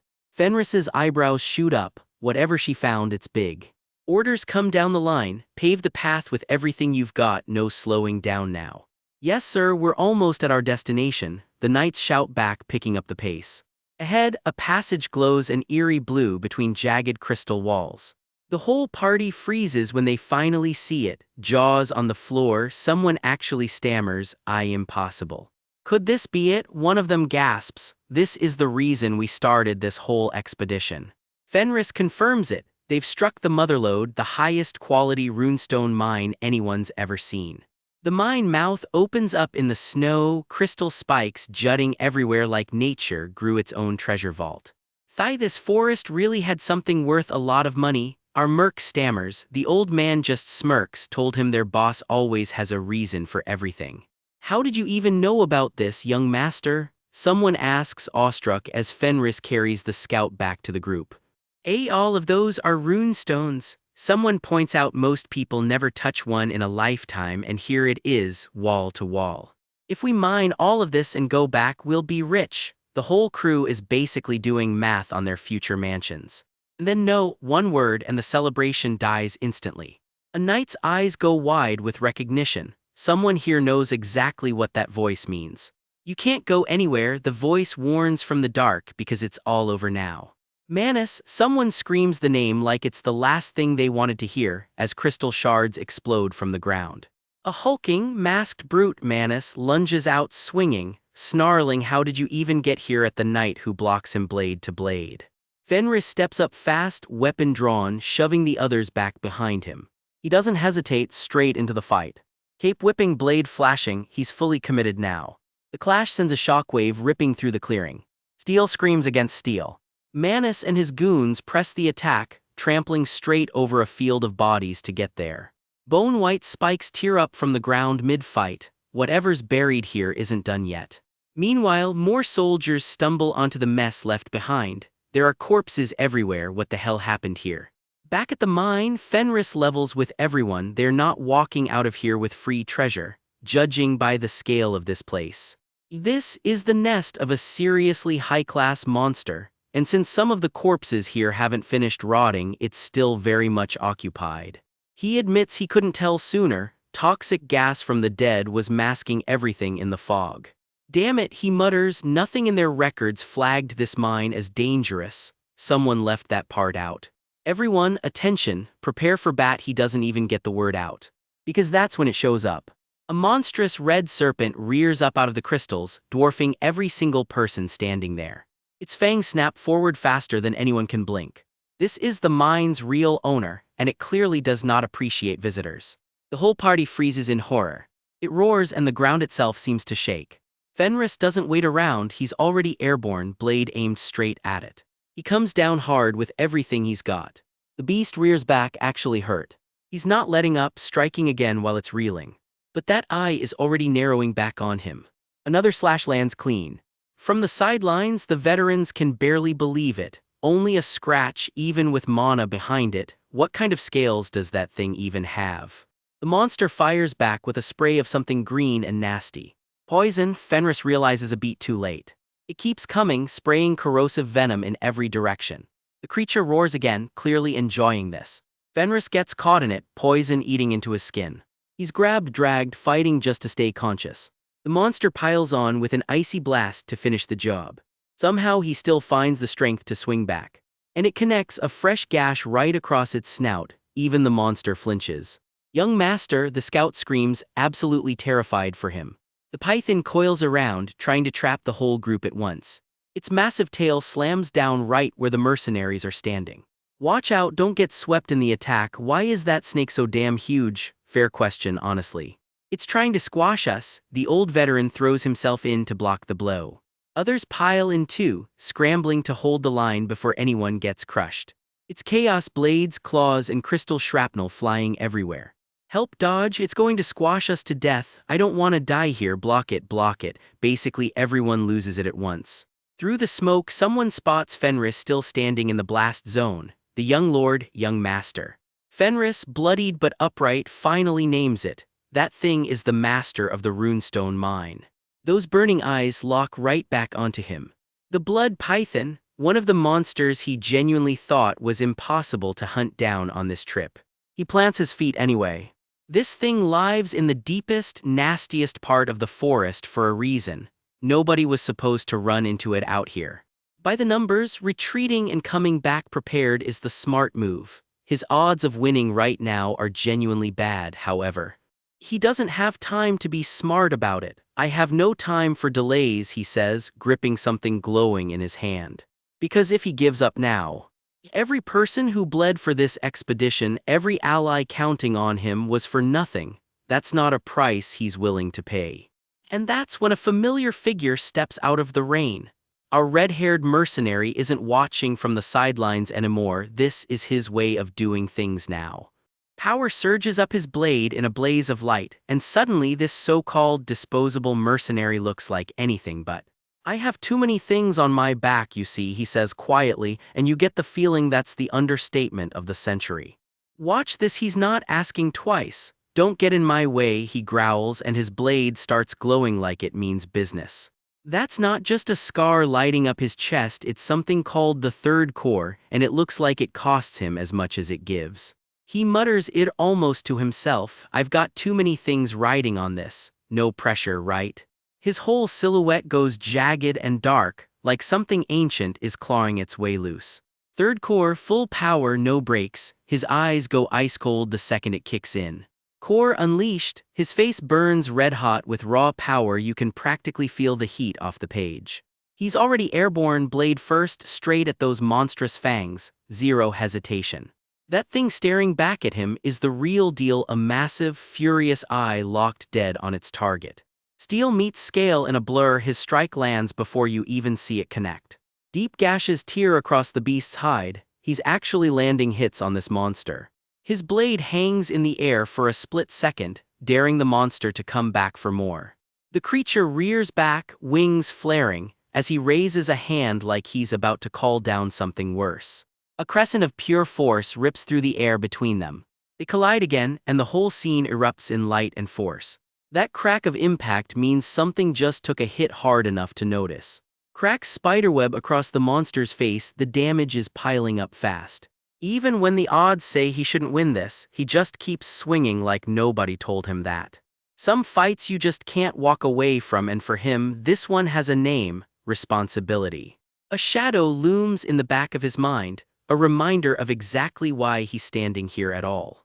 His crew watches wide-eyed as the monster bears down. Nobody here is breathing easy.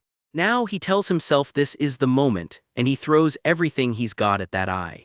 Now is the time to fulfill my responsibility, he tells himself, sword raised against a shadow the size of a building. So that's what they're calling this thing, the blood python. Charming name for something that's basically all teeth. And that eye is still locked dead on him, unblinking. He squares up, cape whipping in the wind, looking every bit like a man who's done running. But he knows the truth hold this power too long, and his mana runs dry before the fight's even over. Kill that monster, the order rings out, and his knights charge in, shouting his title like a battle cry. Are you all right? They shout, scrambling to reach him before the beast can recover. His sharp-clawed knight begs him to run for safety while they hold the line, but you already know that's not happening. Instead, he flips the order right back on them: leave this place, all of you. Pardon, the old one-eyed veteran can't believe what he just heard. What are you saying, young lord? His mercenaries stare like he's grown a second head. Even I can't promise you'll survive a monster this size, he warns them flatly. The fiery redhead swordsman goes quiet, jaw tight, chewing on what his boss just asked of them. Then what about you? Someone fires back. His answer's simple: I'll defeat that monster just like that. His companion's face says it all. Everything he's pulled off so far already felt like a miracle. Why is he going this far? She wonders, watching him blow past every limit he's got. He answers with steel instead of words, carving another opening into the beast. The python retaliates, spitting a wave of corrosive poison straight down at the knights below. Leave quickly, the redhead bellows, shoving his squad clear of the blast. Wood splinters and men scatter as the poison eats through everything it touches. Just a graze from that stuff looks like it'd cost you an arm, literally. Dead silence, nobody quite knows what to say to that. Please let us fight alongside you, the redhead insists, refusing to just stand by. The whole squad locks shields and charges in anyway, orders or not. We've never met an employer like you, the old one-eyed veteran admits. You've saved our lives more times than we can count, one adds, though someone's already eyeing the treasure once that damned snake is dealt with. His clawed companion bares her nails and plants herself firmly at his side. There's no way I'm leaving you behind. We'll draw its attention and give you an opening, the old knight vows, calling out his name like a promise: Ghislaine. Since we've trusted you this whole way, they say, readying their weapons as one. Please trust us too, young lord, the old knight says. For once, he's not carrying this weight alone.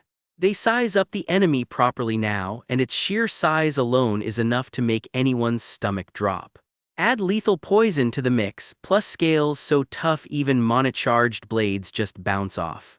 Get hit even once and it's over, someone warns, and his companion's voice cracks just saying it. But there's a silver lining here. There's actually a way to hurt this thing. Go for the smashed right eye and that gaping wound already torn into it. That's the opening. Plan set, and he's already moving on it. This is what the Forest of Beasts expedition team signed up for, though probably not quite this. Together, the whole ragtag crew presses forward into the fight. Let's all make it back alive, he says quietly, a promise he fully intends to keep. Yes sir, the squad answers as one and throws themselves at the beast. That massive jaw comes crashing down right toward the wall of spears. His companion leaps in first, claws flashing against scaled hide. The jaws snap shut right where they were standing a second ago, too close for comfort. The old veteran takes the hit on his shield, bracing with everything he's got. The redhead spins into a brutal kick, putting his whole body behind it. She's still right up in its face, refusing to give an inch. Even the old knight's still swinging, age be damned. And through the smoke, Ghislaine comes flying straight back into the fray. Another clean gash opens across its hide. Here's the wild part, he mutters that not everything goes his way, even knowing the future. Wait, knowing the future. However, he continues, and you can feel a decision locking into place. If I don't act now, a lot of people die, he thinks, watching the coils close in on his own men. And I won't let that happen, he vows, gripping his blade tighter. Not on his watch, not today. The beast coils tighter, wings snapping wide, sensing the real fight is about to start. Because only I know the future of this land, he roars a line that hints at exactly how he survived this long. And he dives straight down its throat, blade leading the way. The strike lands dead center, a killing blow if there ever was one. Young lord, his whole crew screams his title in unison, hearts in their throats. Blood sprays skyward, something just gave way. One more devastating cut rips clean through. The whole beast convulses in a plume of dark smoke. And out of the smoke, he rises glowing like he just tapped into something way bigger than himself. His men finally let themselves smile, relief written all over their faces. I am the future of Perdium, he declares, and honestly, after that display, who's going to argue? Standing there, aura still crackling, he looks every bit the title he just claimed. Cut away from the battlefield now, back to somewhere a lot colder and a lot more political. Welcome to Castle Perdium, where the real fight these days is apparently just paperwork and tempers. This is a serious crime, my lord, one advisor, Albert, fumes, already worked up. He slams his fist on the table. Furious, the young lord ignored a direct order to stay out of that forest. Calm down, Albert, comes the reply, though the older steward, Homern, isn't thrilled either, grumbling that the young lord's been acting like he already runs the place. 2 weeks he's been missing in that forest. Turns out Jumpy Scaven filed a bogus report that let him slip through in the first place. Someone's already locked up for helping the young lord sneak off, risking his entire knighthood over it. You have to imprison him the second he returns and punish him, Homern demands right before every plan in the room falls apart. Because someone just whispers his name in shock, Ghislaine. You need to come see this, a knight named Randolph bursts in, breathless. What's wrong, Randolph? The young lord is back. Well, that changes the whole meeting real fast. Every plan to punish him just evaporates off their faces. And there he is, walking home toward the very towers he was about to get locked up in. Castle Perdium waits for him, cold stone against the sky. He walks in like a man who just survived the impossible, because he did. We open inside a cold, echoing manor hall. Something heavy is about to go down. In the family's war room, the head of the house sits ready to pass judgment, flanked by grim-faced advisors. His eyes narrow with pure fury. Someone's about to get chewed out. Ghislaine's father, the man they call the Northern Wolf, isn't even trying to hide his anger. And standing in the hot seat, young Ghislaine Perdium, bracing for impact. Somewhere off to the side, a quiet "I'm sorry, but it had to be done" hangs in the air. Yech, that's not going to cut it. One of the family elders lays it out cold. Sneaking into the forest of beasts was a straight-up crime. His father piles on Ghislaine could have died out there and worse, dragged monsters back to their doorstep. Ghislaine calmly points out the monsters never actually invaded and hey, he's still breathing. The room loses it. How dare he talk back mid-scolding. His father, unimpressed, asks if he thinks this is funny. Fine, they say, since nothing actually went wrong, they'll let the forest stunt slide. But that's not the real charge on the table today. A letter lands in his hands and his expression drops. It's from Count Rayfold himself and it is not good news. Thanks to Ghislaine's little stunt, the furious Count has cut off all support and called off the engagement entirely. This is going to hurt the whole territory, someone snarls. Ghislaine just goes quiet. Inside his head though, he's already 3 steps ahead. Baiting a money-obsessed Count wasn't exactly hard. This was never really about the engagement, it's about Amelia, the enemy who'd sell him out without blinking. He'd figured assassins wouldn't be her only move, and now his leverage over her is worthless. The secret deal with the Merchant Guild, buried and denied. If he'd been even a little slower, he'd be stuck babysitting the territory instead of acting. As expected, he thinks time was never on his side. An old advisor practically begs him to say something, anything, in his own defense. Given the crisis, they want their 20,000 gold back right now. That's enough to fund the entire night order for months. Ghislaine doesn't flinch. He spent every coin of it developing the forest of beasts. The room goes dead silent. So you blew it all on a monster-infested forest that's worth nothing, one elder spits. Another elder just stares, completely speechless.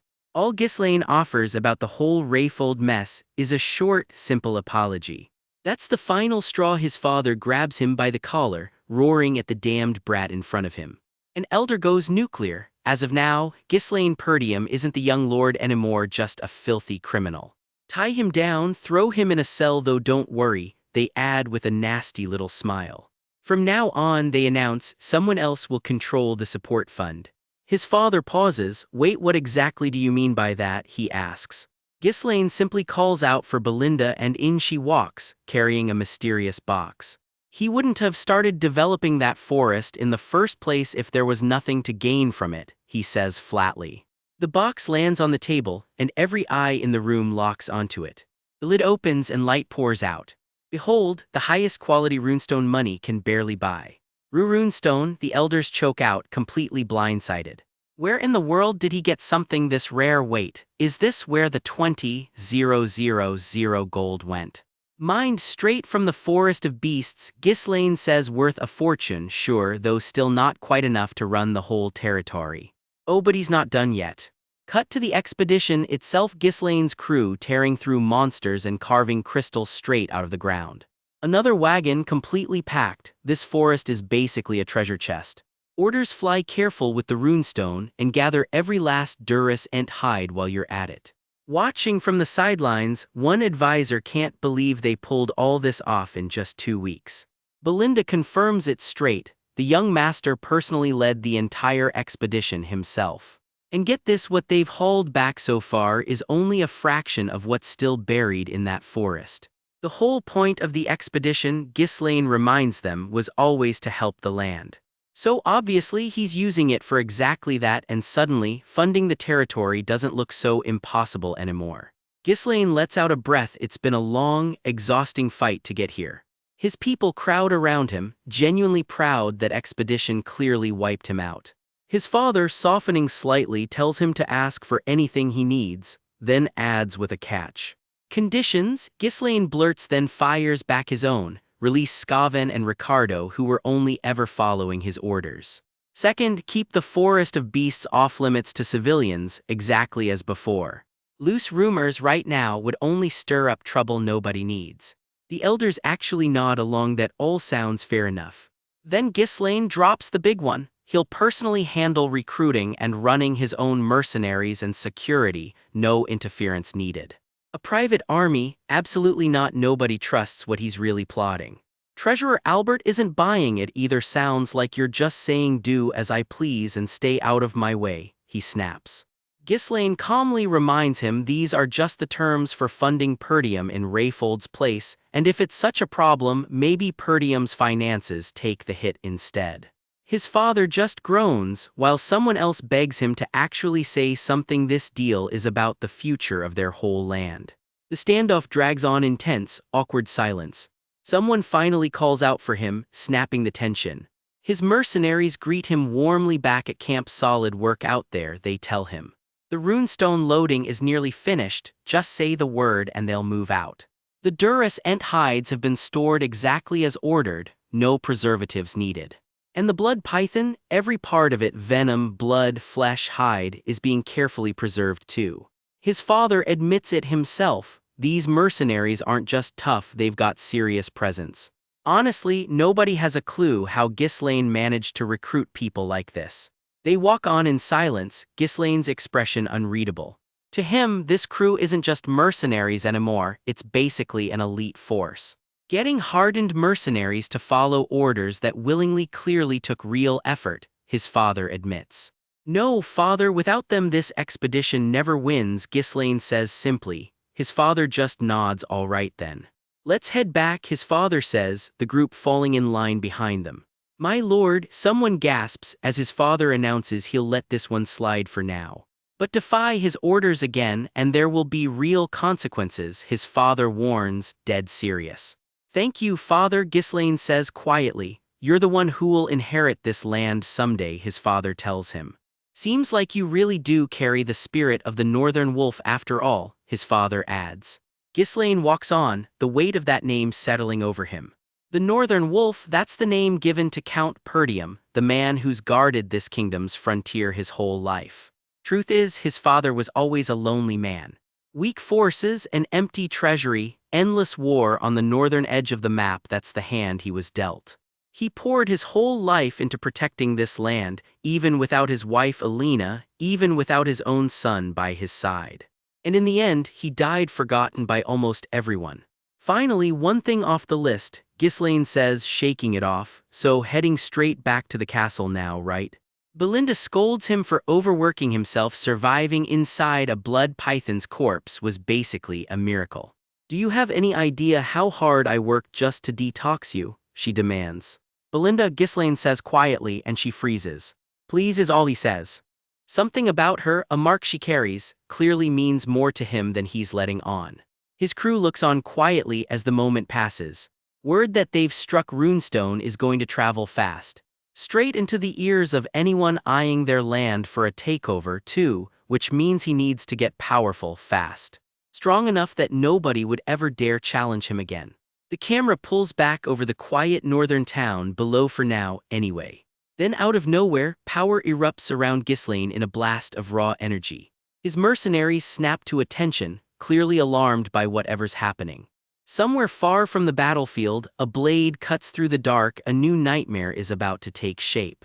A messenger bird bursts from a glowing summoning circle, carrying orders nobody's supposed to see yet. In a throne room drowning in shadow, someone very powerful is about to make a very ugly decision. That bird is flying straight for war, literally. Its scroll carries marching orders meant to stay secret. Meanwhile, someone's already paying the price. A hand claws weakly at the floor, soaked in blood.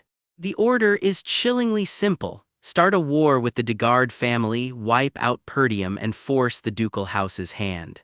Part of the forest of beasts has already been tamed, they confirm. Their goal now, the total annihilation of Perdium. Around a table of hooded schemers, the plan goes official. The ducal house will handpick Perdium's new owner once it falls. Their leader wants a head count first. Just how many of their own people are still hiding inside Perdium's walls? Only 2 retainers and 1 knight left in there, comes the answer.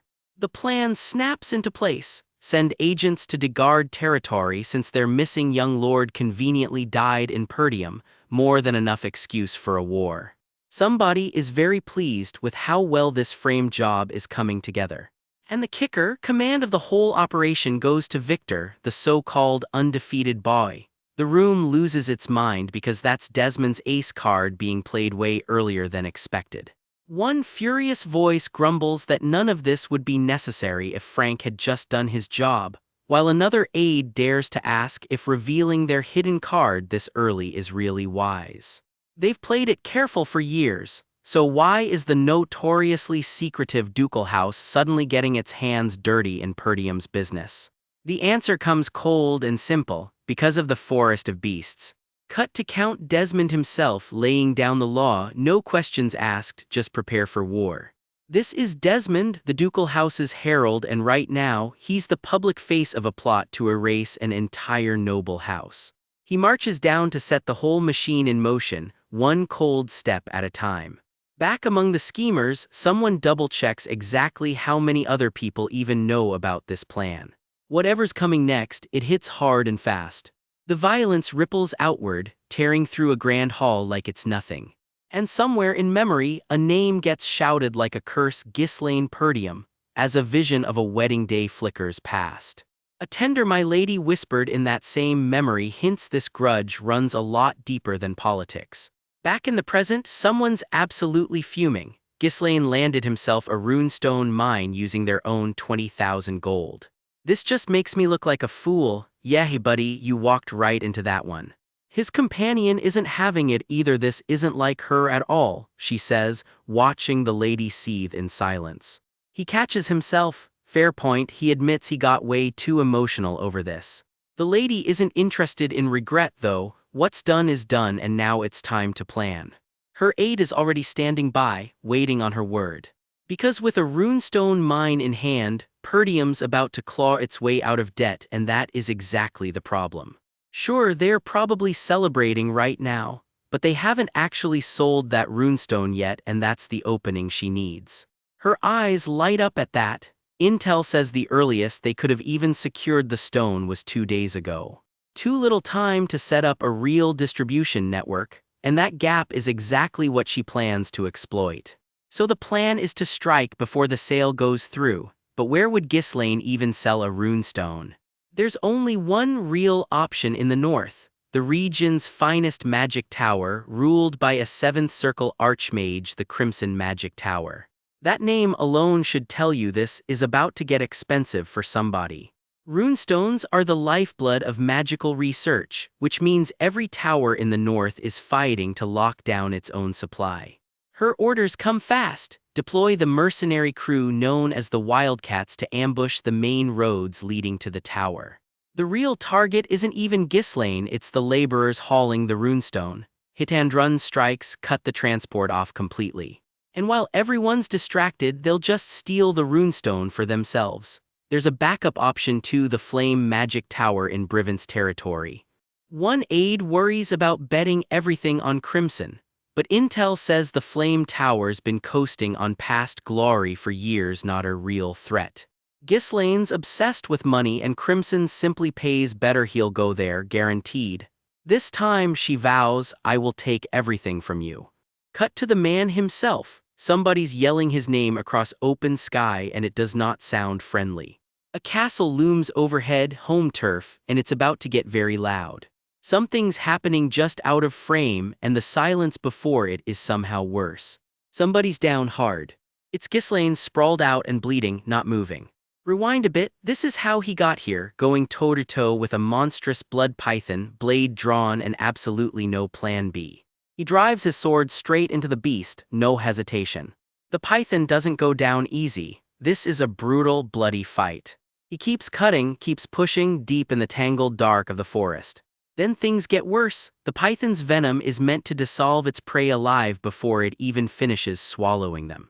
And he just let himself get caught in exactly that.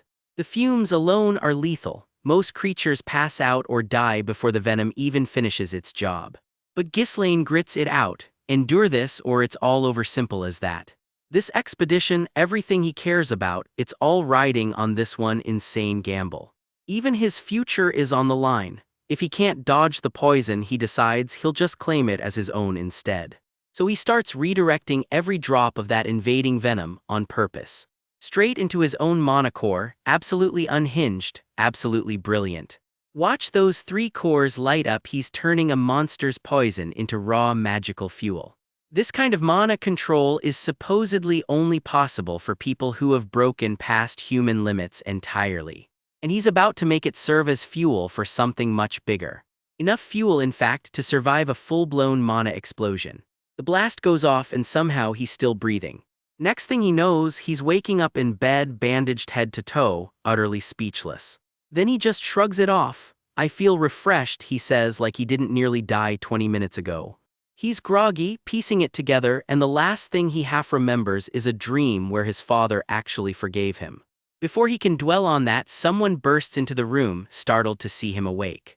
It's Alina, and she doesn't hesitate. She throws her arms around him, relief written all over her face. "Hi, brother," she says, playing it cool for about half a second. He just stares back, still catching up with reality. Alina is all he manages, right before she socks him one for scaring her half to death. She's already yelling down the hall for Belinda, their resident mother hen, to come see for herself. Turns out he's been out cold for 2 full days. And apparently he only got the bare minimum patch-up from Belinda before insisting on pushing forward anyway.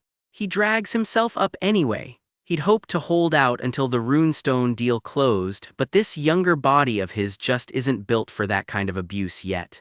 Still, compared to how hard he's pushed himself before, he's honestly in great shape. 2 days should not have been enough to heal this much. Looking at the damage he took, something about this recovery just doesn't add up. Then it hits him, his total mana has actually gone up. Not just more of it either, the very nature of his mana feels different now. His best guess, some of the blood python's own energy fused in while he was neutralizing its poison. Which is wild because this is a trick even his past life, with all its regrets and hard-won experience, never once figured out. Reckless, absolutely, worth risking his life over, also absolutely, he decides. He'll need to test it properly, sure, but if this works the way he thinks, he could grow stronger dozens of times faster than normal. For the first time in a while, the future looks genuinely bright. But first things first, that runestone needs to sell, and 2 days have already slipped by. Which means half the North has probably heard the news by now. He heads out to deal with it himself. The door swings open on a room full of familiar faces. Waiting for him, a startled companion, a grinning Alina, and someone he really wasn't expecting. A tall, armored figure steps forward out of the group. "You're awake," the man says simply. Ghislaine freezes. "Father." His father cuts straight to it. Belinda told him everything about the blood python's mouth, and he wants to know if his son is really okay. "Yes, as you can see," Ghislaine manages. His father just exhales. "Good, that's a relief." He admits he was genuinely terrified seeing his son collapse like that, and asks again, just to be sure. Before the moment gets too heavy, someone yanks him by the collar, breaking the tension fast. Once things settle, his father pulls him aside. Is there time to talk, just the two of them? Somewhere in the chaos, somebody's collar does not survive the encounter. His father's expression turns serious, all business now. "I have a request for you," he says. Ghislaine's stomach drops a little. A request. Whatever it is, it's clearly not small, and he braces himself to hear it. Picture this, a cold training hall, echoing footsteps and clinking steel, as our young lord walks in to meet someone he's spent his whole life keeping at arm's length. Training with dear old dad. He's dreaded this one-on-one for as long as he can remember. See, in his last life he flat out avoided this man, terrified the guy would just yell at him. His father, the legendary Ghislaine Perdium, doesn't waste words. "Sorry for calling you here right after you woke up," he says. Swords raised, the two square off in the middle of the training hall. No warm-up small talk here. "Don't worry about me," the young lord shoots back. 2 days of rest and he's in perfect shape. "So come on," he asks, "what's this big request you wanted from me?" Ghislaine just answers with silence, never a good sign. Before the real fireworks start, his mind drifts back, way back. To a quiet walk through golden fields with his mother, back when he was still just a kid. She tells him something simple but heavy: his father can't ever show his true self to other people. He can't. Little him just blinks, confused. That's not the dad he thought he knew. Turns out the guy's spent his whole life putting everyone else first, playing the unshakable pillar the realm supposedly needs. Well, except for that one time he confessed his feelings to her, she still teases him about it. Bottom line, Mom says, he's just hopeless at showing his feelings, noted apparently for life. Snap back to the present, Ghislaine's blade is already up. "Raise your weapon," he orders, no more stalling. Fingers tighten around the hilt, game on. And just like that, blades are flying, father and son trading strikes with everything they've got. Steel screams against steel as Ghislaine presses the attack. Up close, you can see just how razor precise every single swing is. He barely gets his blade up in time to block the follow-through. Ghislaine doesn't let up for a second. This old man fights like he's got something to prove. Back and forth they go, sparks practically flying off the clashing blades. The young lord digs his heels in, refusing to be pushed back another inch. One brutal exchange lands square on his guard, jolting all the way up his arms. It's heavy, he grunts. Turns out Dad hits like a truck. No wonder, this is a swordsman whose strikes were forged fighting off savage raiders in the north. Yet somehow every strike still carries restraint, like he's holding back an ocean. Tempered with just enough gentleness to protect everyone around him. That's the whole contradiction that is Ghislaine Perdium. The clash keeps escalating, both of them refusing to give an inch. Another exchange, another shockwave running down the young lord's arms. You can see it on his face, pure focus, no room for fear. The swords lock again, grinding against each other. Neither one is backing off. This spar has turned into a full-blown battle of wills. One more massive clash rings out across the hall. Finally the exchange breaks, both of them a little breathless. Ghislaine just stands there, silent, sizing up what he just saw. You've improved, he finally says, a lot. Thank you, the young lord manages, clearly not used to hearing that from him. But there's a follow-up brewing already. However, Ghislaine begins. Ghislaine's actually coaching him now. Ease your sword pressure a bit mid-clash. You've clearly got the strength to flatten monsters twice your size. But if you're not careful, that same strength telegraphs your next move to anyone paying attention. Is that so? He murmurs. Normally he just reads his opponent's movements as the fight unfolds. It hits him then. His whole style has always been instinct, forged in real fights with zero formal training. There were gaps he never even knew he had. Maybe, he thinks, taking a little guidance isn't the worst thing in the world. He takes a breath, letting that thought settle in. Thank you for teaching me, he tells his father, and actually means it. Ghislaine just watches him, unreadable as ever. Honestly, he admits, I meant to scold you today. Pardon, the young lord blinks, caught completely off guard. No matter how big your recent contribution was, Ghislaine says flatly, the fact remains that you broke the rules. If everyone starts ignoring the rules the second they rack up enough merit, all you get is more chaos. Fair point, Dad. The young lord goes quiet, actually taking it in for once. But Ghislaine adds, unlike your past reckless stunts chasing glory, you've changed. I can see you're aiming for something bigger now. He walks off afterward, that last line still rattling around in his head. Responsibilities, not exactly his favorite word. Right, he remembers before he forgets. Ghislaine catches up to him. By the way, wasn't there a request you wanted to ask me? You still haven't actually told me what it is. The two walk together a moment, the question just hanging there. He takes a second to actually work up to it, wandering the courtyard alone. Got some extra funds lying around by any chance? He finally asks, smooth as ever. Well, Ghislaine's face says this is not the answer he was expecting. Cut to somewhere very different, the Forest of Beasts outpost where a whole crew is waiting on him. His mercenaries, road-worn but very much alive. Have you all been well? He calls out, dropping the lordly formality. Yes, employer, comes the enthusiastic reply, echoing through the rain. Hey, you're looking healthier now, one of them fires back. Have you gotten better too, young lord? Sorry for making you all wait so long, he tells the group, genuinely meaning it. Gillian, how's Rachel doing? He asks, and Big G's face lights right up. A beat of quiet passes between them. Some things are hard to say out loud. I never thought I'd see the day she could walk again, Gillian admits, voice cracking just a little. It's all thanks to you, young lord, he adds, and our guy just watches on, quietly proud. Time to get serious though. There's something I need to tell you all, he says, and the mood shifts instantly. Our land is kind of in danger right now, he admits flat out, no sugarcoating it. The whole crew freezes, shock all around. So he lays it all out, everything that really happened the day Alina was attacked. The whole story told straight to the people he trusts most, gathered around the table. How he personally stopped the attackers from killing Alina and using her death to spark a war. How he tracked down the corpse of the Degard heir. Proof someone's already playing a very dangerous game. And worst of all, there are people actively circling House Perdium right now just waiting. People are watching us as we speak, he warns, and they've probably been doing it for a long time.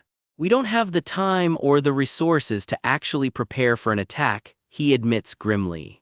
Now I get why you were in such a rush, Alina says quietly. She'd hoped they'd finally get a breather after securing the runestone. Their resident hothead just grins, he first the forest of beasts, now a whole war. This place never lets me get bored. Exactly, the young lord agrees. They're not going to just leave us alone. You should have told us sooner. Let's take this straight to the vassals or your father, Alina presses. No, he cuts in, not yet. Alina's own bodyguards betrayed her once already. There could easily be traitors hiding among the vassals too, he warns, while somewhere else two shadowy figures share an unsettling smile. There's no way to know who we can trust right now, he says, so this stays between us. That's... Alina starts, unsettled. Alina's survival bought us time, but now that we've found the mine, the enemy has no reason to wait around anymore. It's going to be a tough fight, he admits. The room goes dead silent. Honestly, staying by your side has been a blast, the hothead grins. Then just point us where to go, another adds. The old warrior just bows his head. I've already sworn my life to you. I'll fight at your side to the very end. Underneath it all, the real threat comes into focus. The Delphine ducal family, House Perdium's oldest enemy. Backed by Count Desmond and someone new, a woman named Amelia, both taking their orders straight from Delphine. I won't let this go the way you're planning, he vows quietly to himself, jaw set. Resolve locked in, no second guessing now. We're heading to the Flame Magic Tower, he announces to the crew. Finally cashing in those runestones, One of them grins, already spending the money in his head. We're gonna be rich, someone whoops, though one voice pipes up confused. Wait, isn't the Crimson Tower closer and paying better? Flame's been trying to claw back its old reputation, sure, but reclaiming former glory is never easy. So why is he still heading straight there? Because of her. Resolve settles across his face. Nothing's changing his mind now. Meanwhile, somewhere lined wall to wall with old books, the Flame Magic Tower itself rises up in the distance, all spires and old glory. The Flame Magic Tower, his destination and hers. Deep inside, past halls of forgotten knowledge, sits a familiar white-haired girl buried under towers of books she's clearly been living in. Professor Renato, she murmurs to herself, when will the light you mentioned actually? This is the Flame Magic Tower, and it is exactly as huge as it sounds. Down at the gate, one absolutely massive guard just chills there, clearly done with everyone's nonsense. Ghislaine rides in with his crew. Alina's got her arms crossed, trying hard not to look impressed. The rest of the group can't help it though, it's so huge, one of them practically shouts at the sky. Even Alina admits it just from the streets alone, this place makes home back in Perdium look like a shack. Turns out this city literally mass-produces magic scrolls like it's an assembly line. Wizard capitalism, folks. Then someone spots the real deal, actual mages casting spells right out in the open. Cue the group losing it. And just like that, the mages vanish into thin air. One of them clocks the group watching and does not look thrilled about it. A swirl of blue light later and the whole squad's just gone, like they were never there. They disappeared, holy cow, that about sums up the group's reaction. Turns out it's just a concealment spell. Translation: this tower does not want visitors. One thing's for sure though, even a tower that's fallen from the top of its game is still nothing to sneeze at. Idiots, quit gawking, Ghislaine snaps at his crew, though even he can't deny it, this place is impressive. One of his men chimes in. Brivant territory is supposed to be one of the richest lands in the whole kingdom. Ghislaine's not so sure about that shiny surface. On the surface, yes, he mutters. Now they're rolling right up to the tower gates, and this thing just keeps getting bigger the closer they get. The carriage rattles up to the entrance, runestone cargo and all. We're here, Ghislaine says. His buddy can't even spot the top of the tower from this close. Turns out it took forever just reaching the entrance. This place is stupid huge. Even Alina's baffled. Weirder still, where are the actual gatekeepers? their armors just lying there empty. Back off, someone shouts as the group rides closer. Things are about to get ugly. That abandoned armor snaps upright and comes alive, swinging straight for them. It doesn't stop there either. The empty suit swings a massive axe like it's got a grudge. Crystal spikes burst up to back the golem up. Guess that's the welcome mat around here. Up on the wall, the tower's actual guards finally deign to notice them. Reveal your identity and business, one demands, staff crackling with magic. Turns out he's the one who's been puppeting that armor golem the whole time. Cute trick. Ghislaine's red-headed buddy has to vouch for him. This man here is Ghislaine Perdium, the young lord of Perdium. The hooded mage doesn't even blink. We've brought in some fine goods, Ghislaine offers. The old mage barely looks up. We're not buying. Not exactly the warm welcome they were hoping for. You haven't even looked at it yet, Alina snaps right back at him. The mage just sneers. Perdium's the beggar's land, probably shipping garbage potions. Not worth his time, he says. So the group turns to leave, brushed off like nobodies. But the old mage grabs at Ghislaine anyway. What will you do, young lord? Are you sure about that? Ghislaine asks coolly, holding something out toward him. The mage's hand freezes mid-reach. If you call yourself a mage, surely you'd know what this is, Ghislaine says, holding up a glowing blue crystal. The old mage's eye goes wide as a dinner plate. Runestone, he sputters. Wait, is that whole wagon packed with them? The cart rolls forward, absolutely stuffed with glowing runestone. Still not buying, Ghislaine needles. Suddenly, everyone is very interested in buying. Enter Sylvain, the tower's trade officer, all smiles now that real money's on the table. We've brought quite a lot, Ghislaine says, and insists on meeting the tower master himself to seal the deal. Sylvain nearly chokes, the tower master. Understood, please give us a moment, he stammers, rushing the group off to the reception hall. Alina just smirks. Heemp, should have had that attitude from the start instead of mocking us. Down the red carpet they go, treated as honored guests in a tower that wanted nothing to do with them an hour ago. Something on a nearby desk catches someone's eye. Is something the matter? Ah, don't worry about that. It's common during magic research, comes the reply. Ghislaine just raises an eyebrow and keeps walking. Elsewhere in the tower, though, things are a lot less friendly. A young mage lies crumpled on the floor, clearly not okay. Standing over her, Ulfoy, smug little smirk and all, clearly enjoying this way too much. Am I supposed to just ignore what I, Ulfoy, future successor of this tower and a third circle master, said? He sneers. His buddy mutters, why did her teacher even bring her here? Be grateful the tower master even gave you a place to sleep, Ulfoy barks. All she can manage is a meek boobut. I also have the right to use the laboratory, she pushes back, shaking. Because I'm a mage, she says, holding up a small glowing orb like proof. Really? Ulfoy grins. Sure, then we'll treat you like one. So you should be able to defend against a basic offensive spell, right? He says. It is not a question.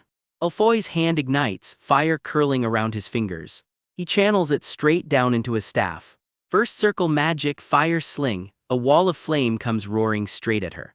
Her eyes go wide, there's no time to think, only react. The defense is all she manages before the fire swallows her whole. She screams, arms up, completely helpless against it. Then a blade cuts clean through the flames, snuffing them out in one stroke. Everyone freezes. Ghislaine's standing right there, sword drawn, and he is not happy. Magic research, huh? He says flatly. Is that what you call this kind of behavior in the Flame Magic Tower? Meanwhile, up in the Tower Master's meeting room, things are just as tense. Someone bursts through the doors mid-argument. Presiding over the chaos, Hubert, Tower Master of the Flame Magic Tower himself. Damn it, how did we even end up here? One elder groans. That's why I kept telling you to secure runestone beforehand. What have you all been doing, elders? Hubert snaps. One elder fires right back. Every time they tried to lock down a supply line, Hubert put it on hold to go schmooze with nobles instead. The runestone's a problem, sure, but the Crimson Tower Masters already hit the 7th circle. Meanwhile, you're stuck at 6th. Don't even bring up that guy, Hubert snaps. Give me more runestone and I'll hit 7th circle in no time. Damn that Delmuth, Hubert seethes. How dare that low class reach the 7th circle before me? He's probably hoarding all the runestone for himself. How rude, don't you see we're in a meeting? How dare you barge in without even knocking? Hubert roars at whoever just walked in. My apologies, but we need your attention immediately, the messenger stammers. Someone just brought in a massive amount of runestone. Suddenly, everyone's very awake. Back in the lab, fire's still roaring. The fight over the young mage isn't done yet.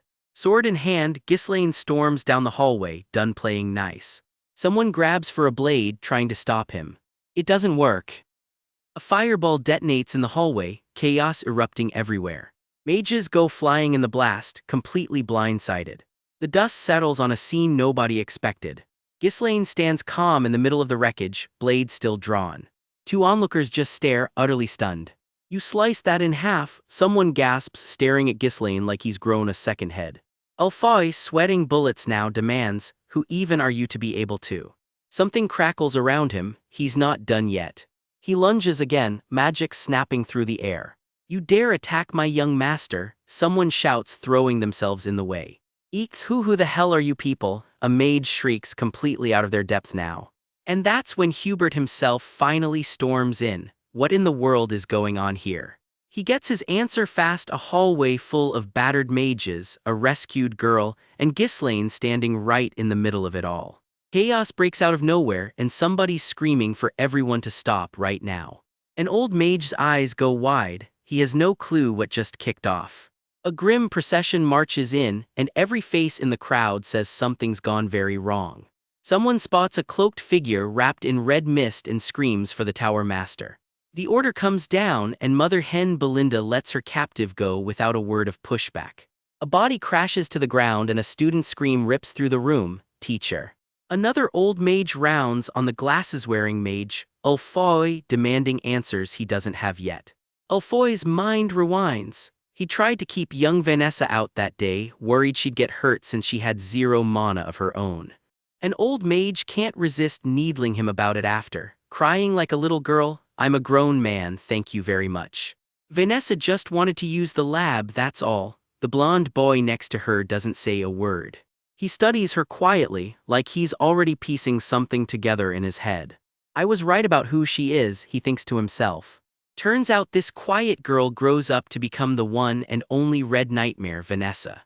Flames swirl around her outline, a taste of the terror she's destined to become.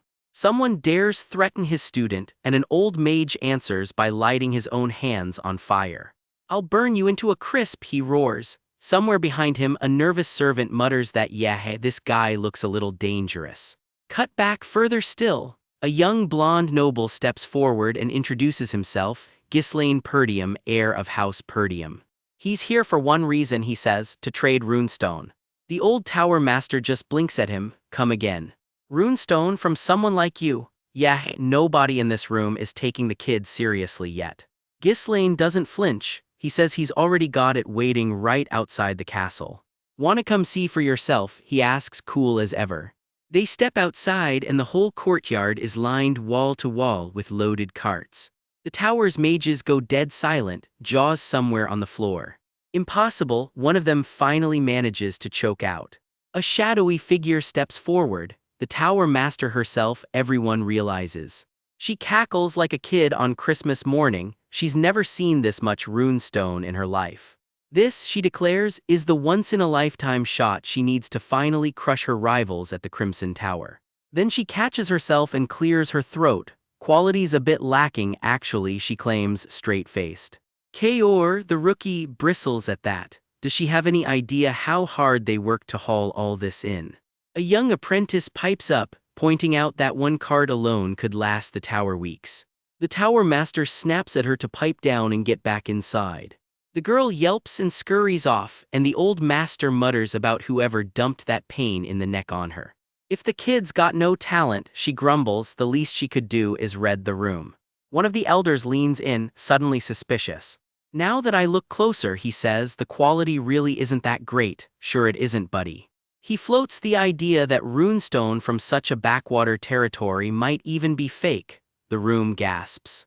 Vanessa cuts in, furious. Does he have any clue how hard her young master worked for these and he's calling them fake? Not our problem, the elder shrugs. You know how many scammers are out there these days. Fine then, Ghislaine says coolly. I take it you're just not interested in buying. The elders freeze mid-sentence. Wait, hold on a second. Guys, looks like the flame tower doesn't need it after all, Ghislaine calls out. Let's try somewhere else. Hey, suddenly everybody's very eager to talk. Show them a little mercy, master, someone begs. The tower master forces a laugh. We'll buy it just slightly below market. Ghislaine doesn't budge. I think you're misunderstanding something here. Kaor, he says flatly, take all the carts back, except one. Kaor blinks, sir. I thought we were only ever selling one cart to begin with. Ghislaine just smirks and lets the confusion do the work for him. The old mages look thoroughly, hilariously lost. Oh right, sorry, forgot that was the plan, Kaor grins, playing along without missing a beat. Guys, take them away, Ghislaine orders and his crew springs into motion. The carts start rolling back out while the elders scramble. What do you think you're doing? So sorry for the confusion, Ghislaine says sweetly. Seems my people brought way more than we meant to sell. The tower master's face goes completely pale. The Crimson Tower, she blurts. Ghislaine just grins wider. Relax, just breaking the ice. Why don't we head up and chat properly? The elders shoot her a look that screams, fix this right now. She finally caves, sure, let's do that. They head inside, the tower rising up around them. The whole party settles into the Grand Council chamber.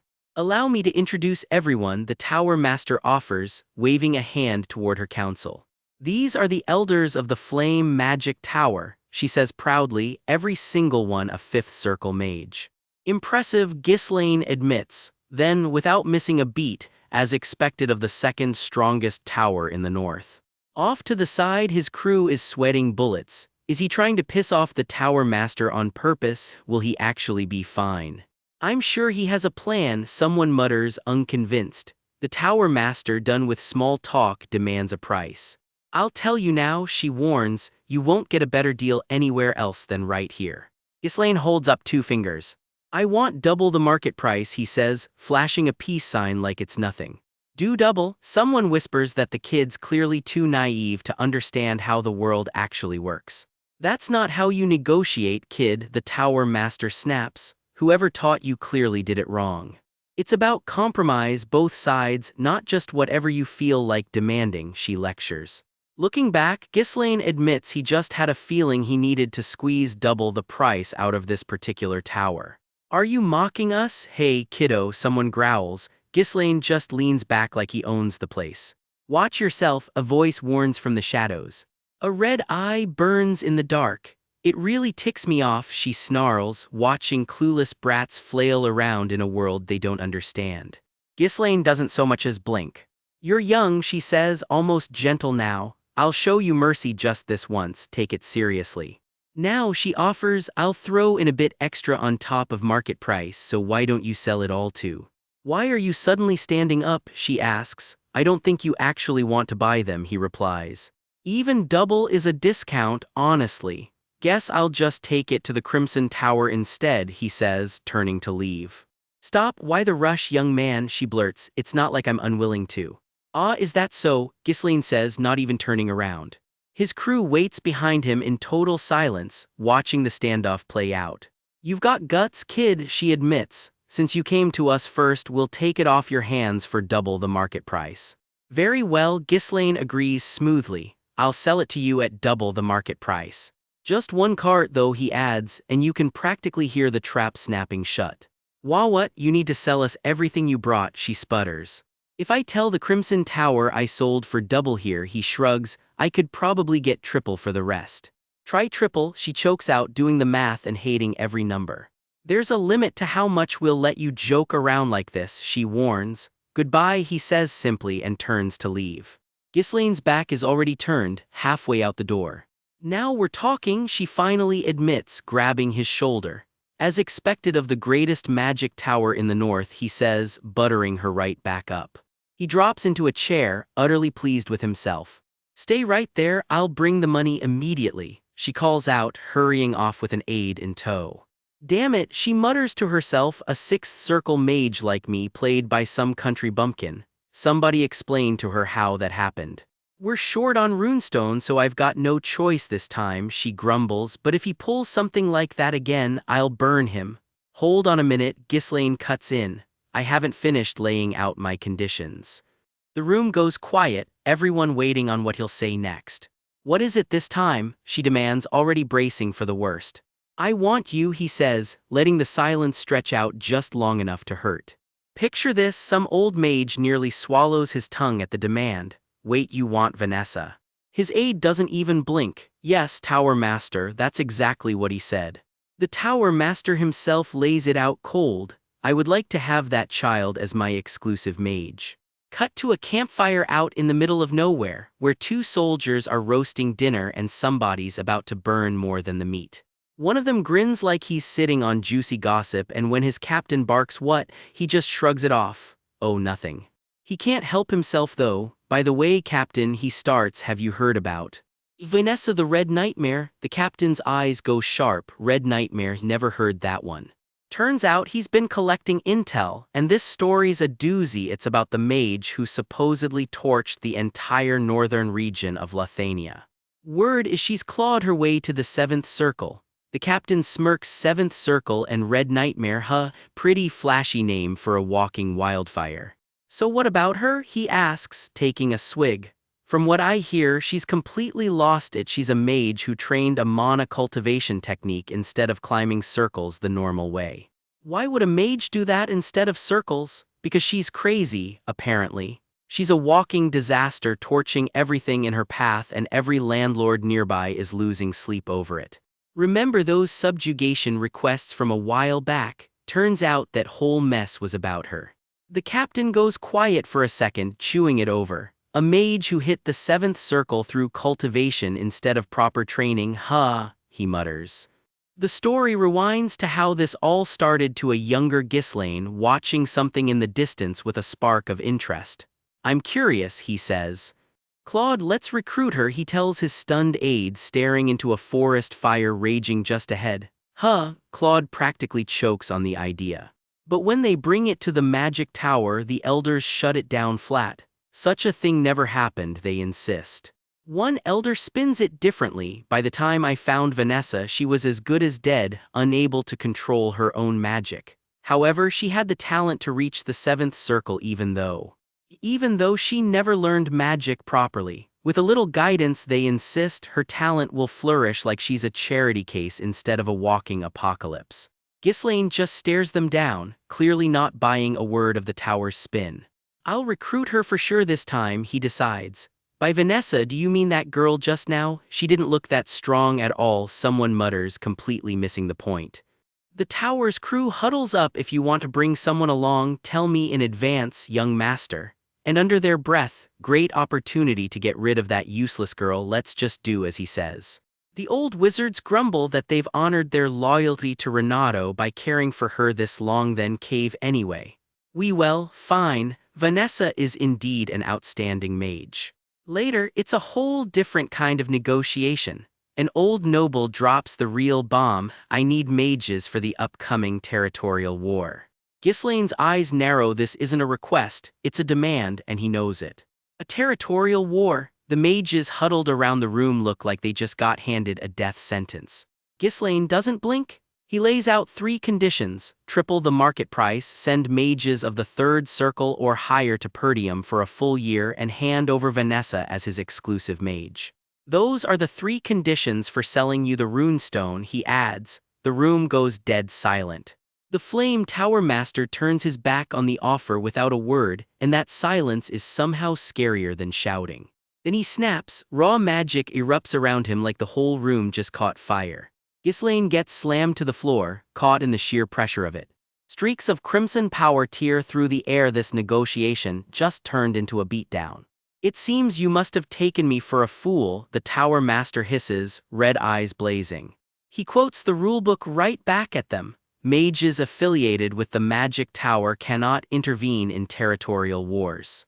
Not only are you clueless about the kingdom's basic rules, he snarls, you're trying to shove 3rd circle mages, the tower's actual backbone, onto the front lines. This is an insult to the Flame Magic Tower, he growls, and you can feel the temperature in the room drop to 0. Not even your ashes will be left behind, he threatens. The soldiers nearby freak out. He's doing all that with pressure alone. Guess a 6th circle mage earns that reputation. Young master, someone screams as Ghislaine gets caught right in the blast. Claws of raw mana rake down at him while he's pinned to the ground. This really could have ended right here. But Ghislaine doesn't back down for a second. You'll regret it, he spits out, defiant even while bleeding. Cut back to where this whole mess started. Perdium's scouts found a massive runestone vein on their land, and suddenly every magic tower in the north wants a piece. Words already spreading fast across the north. One elder notes, "What do you think that means?" he asks, letting the question hang. The tower master stays quiet, thinking it over, while Ghislaine lays out the obvious: there'll be plenty of vultures circling that runestone vein soon. You're quick to understand, the tower master admits, finally extending a hand. We're not trying to start a war, Ghislaine says smoothly. Perdium just needs the tower's help to get stronger, that's all. Help us through this crisis, he offers, and will supply runestone exclusively to the flame magic tower. The room goes quiet, a monopoly on runestone. If that happens, the tower master murmurs, turning the deal over in his head. It's only a matter of time before flame overtakes crimson and becomes the #1 magic tower in the land. He shakes on it right then and there. You can practically see the ambition light up behind his eyes. He's already calculating exactly how far this deal could take him. The handshake seals it, a pact that's about to change a lot of lives, whether they're ready for it or not. And that's how it came to be, Ulfoy, the tower master says, because this whole story is really being told to somebody else entirely. Ma master, his mage sputters, there are plenty of other mages you could send instead. So why does it have to be me? Ulfoy demands. Don't get the wrong idea, the master replies, sending you, the greatest talent in Flame's history as chief in charge, is for your own future. Talent in Flame's history? Ulfoy blinks, clearly not used to compliments. This experience will help big time when you become tower master, his master continues. Keep an eye out so those country bumpkins don't smuggle the runestone elsewhere, and if a real war breaks out, retreat immediately. You just need to endure it for 1 year, and we'll snatch the #1 spot as the best magic tower in the land. Ulfoy goes quiet for a beat, then perks right up. Okay, master. And just like that, dollar signs practically light up behind his glasses. This guy's about to walk into Perdium thinking he owns the place. Enter Perdium, home base, and about to get a very unimpressed new house guest. Welcome to Perdium, Ghislaine says as the group rolls in. Ulfoy immediately starts critiquing the architecture under his breath. Old-fashioned, sure, but I suppose it's practical enough. The wagons full of mages roll to a stop, and Ulfoy doesn't even try to hide it. It's just a rural dump, he sniffs. Alone with his thoughts, Ulfoy seethes the successor to the magic tower dispatched to babysit this miserable excuse of a territory. I am Ulfoy, he reminds himself, a third circle master and heir to the tower. Ghislaine, meanwhile, is all business. There's a lot the territory will need from you, he tells Ulfoy flatly, so don't slack off. That does not go over well, you ignorant bumpkin. You think I'm your servant or something? Ulfoy snaps. Just wait, once I'm tower master you'll be the first one. Ghislaine barely reacts to the tantrum. Where's Vanessa? He cuts in instead.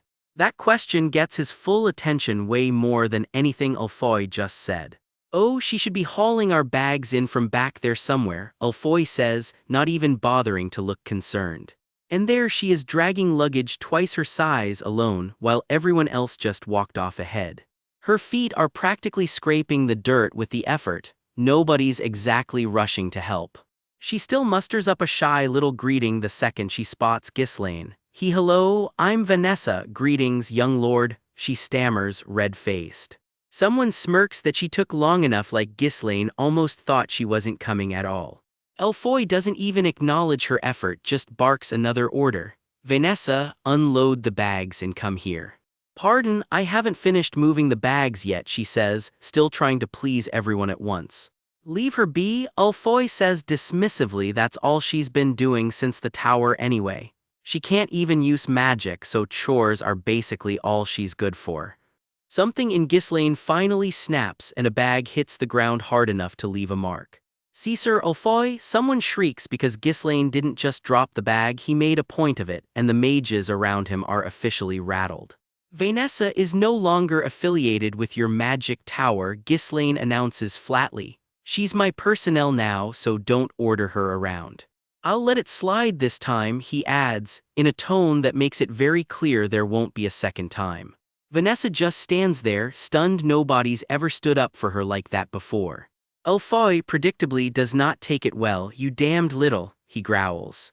Turns out Ghislaine already decked him. Ulfoy's got a bloody nose and a whole speech about it. How dare you treat the heir to the flame magic tower like this? Cross this line again and we could burn this entire territory down in a second, he threatens.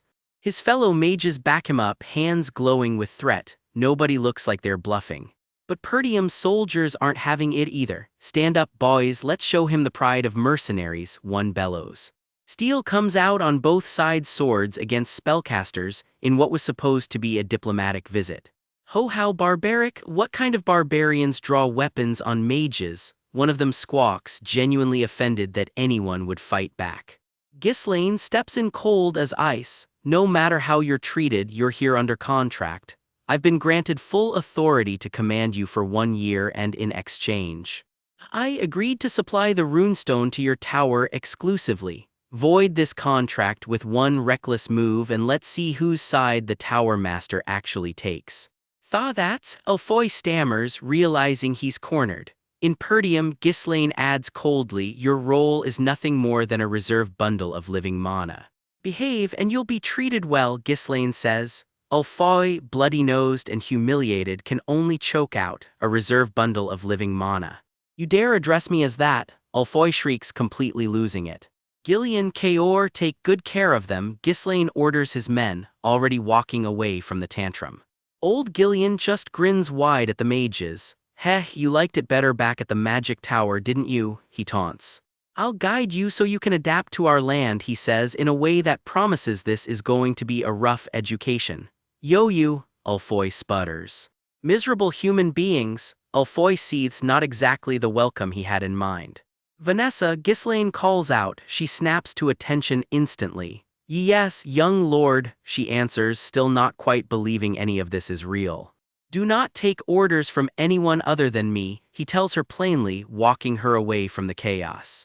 Because you are my exclusive mage, he says, and just like that, her whole world tilts.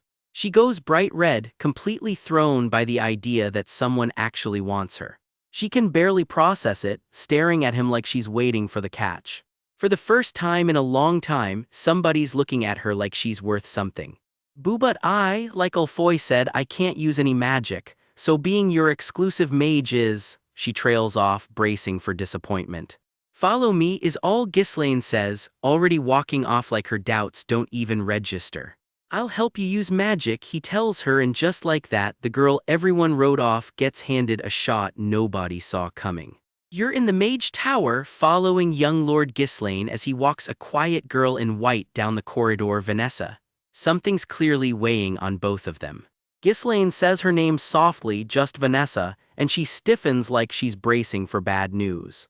He asks how her magic studies are going. She stammers that she's reached the 5th circle in theory, anyway.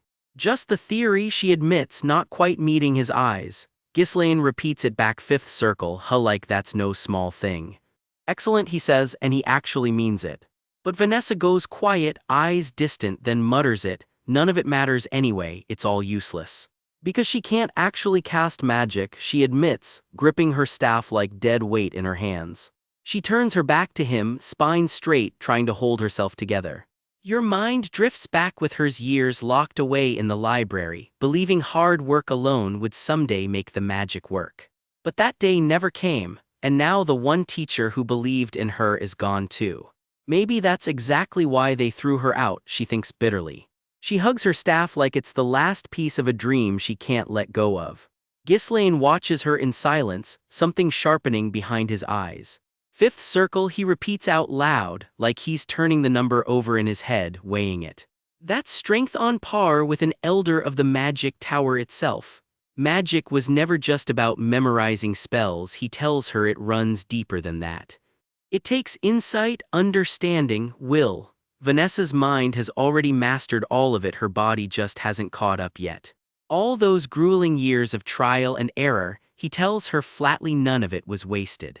The path is just different, he says, and brings up someone else entirely. a mage who once burned down the whole northern region of Lithania. That mage reached the 7th circle, apparently because she paired her spells with a mana cultivation technique instead of relying on magic alone.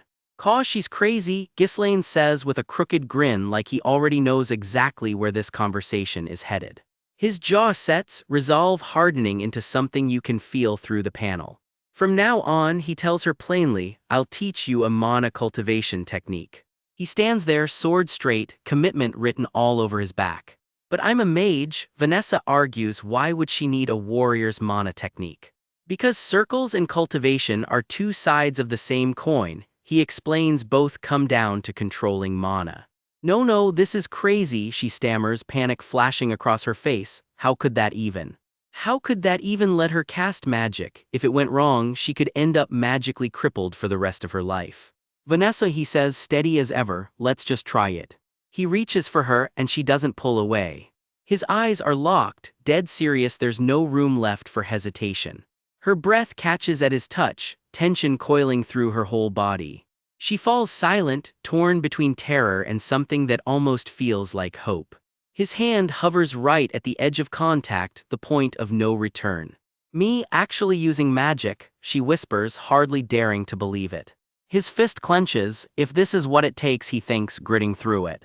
To actually use magic. He steadies himself and the two of them kneel, facing each other. He grips her collar, ready to begin. "This is really happening now. In my past life," he tells her quietly, "you had the exact same eyes as mine." Something old and painful rises between them, regret and rage, all at once.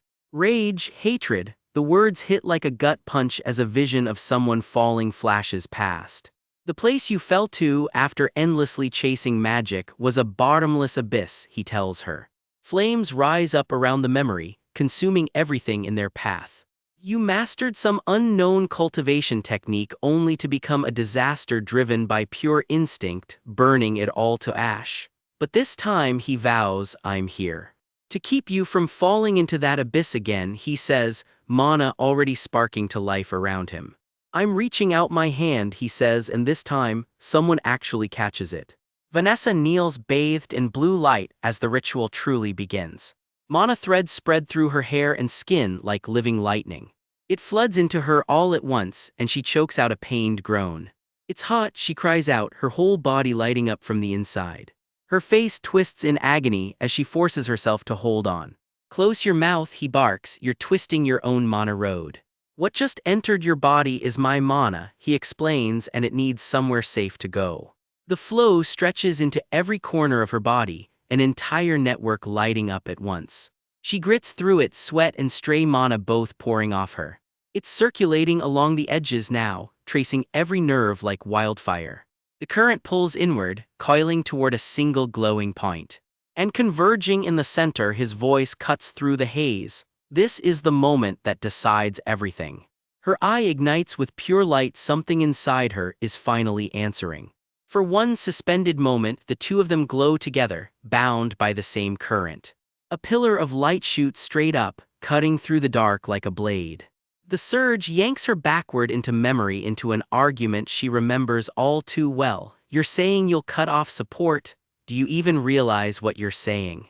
A council of mages argues over whether the proof she gave them even counts as proof at all. "It's a little iffy," one hedges. "Can't you tell, Renato?" another presses. "If she can't cast a single spell, can you really even call her a mage?" "Hubert, what are you saying?" someone snaps back, while young Vanessa listens from the doorway, exactly the kind of conversation no kid should overhear. She stands frozen in the light of that doorway, hearing exactly how little they think she's worth.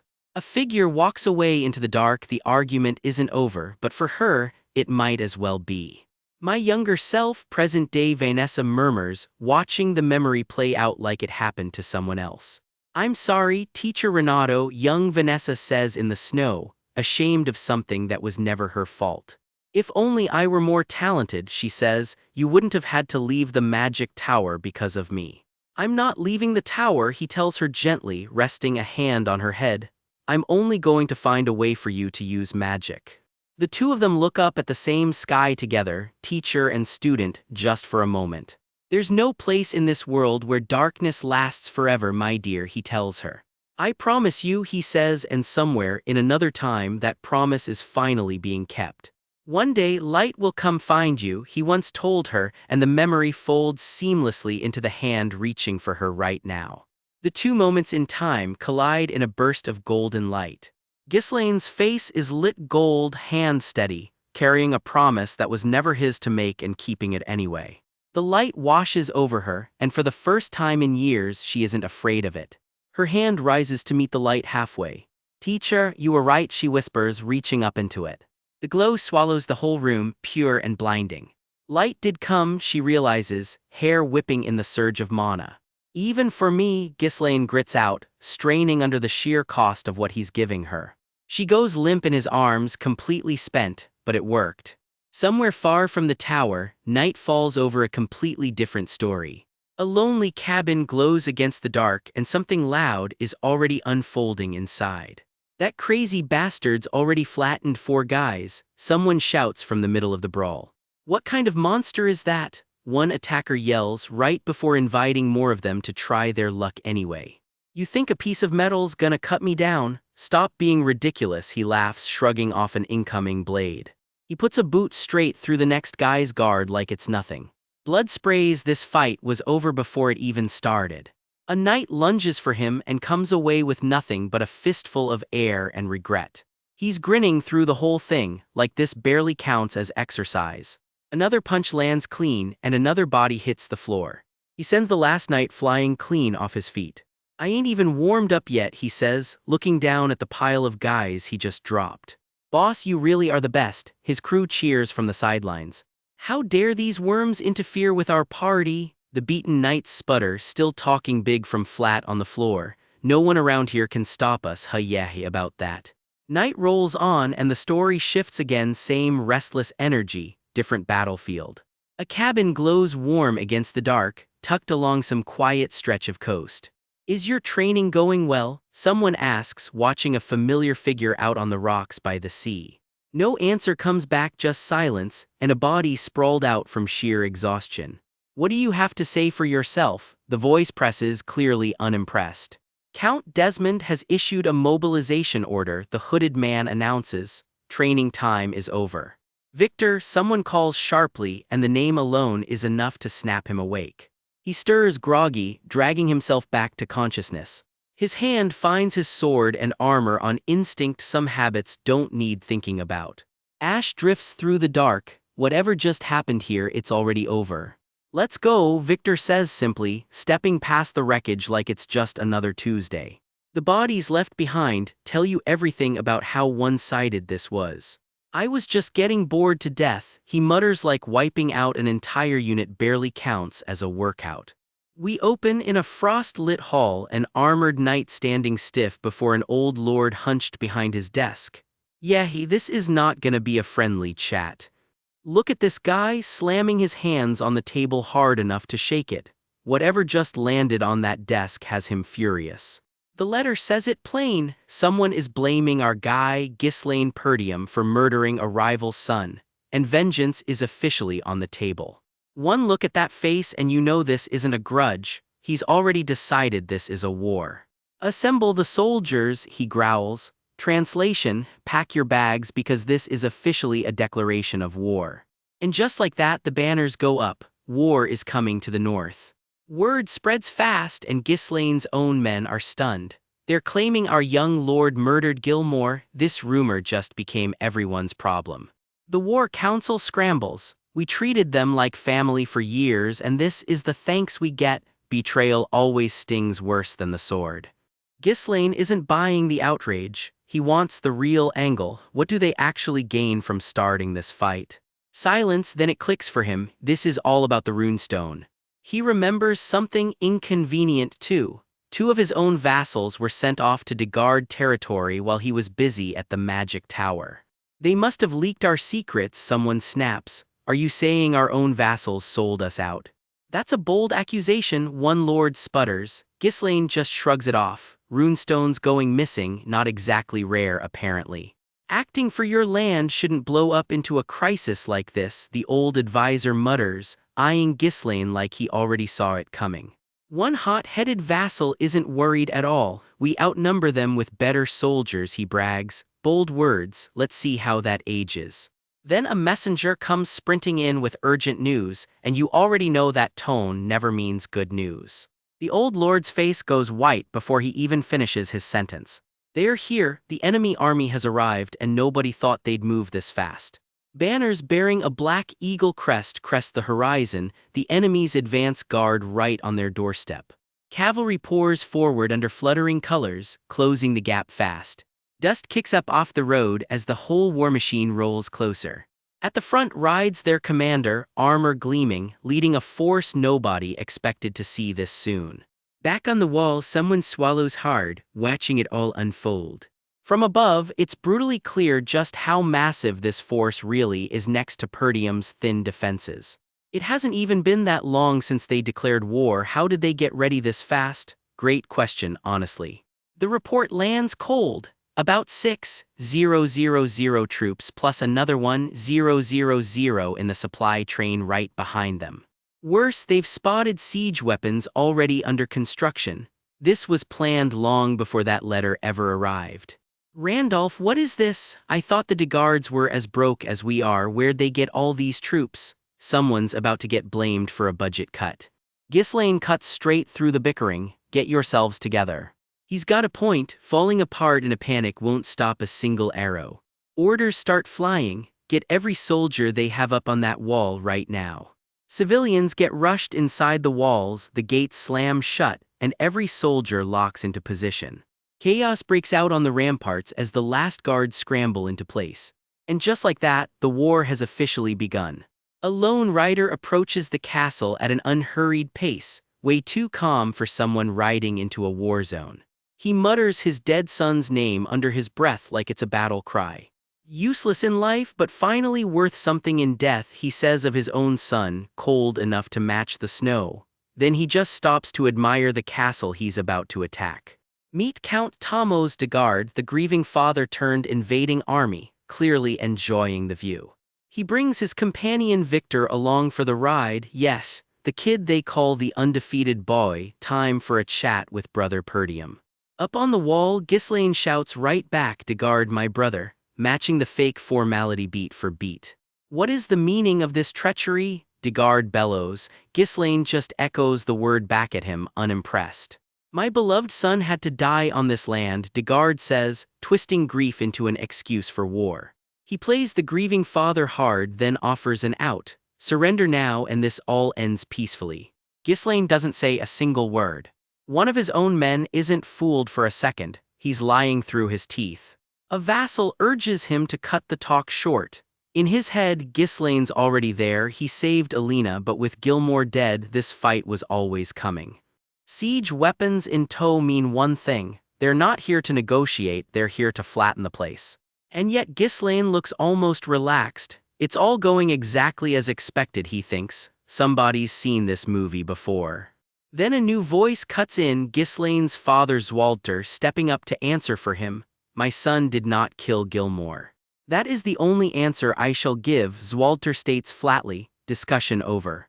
De Garde's eyes flash with something dangerous. If you value your life, return to your land. Word spreads through the enemy ranks. This is Zwalter Perdium, the general who's guarded the north for decades. Reputation apparently precedes him. Even de Garde's men mutter it with grudging respect, as expected of the northern wolf. De Garde just smirks. I can't even imagine how much blood your foolish choice will cost. You'll regret this, Zwalter Perdium. Zwalter doesn't flinch, not even a little. The two sides just stare each other down over the wall. Nobody blinks first. Back inside, one vassal barks out a request. Brother, leave all the troops to me. They're nothing but unorganized dogs. I'll wipe them out myself. Cue everyone else panicking. Bold strategy considering they're outnumbered 3-1. The council spirals through every option, request reinforcements, wait it out, even abandon the castle entirely and retreat north. Fortress, someone finishes grimly, running away is already on the table, that's how bad this looks. Ghislaine can barely think straight. A war declared out of nowhere, and somehow the enemy shows up already fully prepped. That many troops don't just appear overnight, somebody's backing them, but who and what can he even do about it now? Zwalter makes the call, dig in and prepare for a defensive battle. He notices his son's distracted look and calls him out on it. The math is brutal. Degard's got close to 7,000 troops. Perdium can barely scrape together 2,000. Outnumbered more than 3 to 1, and the enemy's morale is sky high. Not exactly a fair fight. The clock's already ticking, about 15 days until those siege weapons finish and the real assault begins. Ghislaine lays out the obvious play: call for reinforcements, hunker down, hold the castle. That's the usual play, Zwalter admits, but I don't see what good it does us after that. Something's clearly shifting behind Ghislaine's eyes. Zwalter catches it too, a spark of an idea forming. So begins the countdown, 15 days before the enemy's full assault, and Ghislaine's not planning to just sit around. I'll pour everything I have into turning this around, he vows, gearing up like the mercenary he used to be. Every step looks like a man who's walked this exact path before.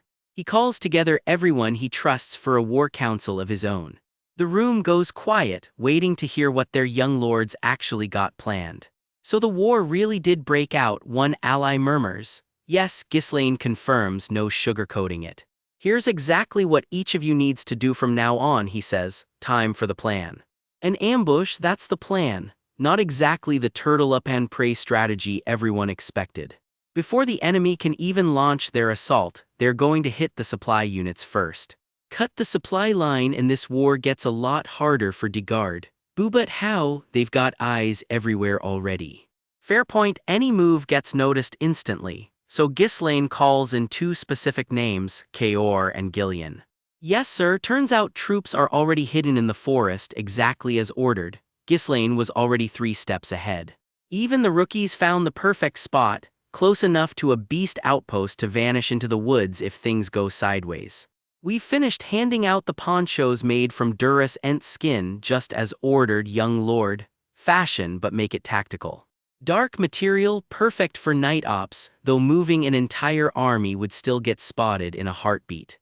And if it's an elite unit in camouflage, spotting them won't be easy at all. Only problem, we still don't know where their supply unit is. Ghislaine turns to one person for that exact job, Belinda. I need you to find out exactly where they are, he tells her, dead serious.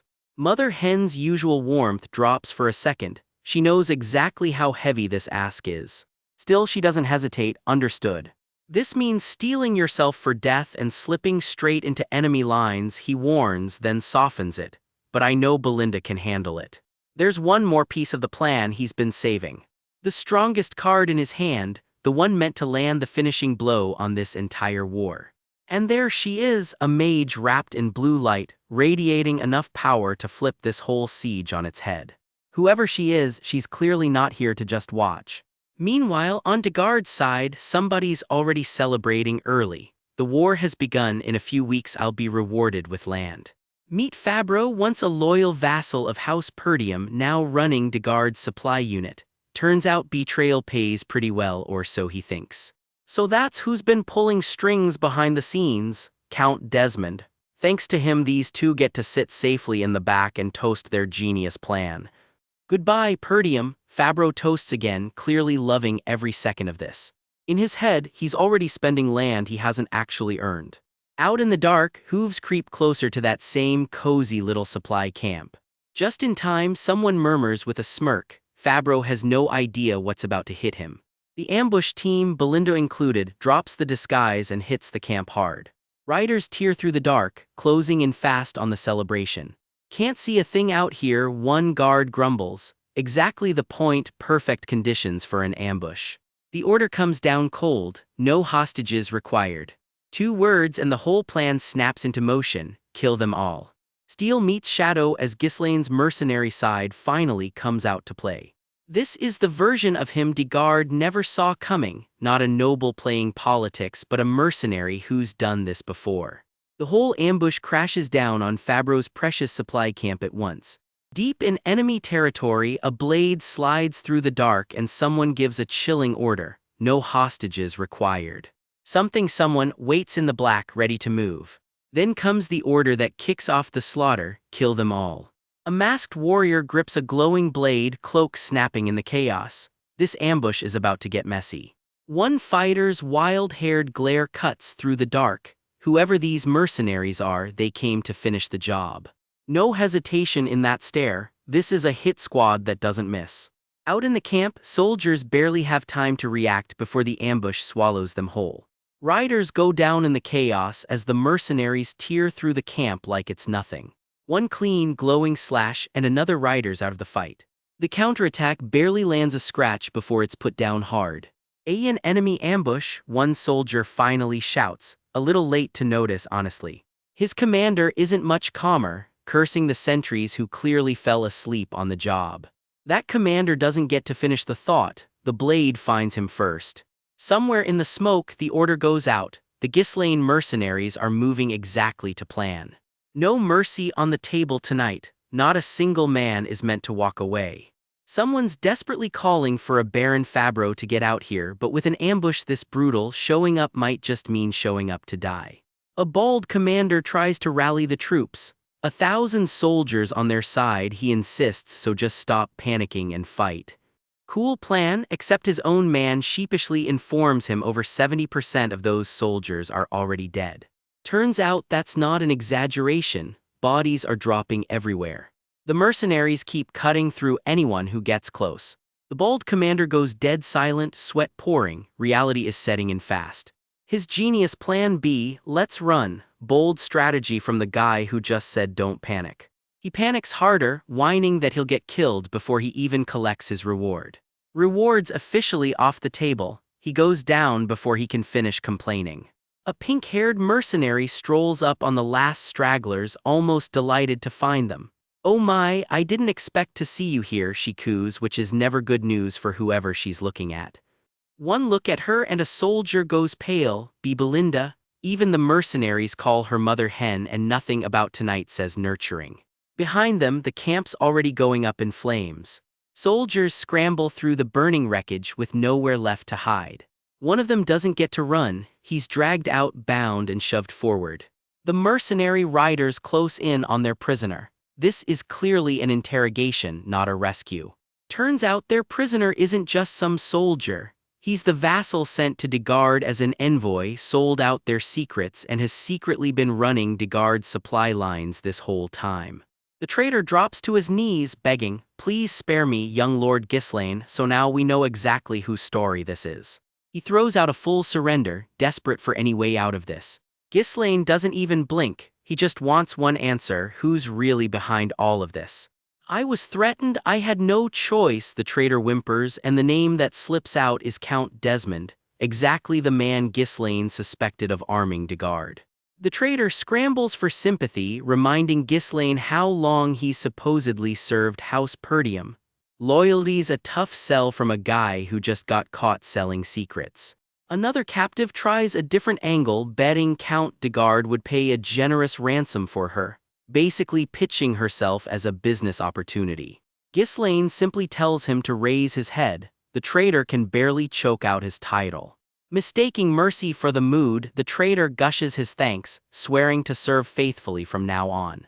"I'll serve Perdium for the rest of my life, so spoiler, that life is about to get very short." Ghislaine's blade answers before the traitor can finish his sentence. "I do not deal with the likes of you," Ghislaine says flatly. No second chances for betrayal. The message is clear to anyone watching: attack House Perdium and you get nothing but this. With the traitors dealt with, Ghislaine's strike team rides out, the camp burning behind them. One of his companions, a sharp, white-haired fighter, rides in quiet thought. This was only step one. A soldier asks the obvious question, "What's next, Captain?" Straight to the castle comes the answer, no detours. By now, the enemy's main siege should already be underway, catapults and all. With the enemy's eyes locked on the castle walls, Ghislaine sees his opening. Hit them from behind while they're distracted, and total chaos does the rest of the work. The plan gets specific fast. Kaor and Belinda take the left wall, Ghislaine takes the right. Then he calls out one more name to bring into the fold, Gillian. Someone points out the obvious problem: A surprise attack is great, but they're still a handful of fighters against thousands. Ghislaine just asks if he can handle it. The answer comes back without a flicker of doubt, no problem. That confidence belongs to Baron Fenris, a grizzled old veteran who looks like he's been itching for a fight like this his entire life. Another soldier simply falls in line. If it's the young lord's command, that settles it. One grinning mercenary jokes that the old man's getting the fun part of the plan, while the sharp-eyed girl beside him wants to know who's covering the castle gate. Ghislaine's answer is short and deliberate: leave the gate alone. Nobody argues, but you can tell they're all wondering exactly what he's planning. Whatever it is, he's not explaining it yet. All Ghislaine will say is that this war is about to rewrite House Perdium's entire history. Meanwhile, back at the castle, the defenders are already bracing for impact. An impact is exactly what they get. Arrows fly as the order comes down. Whatever happens, don't let the enemy reach the wall. Too late for that, the wall's already under direct assault and the commanders fighting for every inch of it. Ladders go up and suddenly enemy soldiers are swarming straight over the top. There's just too many of them to hold at range. It's close quarters chaos from here on out. The defenders dig in and fight for every step of the wall walk. Losing this wall isn't an option, not tonight. One commander plants himself firmly in place, daring the enemy to try and move him. On the attacking side, the crowned Dongcard, the self-styled Tin Pot King, is already celebrating like the castle's practically his. His officers share a confident nod. Victory feels close. One masked officer sneers about finishing off the famous Northern Wolf defending the wall, honestly a little underwhelmed he's not putting up more of a fight. The Northern Wolf apparently didn't get that memo. He's still very much swinging, and it's getting ugly. The defenders keep clashing along the ramparts, refusing to fold. One of the fur-cloaked commanders warns his brother that the wall's not even the real problem anymore. The gate's about to give out completely. His brother has no good answer, just pure panic. Funny thing is, somewhere out there, Ghislaine already said almost the exact same words about that gate, for reasons the defenders have no idea about yet. Back at the castle's command post, tension's about to boil over. The commander rounds on his officer, Skaven, demanding to know where the promised backup went. Jumpy, sorry, Skaven has nothing but bad news. Every territory refused aid and the messengers sent to lodges have simply vanished. Not one ally answered the call, not a single one. The commander's fury boils over at every so-called ally who just left them to rot. For now, the castle's banners are still flying despite everything. Then another runner arrives with news that makes everything worse. Their supply units have been compromised too, which, if you've been paying attention, is exactly what that executed traitor was quietly arranging all along. And now the soldier sent out for emergency supplies hasn't come back either. Nobody wants to finish that sentence. Over on the attacker's side, someone finally clocks that Perdium's got a real strategist working behind the scenes. Interesting is all he says, which from a guy like this is basically a 5-alarm warning. The invading king panics straight to his top commander, Victor, worried their own supply lines are falling apart too. Victor cuts him off before he can spiral any further. We need no supplies, he says, because apparently confidence is Victor's whole supply chain. His actual plan: just take the entire castle today, simple as that apparently. Even his own king isn't totally sure that math checks out. Victor doesn't look worried in the slightest, staring down the castle like it's already his. Out across the misty field, the castle waits, caught between two armies closing in from opposite directions. Reports come in. The assault on the side walls still hasn't broken through after all this time. Perdium's elite defenders, the Northern Wolf included, are holding that line hard, so attention shifts to the one place that hasn't budged yet, the gate. For now it's eerily quiet there. Too quiet, honestly. I see, Victor murmurs, already reading the whole board. Something massive stirs behind him, ready to move. The order finally comes: all forces advance. Victor's own army surges forward under their banners, ready to end this today. The invading army bears down on the very gate Ghislaine specifically told his people to leave alone. Perfect timing, or an absolute disaster, depending on how that secret plan actually plays out. Look at this guy, full plate armor, doesn't even flinch in the storm. This is your cold open and it means business. Somebody just whispers one word, add-on, and whoever's under that hood is smiling like they already know how this ends. Something is stirring in the dark, a cloak snapping in a wind that shouldn't exist. The ground itself cracks open, spikes bursting through the dirt like the earth is trying to warn everybody. A shadow rises out of the wreckage, and it is not small. Bigger and bigger, whatever this thing is, it is just getting started. A golden lance rips free of the ground on its own, like it's been waiting underground for exactly this moment. And there it is, a horned, armored guardian mounted on something that is definitely not a normal horse, roaring loud enough to shake the frame. Meet Adon, we'll circle back to him. Rewind, before any of that, a lone knight grips his sword tight while someone starts to speak. So, you stay and protect this place, he orders, then rides straight toward a castle that's already choking on smoke. Full armor, mounted, shield raised, this is the man riding out to hold the line. Somewhere behind him, the fighting has already left a mark, a spreading pool of blood on the stone, and nobody's explaining it yet. Enemy soldiers are already swarming up ladders against the wall, screaming as they climb into range. Steel meets steel up close on the ramparts. This fight is not staying polite for long. My lord, over there, someone shouts mid-swing, blood already flying. One look at the horizon and the color drains from his face. Siege towers, yeah, that's the bad kind of surprise. Damn, how did they figure out the height of our castle wall? The defenders realize this siege was planned down to the inch. Are the catapults ready yet? Someone yells back, because apparently everybody's improvising now. We've just finished our preparation, the crew shouts, slapping together a catapult mid-battle. Timing's a little tight, guys. Fire, stop the towers from approaching. Flaming arrows streak out at the crawling siege towers. From above, the siege towers grind toward the wall like slow, horrible elevators nobody asked for. The catapult finally lets loose. They're firing, yeah, a little late, but hey, it's something. When did they finish making the catapults? A building goes up in flame as the shot lands. It's going to land. Then out of nowhere, a streak of blue light rips across the sky, and that is definitely not a normal projectile. Something is cutting through the air like a blade made of pure magic.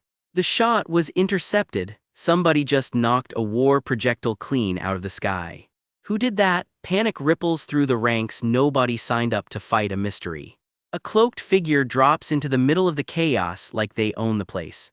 One sharp-eyed commander narrows his gaze. He's seen this trick before. Enemy cavalry doesn't care about mystery heroes, though they're charging regardless. Was it him? The enemy mutters, hoarse, thundering forward, already dreading the answer. A gauntleted hand tightens around a sword hilt as the enemy commander sneers. There's no point in resisting, Perdium. Your demise is predestined, no matter how much you resist. He finishes, then barks the order, siege ram, charge. And here it comes, a battering ram aimed straight at the gate. The ram slams home with a sound like the whole castle just got punched in the teeth. Chaos erupts on the ramp, swords everywhere, nobody holding a clean line anymore. My lord, someone screams at mid-fight as blood sprays across the stone. A horned helmet catches the light for just a second before the frame turns red. Ghislaine grits his teeth so hard you can practically hear it. Somebody just screamed his name, and it was not good news. Red streaks cut across the night sky. This fight just got a lot uglier. A section of wall blows apart, and the tiny figures below don't even get a second to react. Screams echo out as hooded mages circle up in formation, and this is not a friendly gathering. Let go, you lowly peasants, we are mages. Cool, very heroic of them to threaten unarmed villagers. An old man named Ulfoy gets pinned down by an armored guard. This is an order from our young master, please stay still. Gramps is predictably not into that. Look over there, the fact that you let the ram even near the castle gate means you've already lost, the captor gloats. The mage girl beside him just stares back in silence. She's heard enough taunting for one day. Don't worry, Ulfoy, she says quietly, steadying him with a look. Because I believe that the young lord will surely prevail. Say what you want about her odds, her loyalty is not wavering. Ha, ridiculous, we're all going to die a meaningless death because of that guy. What's he going to do now? Bold words from someone currently winning a hostage situation, not a war. Boo, but I still believe in. Gramps tries to finish that sentence. Shut your mouth. Nope, not today. Are you going to continue listening to that lunatic's order? The captor sneers at the mage girl. Her answer, no. He's not a lunatic. Staff glowing, eyes steady. She is not backing down from that one. Elsewhere, she finally lets the spell loose, sound and light tearing through the air. Pure magic ripples outward. Whatever she just cast, it worked. Ghislaine stands over her afterward, both of them catching their breath in the wreckage. I'm sorry, young lord. I can finally use magic, but this is about everything I can muster, she admits, embarrassed by her own limits. It's fine, as long as you can use magic, that's enough, Ghislaine tells her. Time will solve your lack of mana as it accumulates. Not exactly a pep talk seminar, but it works. Follow me, I have something to show you, he says, leading her out past the castle gate. Hooded workers dig into the dirt and pull out a glowing blue crystal, a buried runestone. Burying runestone, she stares at it, piecing together something she really did not expect. Suddenly Gramps comes barreling in, screaming, Lord, Aelfoy. Guess the old man tracked them down after all. Ever helpful, he pipes up. If you want to hide the runestone, you could just move it outside. No talking while working. I swear I'm. Gramps gets shut down instantly. Efficient. Young lord, this is. The mage girl trails off, realizing exactly what they've been sitting on this whole time. Ghislaine's face says it all, grim, focused, already 3 steps ahead. The most powerful and simplest tactic in war is to overpower the enemy with sheer numbers, he says flatly. No matter how much we struggle, our gate will eventually fall to their endless attacks. Cheerful pep talk, this is not. The group gathers around the glowing runestone at the gate, guards watching nervously. But he adds, a glint in his eye, there's still a way to win. There it is, the plan the whole chapter's been building to. He goes quiet, letting that plan sit heavy in the air. Wait, could it be? Realization hits her like a truck. Her face says she's figured it out, and it terrifies her a little. Hands grip a staff as rain pours down and a magic circle starts to bloom beneath their feet. A full summoning circle lights up the courtyard, a winged silhouette rising right in the center. This is it, this is how Adon gets made. Across the battlefield, the enemy commander freezes. This magic circle, don't tell me. Yeah, hey buddy, tell you it does. Mana transfer, she's pouring everything she has straight into Ghislaine. Her hands shake on the staff as raw mana floods through her fingers. Teeth gritted, she pushes past her limit. I know you can do it. Vanessa, Ghislaine says quietly, just her name, and somehow that's enough. A dark silhouette stands in the rain as the castle burns behind him, gathering everything she's given him. Massive clawed feet slam down onto the ground. Damn it, the enemy does not get to finish that sentence. My lord, over there, a soldier spots something on the horizon that changes everything. A dust cloud kicks up in the distance. That squad is reinforcements, maybe, or something worse. The commander's face goes rigid, already dreading the answer. A rider bursts out of the smoke at full gallop. Ghislaine, someone shouts, friend not foe. Horses thunder forward, snarling into the charge. An armored helmet catches the light, closing in fast. Sir Victor, yep, the undefeated boy himself just rode in to crash the party. Reporting in, Victor's squad wastes 0 time getting to business. An unknown cavalry unit is launching a surprise attack from the rear on both sides. The tide just turned and nobody saw it coming. And there's Adon, midair, cutting down enemies like this is a Tuesday chore. The impact is brutal, 1 hit, and it's over for whoever's on the receiving end. An ambush, I thought I heard that no support would come to Perdium. Somebody's intel was very, very wrong. Fire at him, archers scramble to bring down whatever just showed up.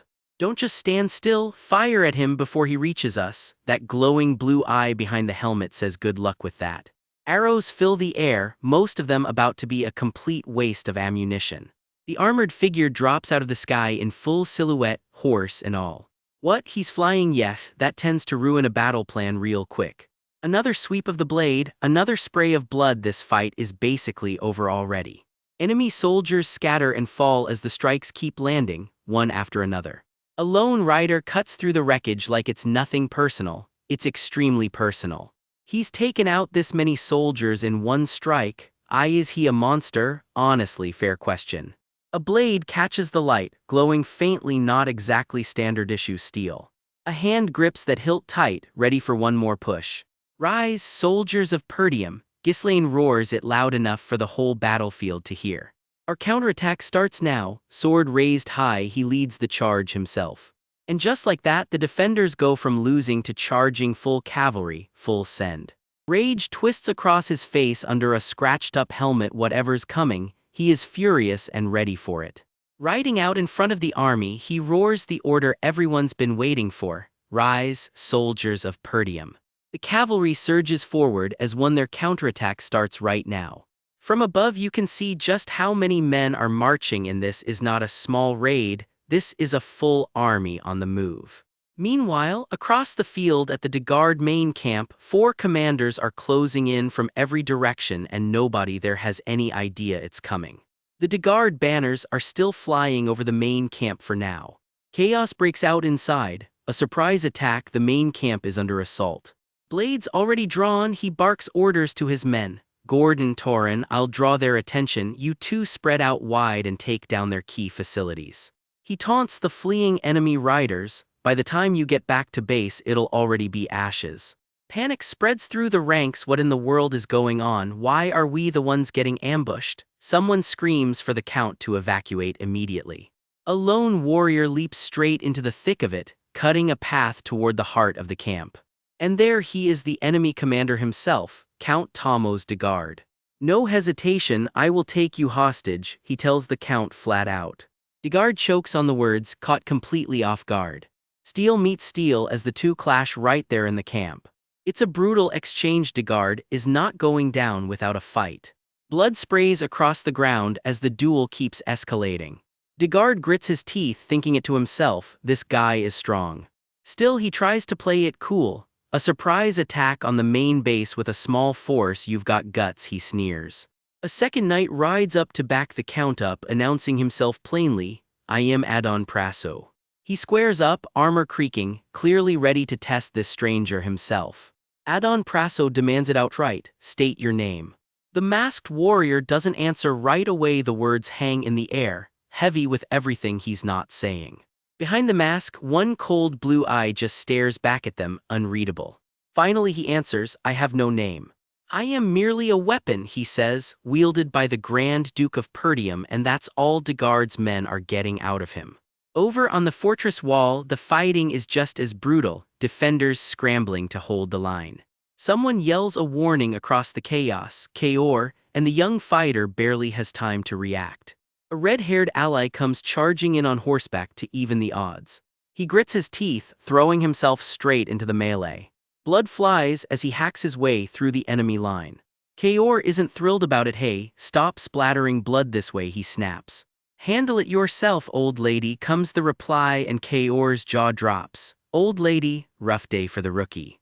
Kaor is fuming, but there's no time to argue, the enemy's still coming. The right fortress wall is a full-blown battlefield now, cavalry crashing into the defenders on every side. Full charge, the order rings out and the cavalry thunders forward. The masked commander sees his opening. While the enemy's confused, this is their chance to overwhelm them completely, and he's taking their siege towers down himself. Follow Captain Ghislaine, his men roar, charging in behind him to finish the job. That same cold blue eye locks onto the battlefield ahead. An overconfident enemy knight sneers at the mess in front of him. What a disorganized bunch of amateurs, turning your back on the battlefield, how foolish. He has no idea what's about to hit him. Spearmen block the front. Ghislaine barks the order without missing a beat. Yes sir, his soldiers snap into formation. Dodge the attacks on your own, he tells them coldly. He's not slowing down for anyone. Explosions rip through the spear line as the chaos hits full speed. He wades straight into the spear wall like it's nothing. Spears rain down around him, and he barely even flinches. The spearmen realize too late just what they're actually facing. One swing and the whole formation gets torn wide open. He's cutting through them like paper at this point. Fire and smoke are everywhere now, the battlefield turning to chaos around him. Another slash, another line of soldiers goes down. Bodies are sent flying in every direction. Honestly, worst day ever for these spearmen. His blade catches the light for just a second before he's moving again. He turns his attention to the fortress itself, army silhouettes stretching out behind him. He thinks it over fast, the walls in worse shape than expected. Is that the siege tower's doing? At this rate, the wall falls before they even reach the gate, and their own cavalry can't hold this many enemies back forever. If this drags on any longer, they're the ones who will end up surrounded. Stop him, someone screams. Now that the siege tower's in play, the wall's about to fall. I don't care if you can't kill him, just keep him here, comes the desperate order. There's no time left. He thinks he has to move now. Before we lose momentum, he tells himself, gathering his strength. We have to secure this win, and he means to do it right now. His blade comes down in one clean, brutal stroke. He cuts down another attacker without slowing his stride. Bastard, one of them spits out through the pain. He's already spinning into his next strike. The fighting only gets messier and bloodier from here. Blade against blade, he matches every strike thrown at him. Sparks fly as their weapons lock together for a split second. Another enemy soldier goes down hard. Fire, he's going for the siege tower, don't let him get close. The defenders scream, arrows already flying. He barrels straight through the incoming barrage anyway. He grabs the next soldier barehanded and doesn't hold back. The poor guy goes flying, blood in the air. He vaults clean over the wall and everyone watching just freezes. Wait, what? He drops down right into the middle of them. One more soldier goes down with a pained cry. Then his hand starts glowing. This is his mana thread technique, and it's about to get a lot worse for the enemy. His eyes narrow behind the mask as he lines up the next cut. A blinding flash rips through the air. Someone goes tumbling down as the siege tower behind them starts to give way. He snatches a thrown explosive right out of the air, bare hand and all. He puts another enemy down hard, no wasted movement. The officers watching from a distance go pale, none of them want to be next. The cuts keep coming, one after another. He locks in on the tower itself, done playing around. One massive strike rips straight through the siege tower's frame. The blast sends soldiers scrambling and flying everywhere. The whole structure is coming apart at the seams now. And just like that, the siege tower comes crashing down completely. The enemy's own soldiers can barely process it. The siege tower, that idiot, even they're stunned he actually pulled it off. A watching commander mutters in disbelief. To think he's tearing apart a siege tower with his bare body. Is that guy the commander? He finishes, putting it together at last. He stands there in the wreckage like it was nothing at all. Has the main gate still not been breached? He asks flatly. The soldier stammers. The gate's defenses are stronger than expected. We've been slightly delayed, but we should break through in about 10 minutes, the soldier reports. 10 minutes, he repeats. Dead silence follows, never a good sign.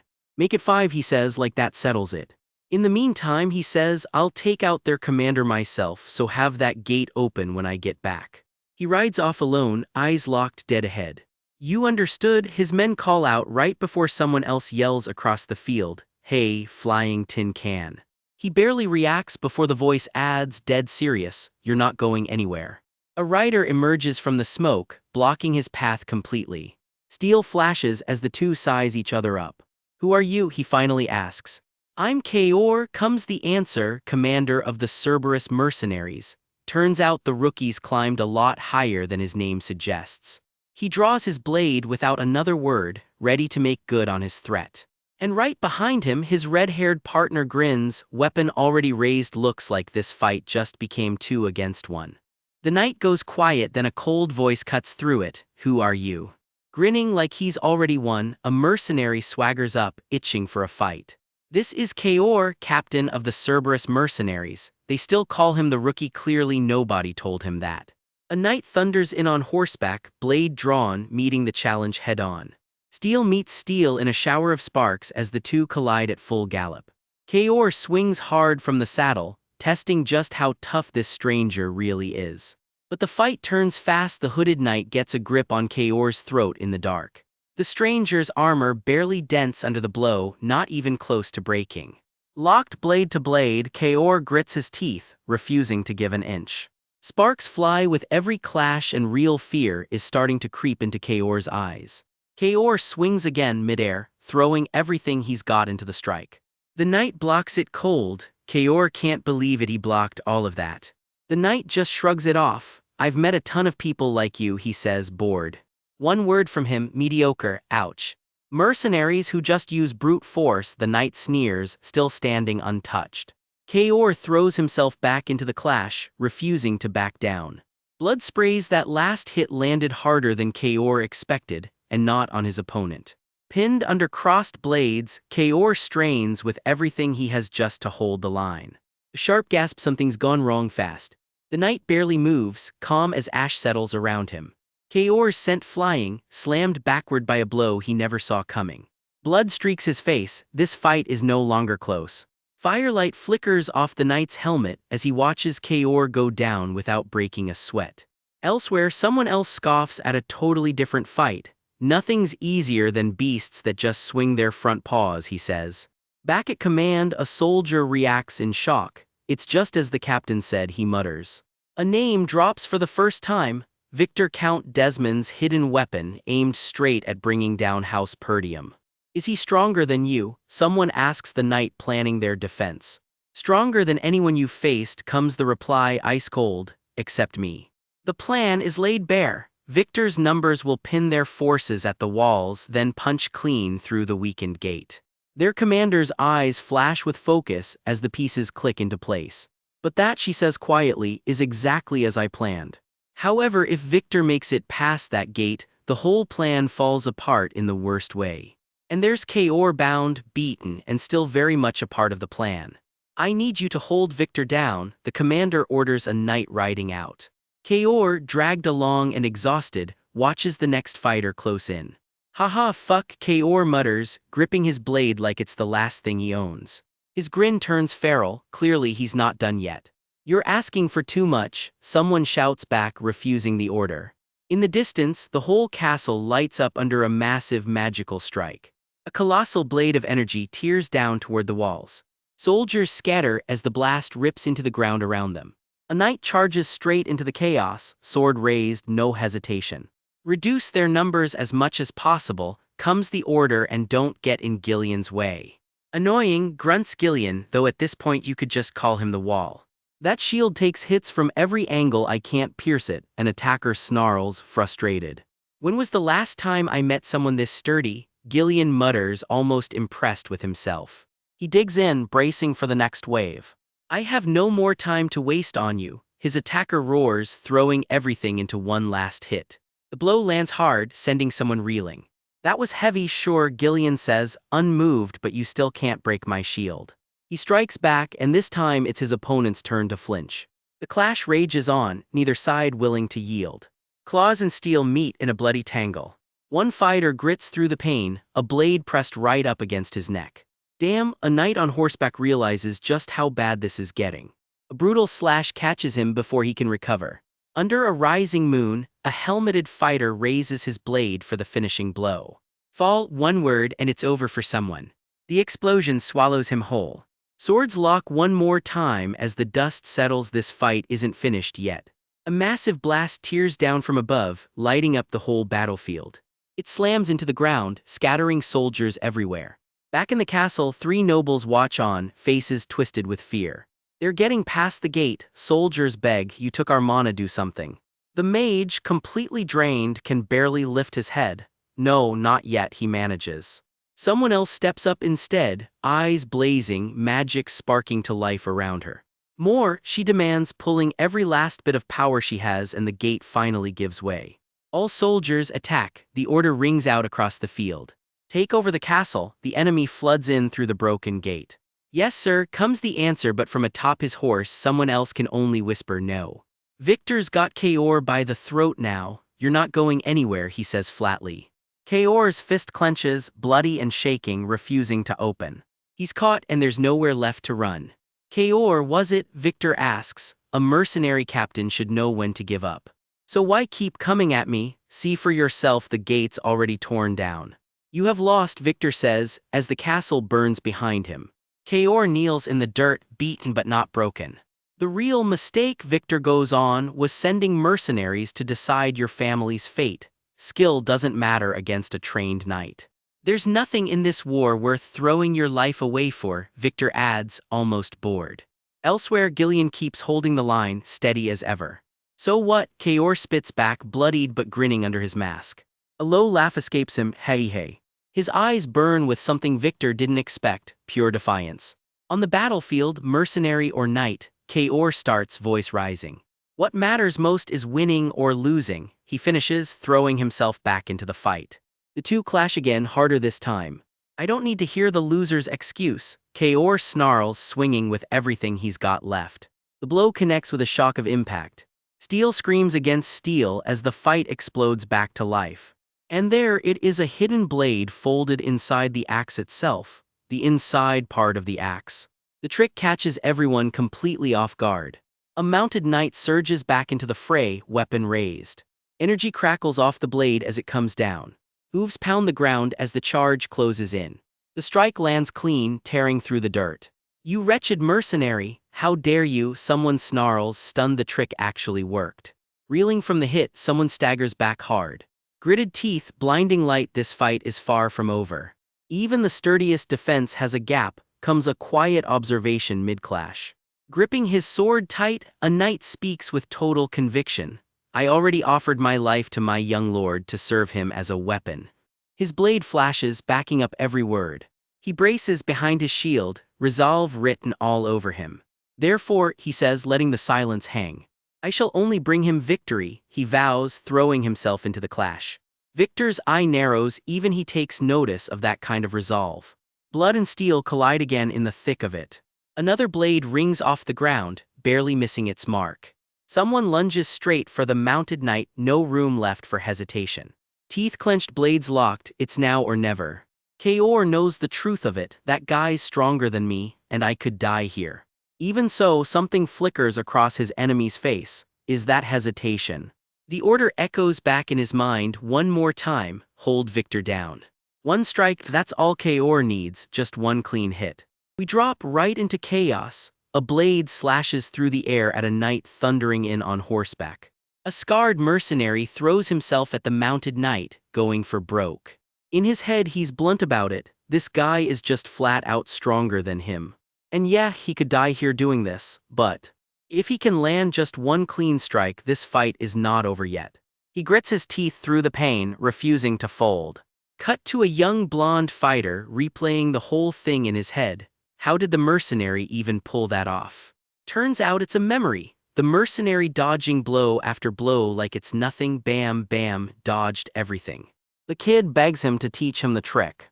He listens close, hanging on every word.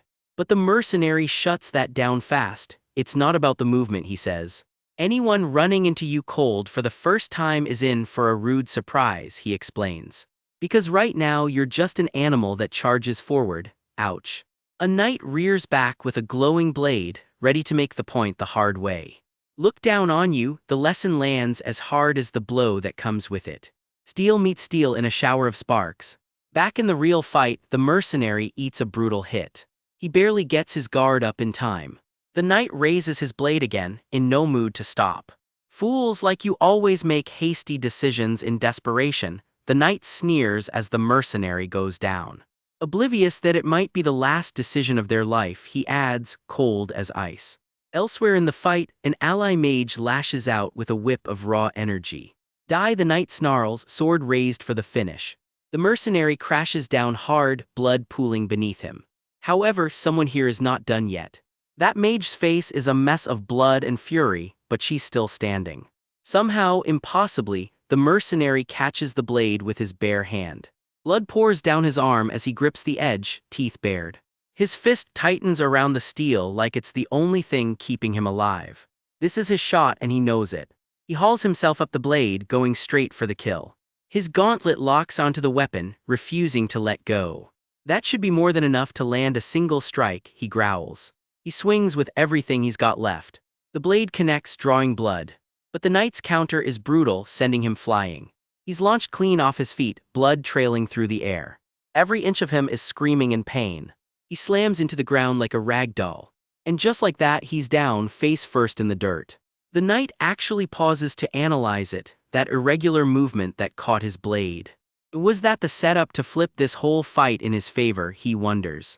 He looms over the beaten mercenary, unimpressed but curious. It's not uncommon to surpass your limits between life and death, the knight muses, but unfortunately you missed. You just met the wrong opponent, he adds, twisting the knife. Any last words? Cold, final, not even a little dramatic about it. He plants his feet, ready to end this.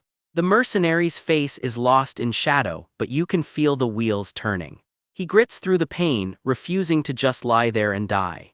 You, the knight mutters, suddenly unsure of something. I landed a hit, the mercenary rasps out, almost delighted with himself. What? The knight's confidence cracks for the first time all fight. That hit is about to matter more than anyone expects, as a strike comes down out of nowhere elsewhere on the battlefield. The battle explodes into a full-on melee with more fighters piling in. A cloaked ally launches into the fray, going straight for the kill. Bodies and blades hit the ground as the skirmish spreads. Another fighter unleashes a burst of raw energy. The chaos does not let up for a second. One ally fights through blood and pain, teeth bared, refusing to quit. Blades keep flashing all around the melee. Someone else goes down hard, armor smoking. Riding through the wreckage, the knight actually considers just dropping his captive, but he's not foolish enough to trade his own life away for spite. Then does that mean realization starts creeping in? His actions up until now were worth risking his life for. The pieces are clicking into place. The knight stands alone over the fallen amid the flames. His expression hardens under that helmet. Somewhere close an army roars, rallying hard. Could it be, even he's starting to suspect he's been played? Soldiers charge forward, blades raised, morale through the roof. And in the sky above the city, something massive is about to go off. Meet the ace up their sleeve, a furious mage practically radiating power. Something in her has just snapped. To hold me down here, she is not happy about being sidelined. Even when the enemies reached right under our noses, she seethes. A blonde commander lays out the play. The situation can be flipped to our advantage with the help of your magic. He is dead serious about it. The others go quiet, waiting on her answer. Do you really think I can do it? She asks, nerves showing. I know you can do it, Vanessa, he tells her, steady as a rock. Soldiers gather below, completely unaware of what is about to rain down on them. They don't even realize how much trouble they are in. Lightning crackles around her as the spell builds. Her eyes burn with focus. This is it. Flame strike, yep, that is the spell name, should tell you everything. A massive magic circle blooms in the sky right over the enemy ranks. And then the whole battlefield goes up in a wall of fire. The inferno just keeps rolling. Enemy soldiers are swallowed whole by the blaze. Streaks of fire tear across the sky. The explosion just will not quit. A dark blast rips clean through the castle skyline. The fireball keeps growing, swallowing everything in its path. Even up close, it is pure devastation. Perdium's whole crew watches the spectacle, stunned by what she just pulled off. Their blonde commander just watches, quietly satisfied. That was the plan all along. One poor soldier screams bloody murder. Hot, hot, hot. Help, retreat, everyone get out of the castle. Yeah, a bit late for that now. Amid the panic, more blades clash on horseback. Surround the castle gate, the blonde commander barks out. Don't let a single one escape, no mercy in this plan. From above, you can see the enemy ranks getting swallowed by fire. The flames just keep spreading. A hulking, fur-cloaked fighter stands amid the wreckage, completely unbothered. A soldier scrambles up to him, Sir Victor. This is trouble, most soldiers have been burned to death, please, we need to retreat. How irritating, the undefeated boy grumbles, clearly annoyed anyone even suggested it. Meanwhile, the enemy command tent is having a very bad realization. We had effectively blocked every path Perdium could take to survive. However, their special forces. Mad Dog, apparently that's a whole unit's nickname, and it is not a compliment for the enemy. The mystery ally lurks just out of clear view. And even an elder class mage capable of incinerating thousands of soldiers in an instant, they finally clock exactly what hit them. It's far too convenient to call all those factors a mere coincidence, when they were all perfectly aligned to thwart my victory. The enemy commander's face goes hard behind that helmet. I see, so I've fallen right into their trap, credit where it's due. Assemble the soldiers, we will be making a temporary retreat. Call Adon immediately, and someone starts barking out orders. A wounded figure staggers through the flames. The armored knight approaches, flanked by another soldier. A grizzled, axe-wielding mercenary stomps through the fire like it's nothing. His boots crunch over the wreckage. Are you the commander of the guard? He asks point blank. The winged helm just stares back, giving nothing away. Something goes flying through the air, dripping blood. It's a helmet, add-ons apparently. Your main force and your army are done for. The axe mercenary reacts fast, but something is off. Streaks of motion tear through the smoke. Fire licks up around the fight. Hehe, someone is laughing and it is not a good sign. Don't make me laugh. The enemy commander drops down, blade drawn, clearly not finished yet. The mercenary barely has time to react. Do you really think my war would end this way? All I have to do is cut off all your heads myself. The blade comes down before he can even guard. My war has just begun. Cue the ominous cliffhanger music. Rain hammers a battlefield as a massive army creeps closer through the dark, and yeah, that screaming you hear is not a good sign. Fire rips across the night in one massive detonation.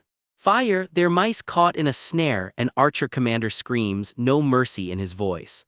Cavalry smashes into the chaos. Don't let a single one slip past the flames, someone else roars. One soldier grips a glowing blue blade, screaming that this is their shot to turn the whole war around. Somewhere close, a cold voice orders no survivors. Smoke swallows fleeing soldiers as someone starts shouting for their young master. Riders race in, panicked, checking if their young master is even still breathing. Cut to a battle-worn officer with a streak of red in her white hair, slumping back just to catch her breath.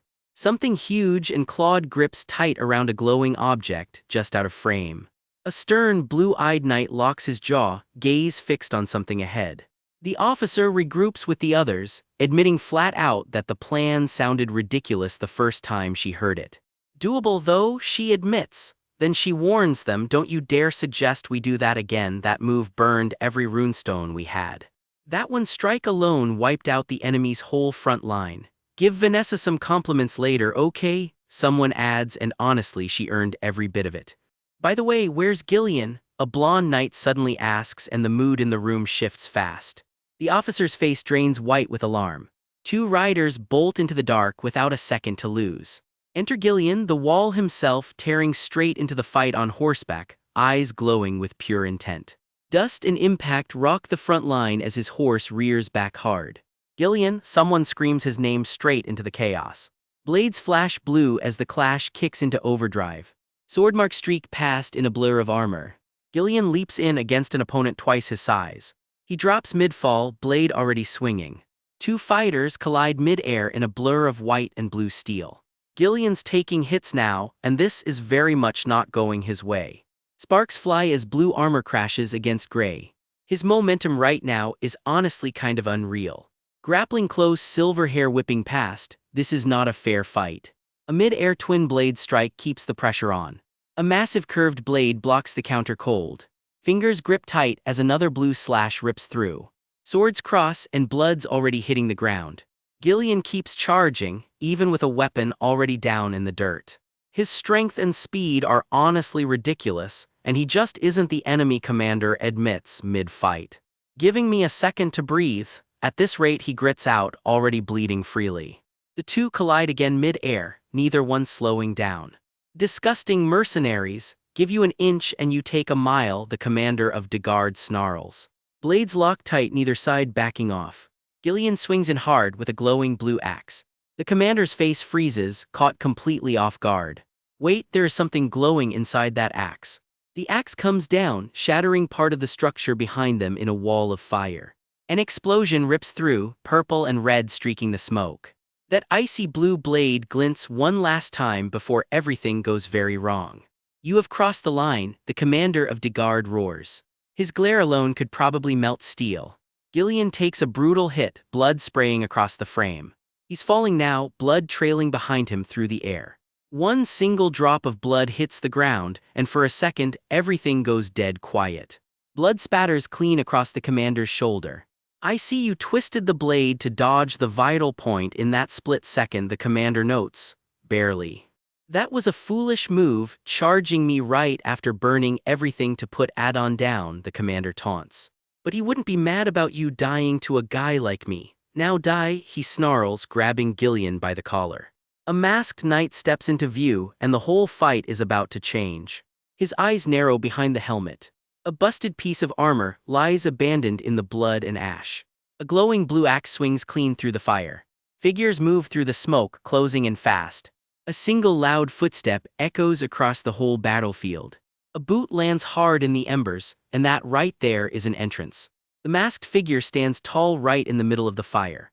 You, the exhausted commander, manages barely. You are, he says again, and this time he clearly recognizes exactly who he's looking at. A single bead of sweat rolls down under that helmet. A broken axe head lies discarded in the blood nearby. The axe glows blue, slicing clean through the flames. The figure moves off, swallowed whole by the fire. The flames roar louder than ever.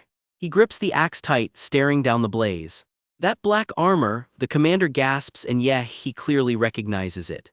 Something is building, the word core flashes across the panel. Unleashed, and just like that, the gloves are officially off. Pink energy floods the whole frame. A dark shape braces for impact. Something flares out behind him mid-leap, wings or cape, hard to even tell. He grips his sword as purple light pours off him. Sword raised, ready to bring the fire down. He drives the blade straight into the ground, and that shockwave alone is brutal. Pink energy detonates, sending the commander flying back. Ugh, the commander groans, he is very much losing now. He screams in pain as another hit lands clean. Another leap, another slash, no letting up at all. The grip tightens, blood everywhere, this fight getting uglier by the second. The two collide again, fire roaring all around them. Another slash rips clean through. He's sent spinning through the air, cape whipping wild. He lands, already stepping forward for more. He stands amid the wreckage while someone else crashes down in the background. A gauntleted hand tightens around the hilt. The clash keeps going, blade against blade. Close combat continues against some clawed, curved blade opponent. A shocked gasp as he grapples mid-spin. A dropped weapon rests in the dirt while the fight rages on behind it. The clash presses on, an icy weapon flashing past. Fire swallows the frame, a curved blade silhouetted against the flames. Blood sprays as the two collide once more. The commander cries out, thrown clean off his feet by another hit. I can't predict his movements at all, one wrong move and I'm dead, the commander thinks, and he means every word. A cloaked figure crouches among the fire and bodies. I know you, he says, low and cold. Total stunned silence. From your war power and strategy, the cloaked figure continues. To the faction that's been backing you this whole time, he goes on. I know all about it, he says, and there is zero bluff in his voice. Was this a trap? The commander realizes, horrified. His fist clenches, pain and realization hitting at once. The hooded figure's cloak billows dramatically, very main character energy. There's no way Perdium knew about this secret project we've been running in absolute secrecy, he snaps. The commander grips his sword defensively. Pink energy crashes as the two collide again. Blood sprays from the impact. I am the hidden joker of Count Desmond, the hooded figure declares, and okay, that's a name reveal if there ever was one. Axe and blade cross in the firelight. Don't think for a second I'd fall for your cheap tricks, the commander snaps back. The clash keeps going, neither side backing down. Above, someone shouts a warning as a shape drops from overhead. The joker grapples in close, no room to even breathe. He dives down through fire and rain. The impact throws up a wall of dust and debris. A fist tightens hard around the hilt, rain pouring down. The clash keeps going, another hit landing clean. Close combat, a blade pressed right up against a throat. Red streaks slash clean across the flames. A cloak shape tumbles through the wreckage. He leaps again, sword raised, right into the firelight. A rain-soaked, furry head turns toward the fight. He's sent crashing down in a spray of blood. The beastly opponent crouches low, roaring as it hits the ground. Another blue slash rips through, close up.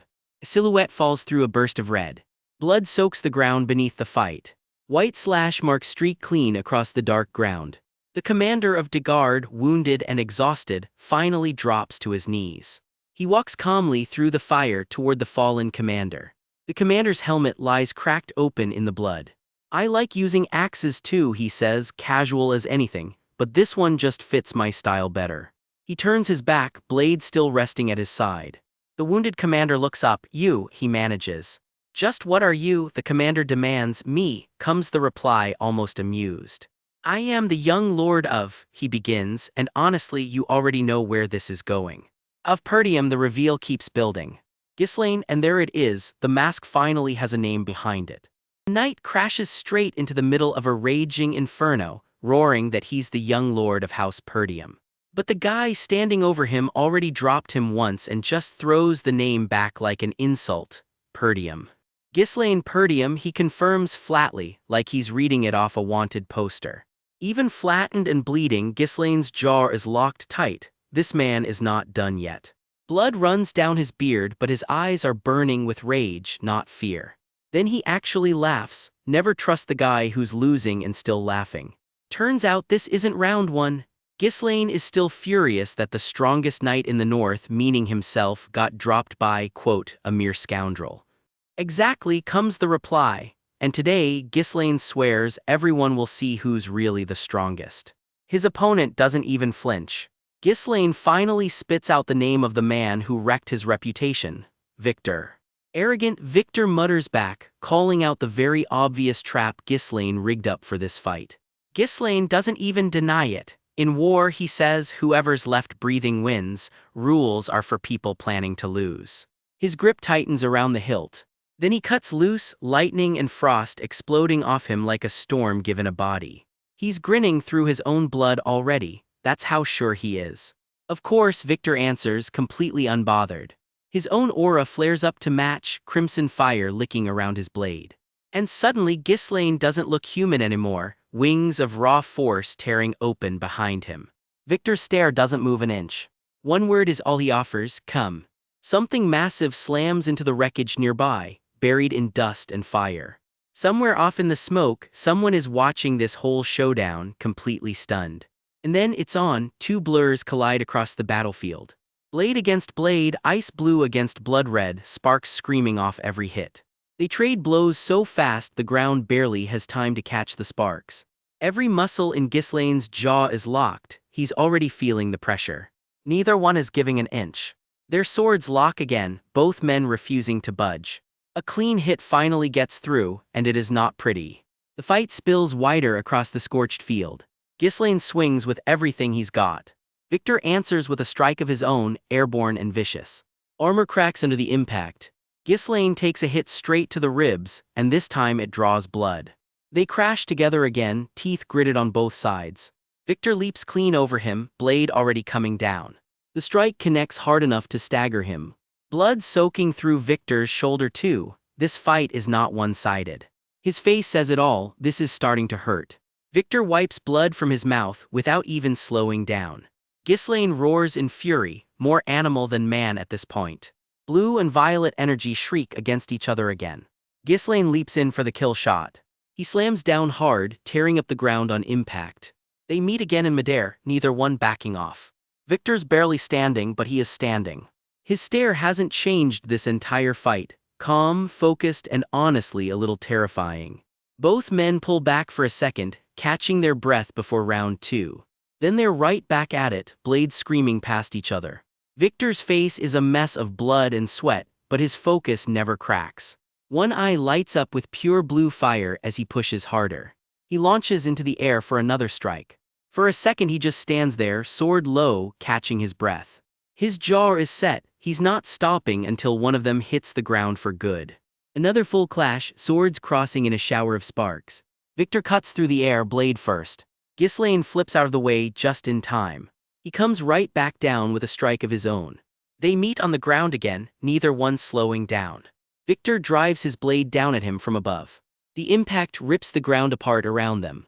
Ghislaine's face twists, he's running out of tricks. One last burst of blue lightning crackles off him as he throws everything he has left into it. In his head, Victor is already thinking past this fight. There's not much difference between him and me, he thinks, even boosted by a third core. This isn't their first meeting either, he remembers. Back when I started the war and went after Count Desmond, he thinks, you stood in my way that time too. It took dozens of clashes to finally put Ghislaine down back then. And I wasted way too much time doing it, Victor admits to himself. If fighters this strong were ever set loose against House Perdium, he thinks, its downfall would be a sure thing. The memory of that old war hangs heavy over him. Steel cutting through steel over and over. That day is burned into his memory, a city on fire, a war he started himself. For those who threaten what's mine, Victor thinks, there's no room left for mercy. Ghislaine rears up for one final, desperate assault. He's not holding anything back anymore. I shall deliver nothing but death, Ghislaine screams, throwing himself into one last strike. Victor meets the attack head-on. Steel screams against steel one final time. Then the tide turns. Victor's blade finds an opening and drives straight through. Blood pours from the wound. Ghislaine's legs finally give out. Lord, someone nearby cries out, horrified at what they just watched. With his last breath, Ghislaine doesn't call for help, he just whispers one name, Desmond. His body drops, lifeless, sword clattering to the ground beside him. The fire keeps burning around them like nothing happened at all. Victor just stands there over him. Not a flicker of triumph on his face. Just the quiet of a battlefield after everything's already been decided. Victor lingers a moment longer, staring out at the burning city. He turns back toward Ghislaine's body. One thing, he says quietly, let me ask you one thing. He crouches down next to the dying man. With his last bit of strength, Ghislaine manages to ask, who are you? Victor just looks at him, silent. The Ghislaine I know, he finally says, is just a loser in Perdium, the trash of the north. Not that it matters anymore, he adds, trailing off. Ghislaine never gets his answer. Ghislaine Perdium, Victor murmurs one last time, like a final verdict. Then he turns and walks away, leaving the body behind in the ashes. The sky is still crackling with leftover magic as the smoke drifts off the battlefield.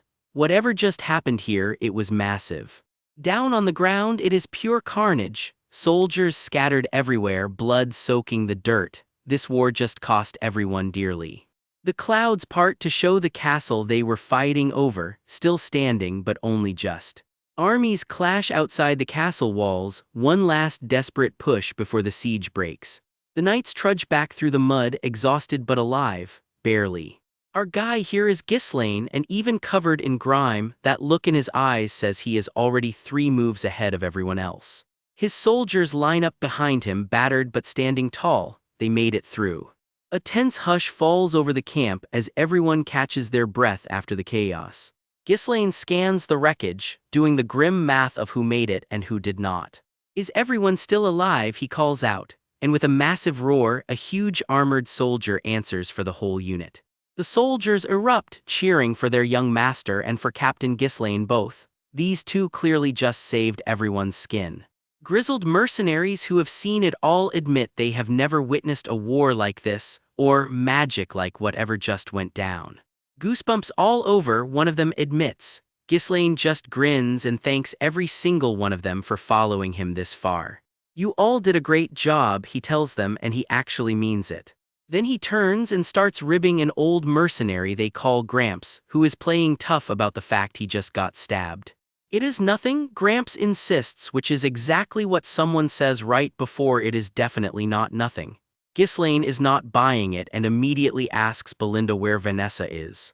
Good news, someone reports. The mage Fergus already got Vanessa moved safely inside the castle with the other mages. Off to the side, someone is roaring with laughter, riding the high of an impossible win. His father pulls him into a crushing hug, tears and pride and everything. I am so proud of you, he says.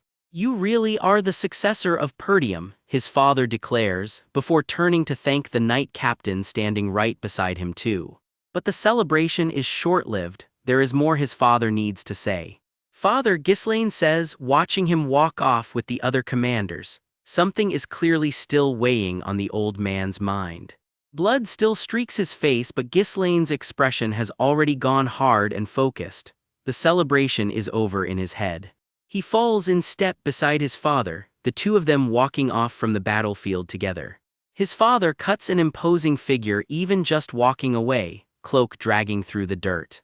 You have done an amazing job, his father tells him again, like he still cannot quite believe it.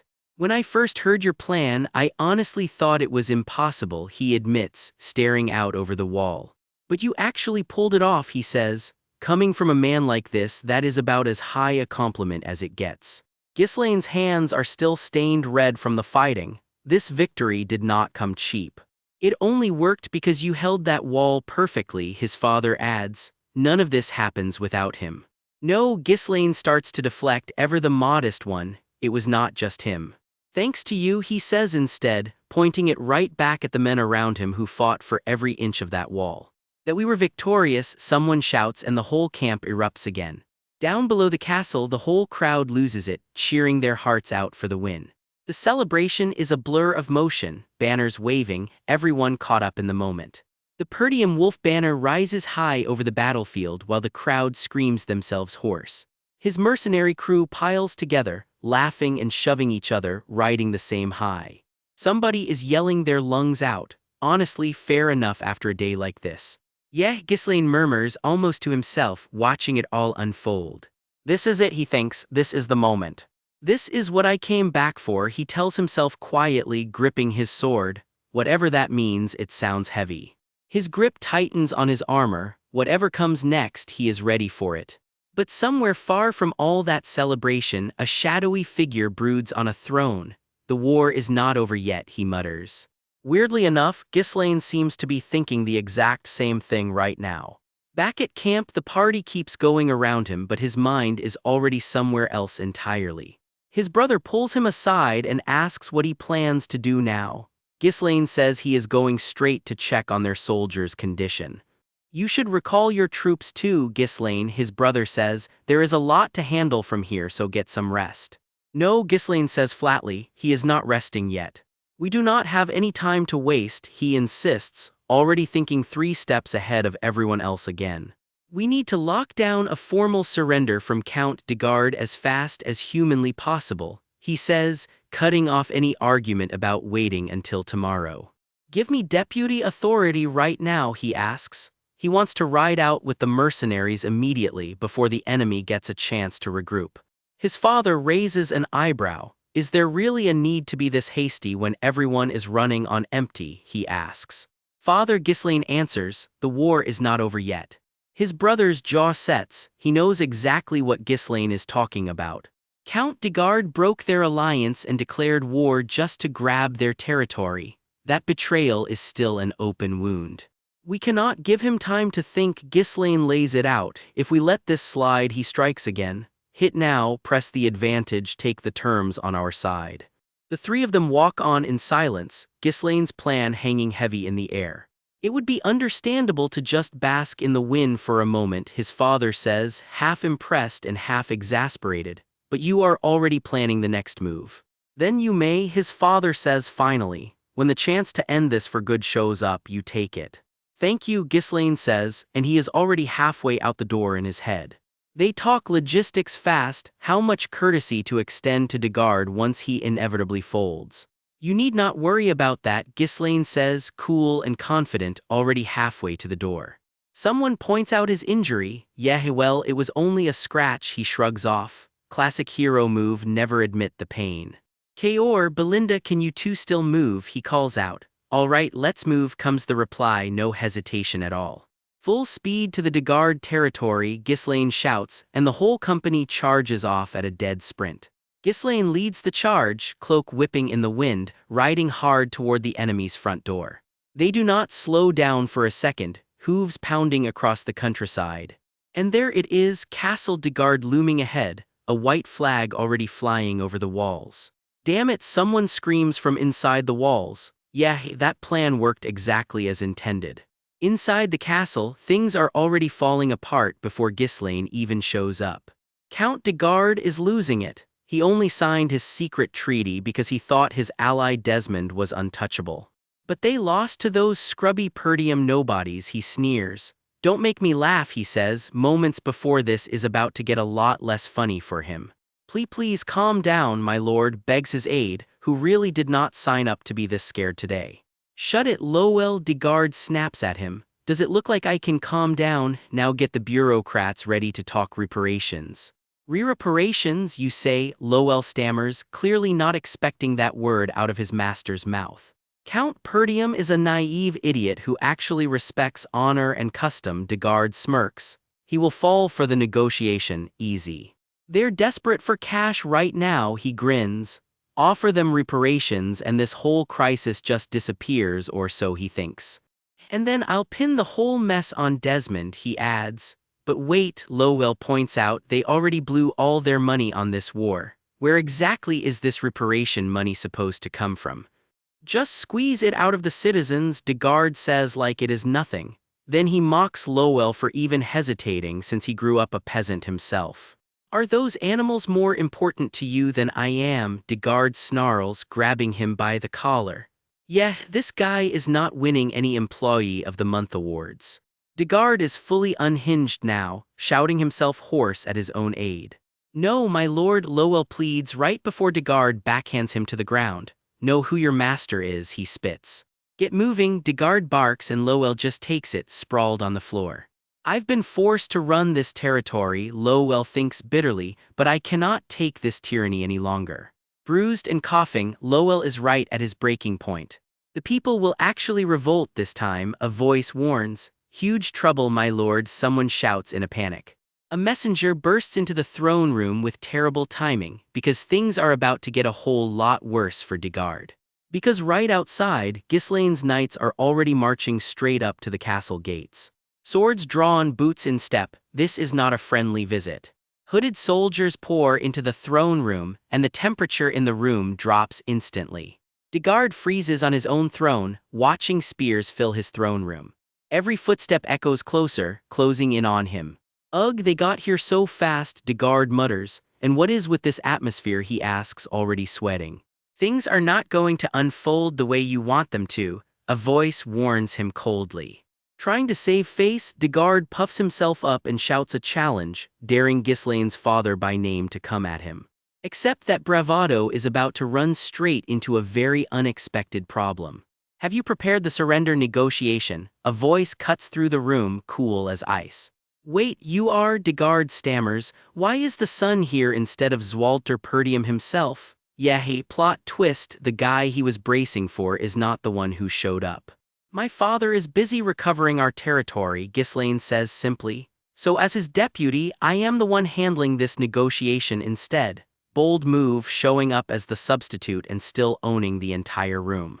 But far away from this victory, that same shadowy figure gives a chilling order. Now, bring that man to his knees, he says. A few hours earlier, a small army creeps toward a castle in the mist. This fight already went down, so let's see how it happened.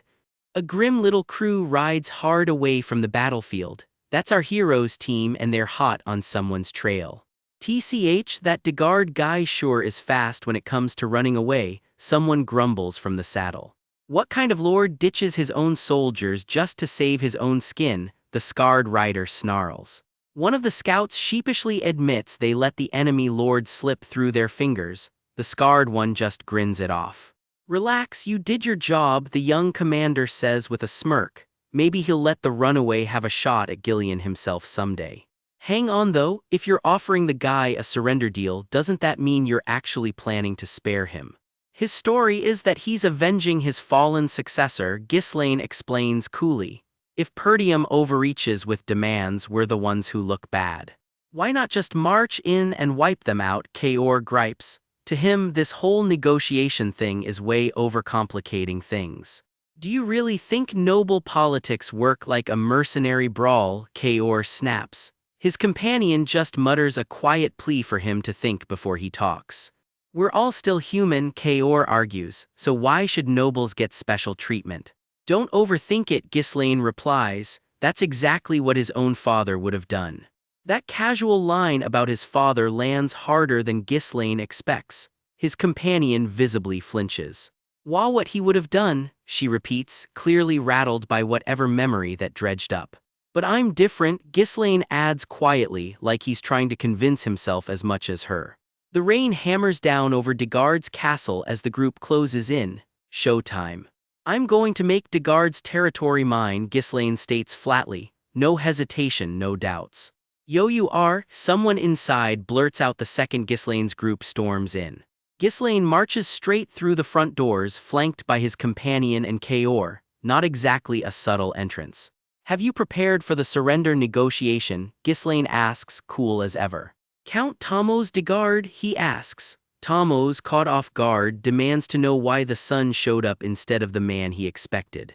My father's busy rebuilding, Ghislaine explains. So as deputy lord, this negotiation is on him now. Now bring that man to his knees, comes the cold order. This negotiation just turned into something else entirely.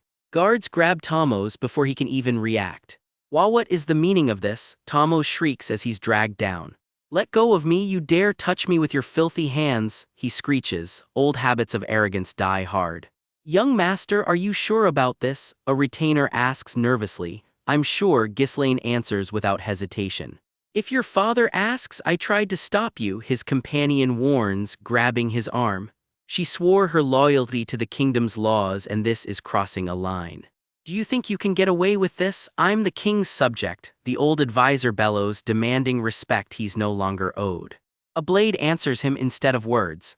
Tamos de garde, Ghislaine says flatly, forcing him down. You were deceived, he continues, and the real culprits are about to get named.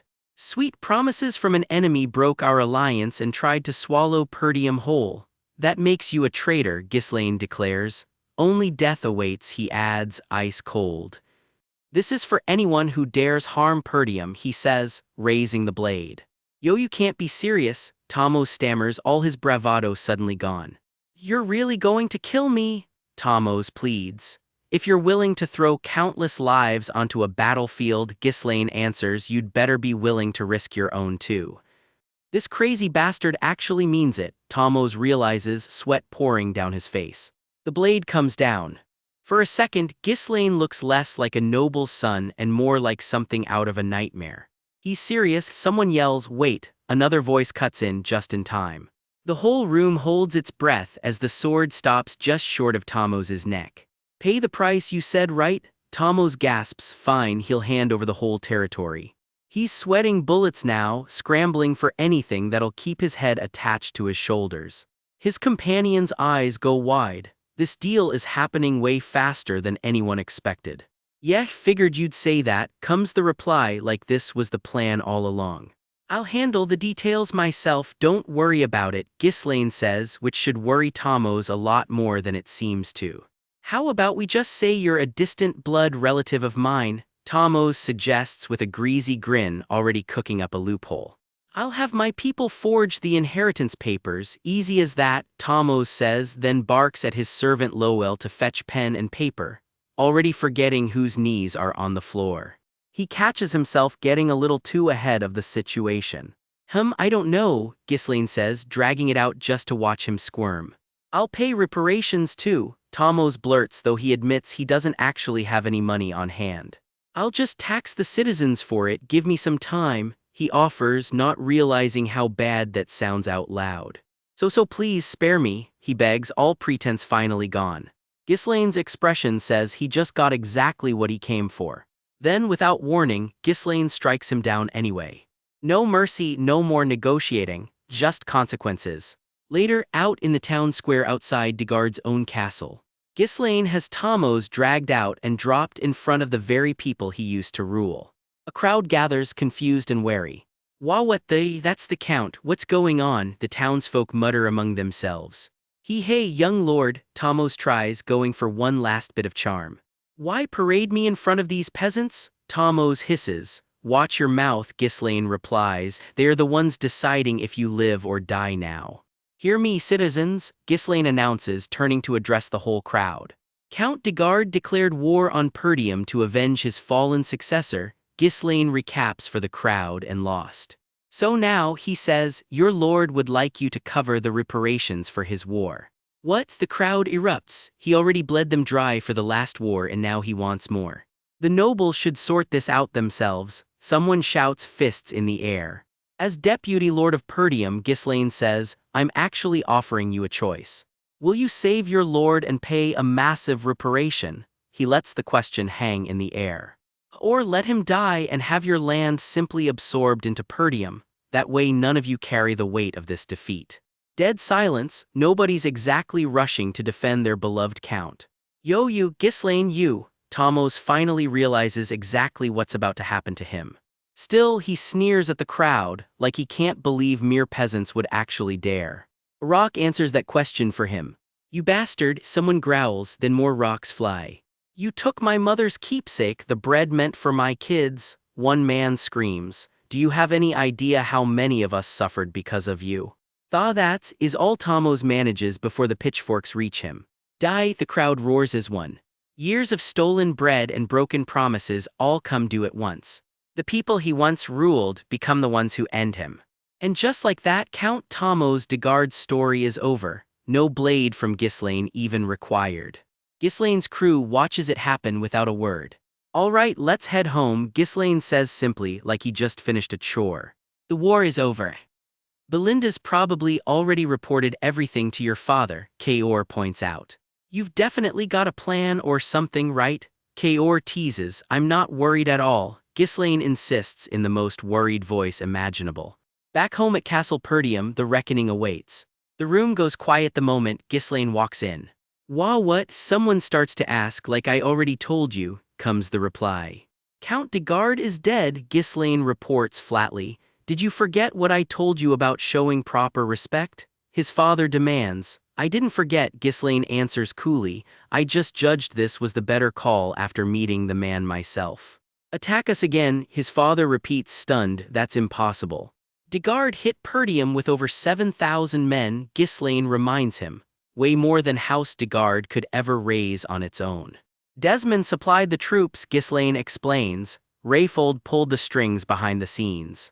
"Desmond and Rayfold?" his father exclaims. "Two of the region's biggest powers targeting us. Desmond's supposed to stay neutral, so why? Rayfold, could this go back to that incident?" Ghislaine wonders and realizes the reason no allies sent help must be Amelia. She cut off every messenger to keep us isolated. That's always been her signature move, Ghislaine thinks. But now that he controls de Gard's land, the whole board just shifted. With de Gard's land now bordering Perdium directly, Ghislaine explains, any suspicious move from them gets answered immediately. "So that's why you killed Count de Gard," his father realizes. "But killing a lord doesn't hand you his land," the old advisor points out. "Inheritance law demands a blood relative or a rightful heir. Ghislaine is a distant blood relative of mine and the first successor to de Gard's territory," his father reads aloud, stunned. "This is. I got it straight from Count de Gard himself," Ghislaine says. "Turns out that forged inheritance trick worked out perfectly just from the other direction. With that paper in hand, we can dodge every legal headache that comes with inheriting a territory," the advisor admits. My lord," his companion murmurs, watching him pull off yet another impossible plan. "Ghislaine, ruling a whole territory is no small task," his father warns. "Are you sure you have the manpower for it?" "Don't worry," Ghislaine says, like he's already 3 steps ahead. "There's someone fit for the job," he adds, and just like that we're off to go meet them. Cut to the Saron Kingdom's Austin territory, somewhere considerably less polite. Rain hammers down over a rowdy little gambling den. "Don't cry after you lose your right hand, man," someone warns over a game of dice. The dice cup spins and the stakes climb higher. A wall of muscle looms behind the table, arms crossed, watching every roll. "You know exactly what happens if you're cheating me," the bald man says quietly, which is somehow scarier than shouting. "Claude," someone says his name, like a warning shot. Now, we don't have to get nasty here, it's all just for fun, right?" A smoother voice cuts in, the bookie, scooping up the coins anyway. "Hurry up and place your bet," he grins, clearly enjoying this way too much. He stacks the dice into a perfect little tower without even trying, not exactly the moves of an ordinary gambler.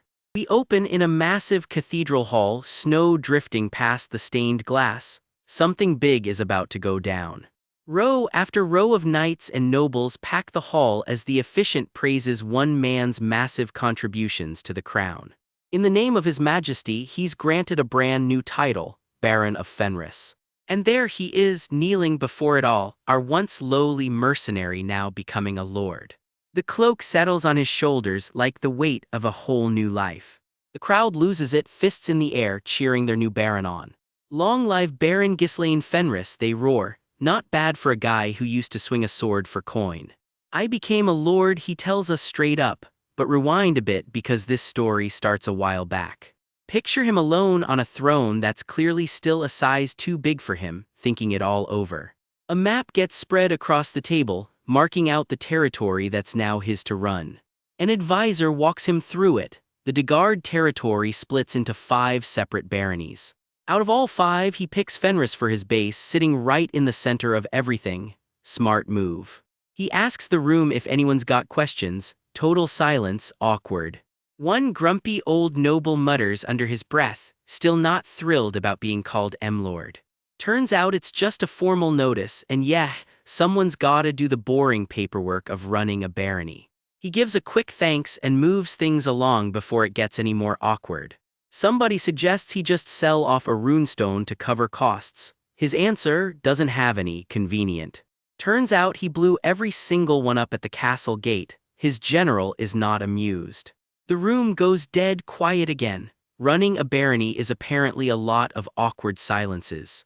He promises to mine more later, and just like that we snap back to the present where someone's calling for the young master.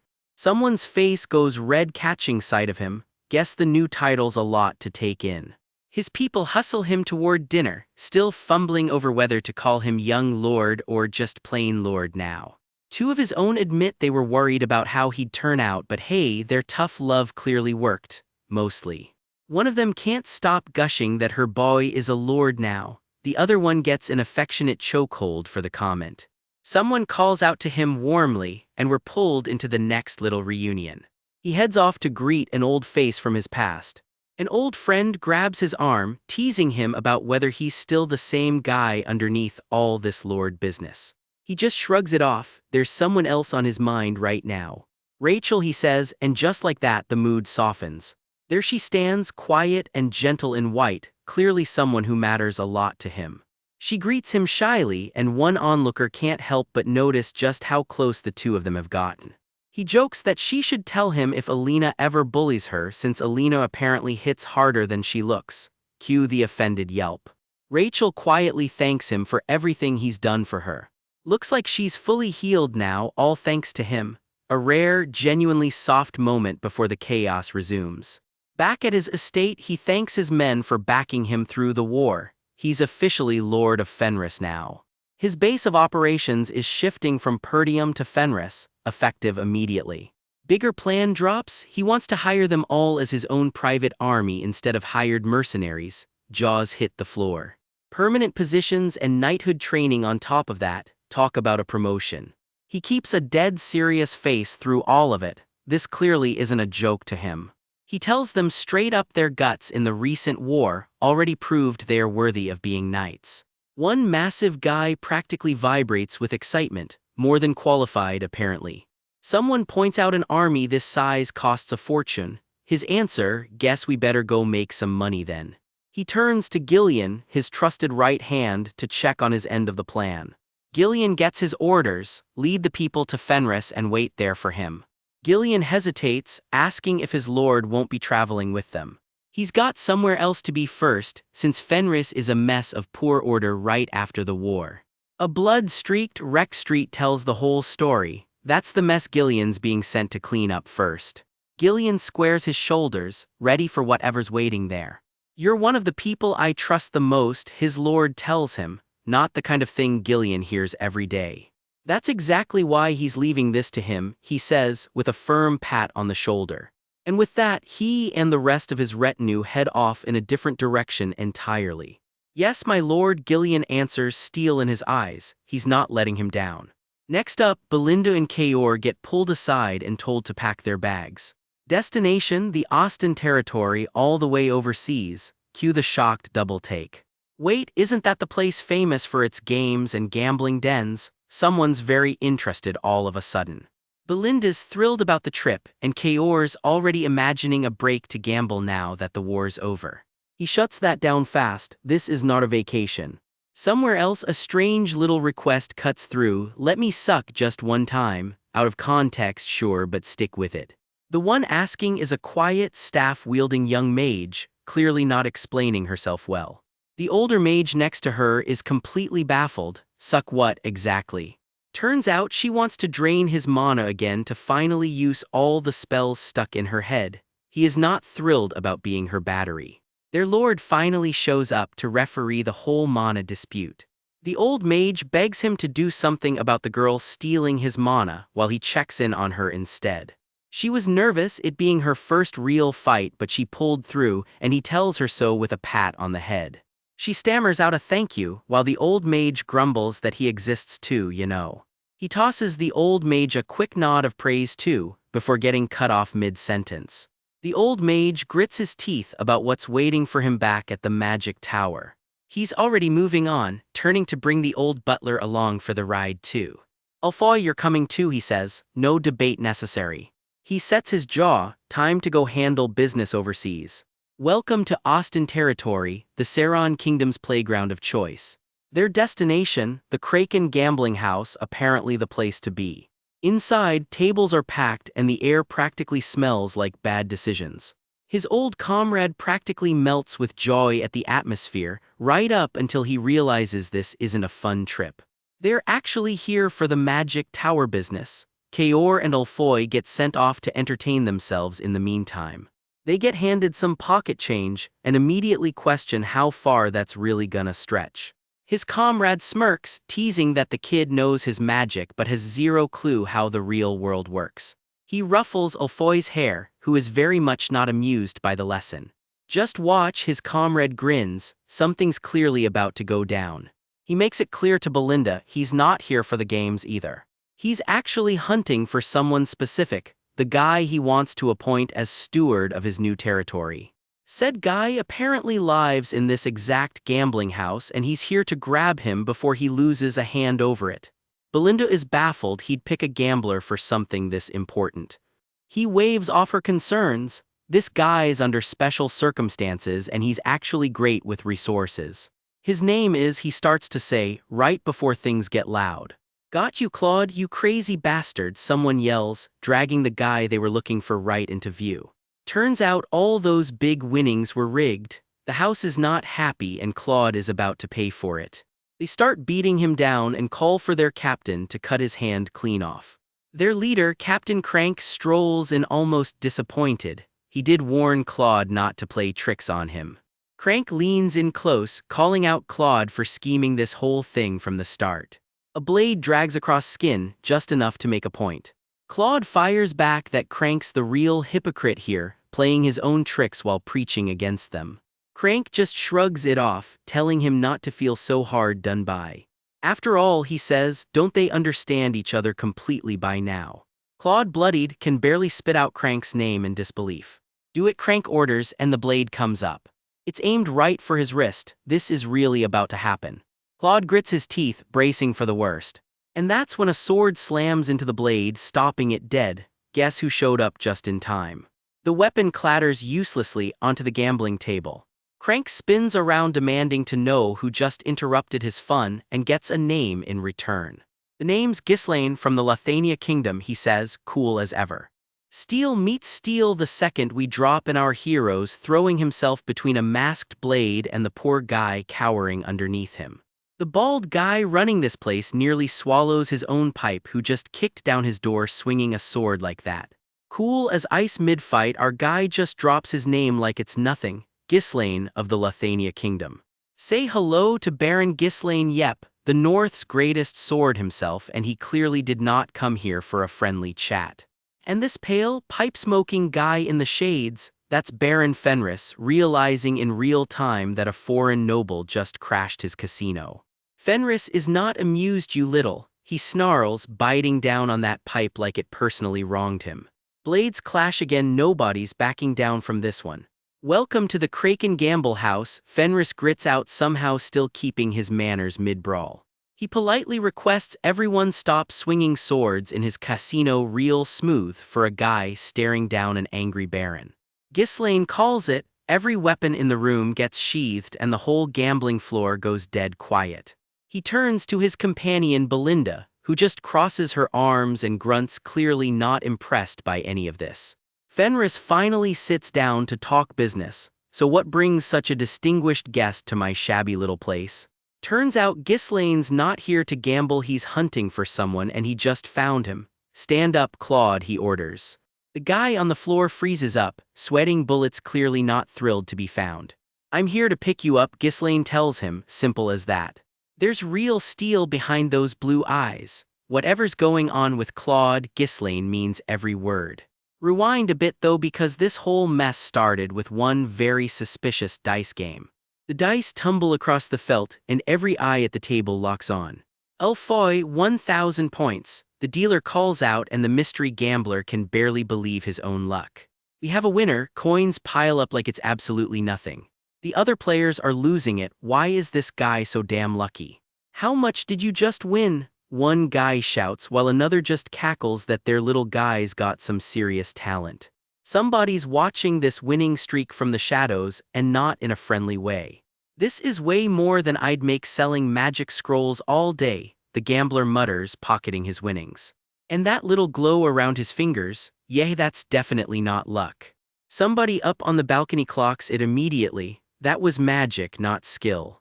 Back to the present, and yep, that lucky cheat is exactly who Ghislaine's been hunting for. Yup, Ghislaine confirms flatly. Fenris isn't having it. I regret to inform you that won't do. That man cheated in my sacred game, Fenris says coldly, and he's going to pay for it. Ghislaine just raises an eyebrow. Trickery, you say? Claude's already sweating buckets behind that grin. He knows exactly what's coming. I'm sorry, Baron Fenris, Claude yelps, dropping straight to his knees on the floor. Then he flips the script on his own lord. The money you gave me to support me, sir. I lost every last coin of it to a swindler, he wails, conveniently skipping the part where he was the one cheating. He spins a whole story about the house controlling every die, so how could rigged dice possibly show up right when he placed his big bet? Real convenient timing, huh? A sharp-tongued girl in Ghislaine's crew isn't buying Fenris's story for a second. You've never even met our young master, and you're lying. Ghislaine stays quiet, weighing every word being thrown around. Fenris takes a slow drag on his pipe. I was wondering where Claude got such a huge amount of money from. I don't know how you two even know each other, but Claude's word means nothing, Fenris says. Aren't swindlers always like that? Either way, this gambling house belongs to Baron Austin. It's private property. Cause trouble here and even a noble can't dodge a diplomatic incident, Fenris warns. So how about we just pretend this never happened? So you can go back to your land quietly, he presses, all fake politeness. Ghislaine doesn't even blink. I'm afraid I can't do that.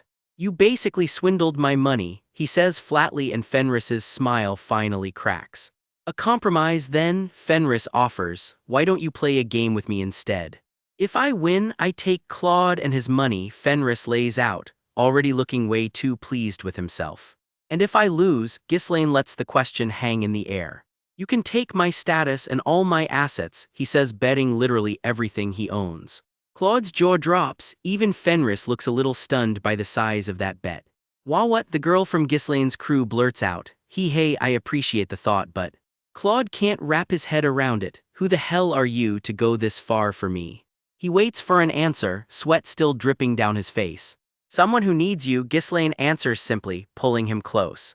Fine, Fenris agrees. If you're at the gambling house, you gotta play a game. He grins around his pipe like this is already won. Word spreads fast, a big match, and suddenly the whole place is packed with spectators. Some no-name noble challenged Boss Crank. One regular gasps. There's no time to be bored today, huh? Rules simple, Fenris explains. Lowest number wins. The dice pour out of the cup. No such thing as a tie, you just roll again, the bouncers mutter, clearly used to explaining this to clueless nobles. I get it, so start, Ghislaine says, arms crossed, done with the small talk. You're hastier than I thought. Fine, Fenris chuckles around his pipe.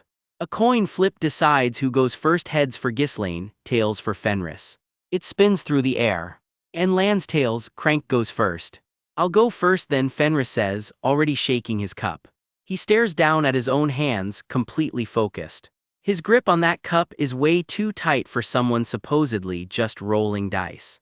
Every muscle in his arm is tensed up like he's working some kind of trick. Taking all the time in the world with a single die, isn't he? Someone in the crowd mutters. His hand finally reaches for the cup. The die drops out, glowing faintly with something that definitely isn't normal dice magic. Crank 1 point, the lowest possible roll, a perfect score. The whole crowd erupts. He scored 1 point, it's already over. Yo, man, I don't know why people keep bothering Boss Crank. Yo, young master, Claude and Belinda both look horrified. This bet's basically lost already. One of Ghislaine's men goes dead silent, dread creeping in. Oh, I'm so sorry, Fenris says. Not sorry at all. Seems this game might end awfully quick.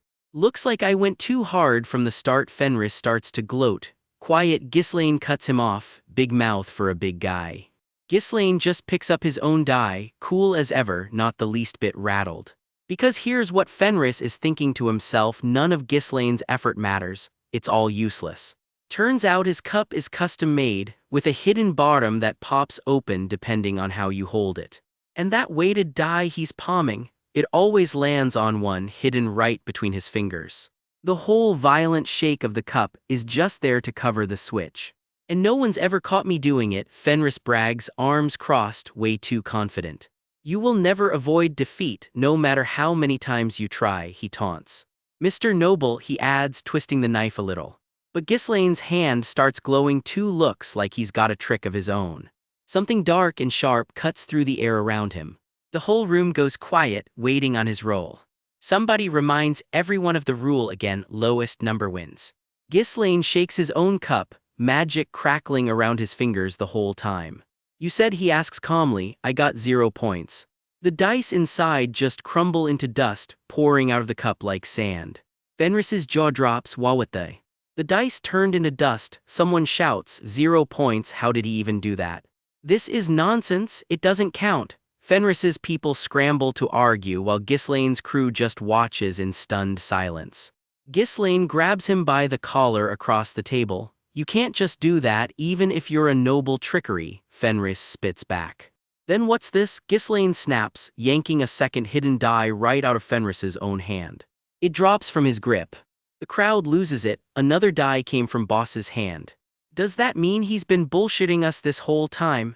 Ghislaine just quotes his own words back at him honorably in the sacred game.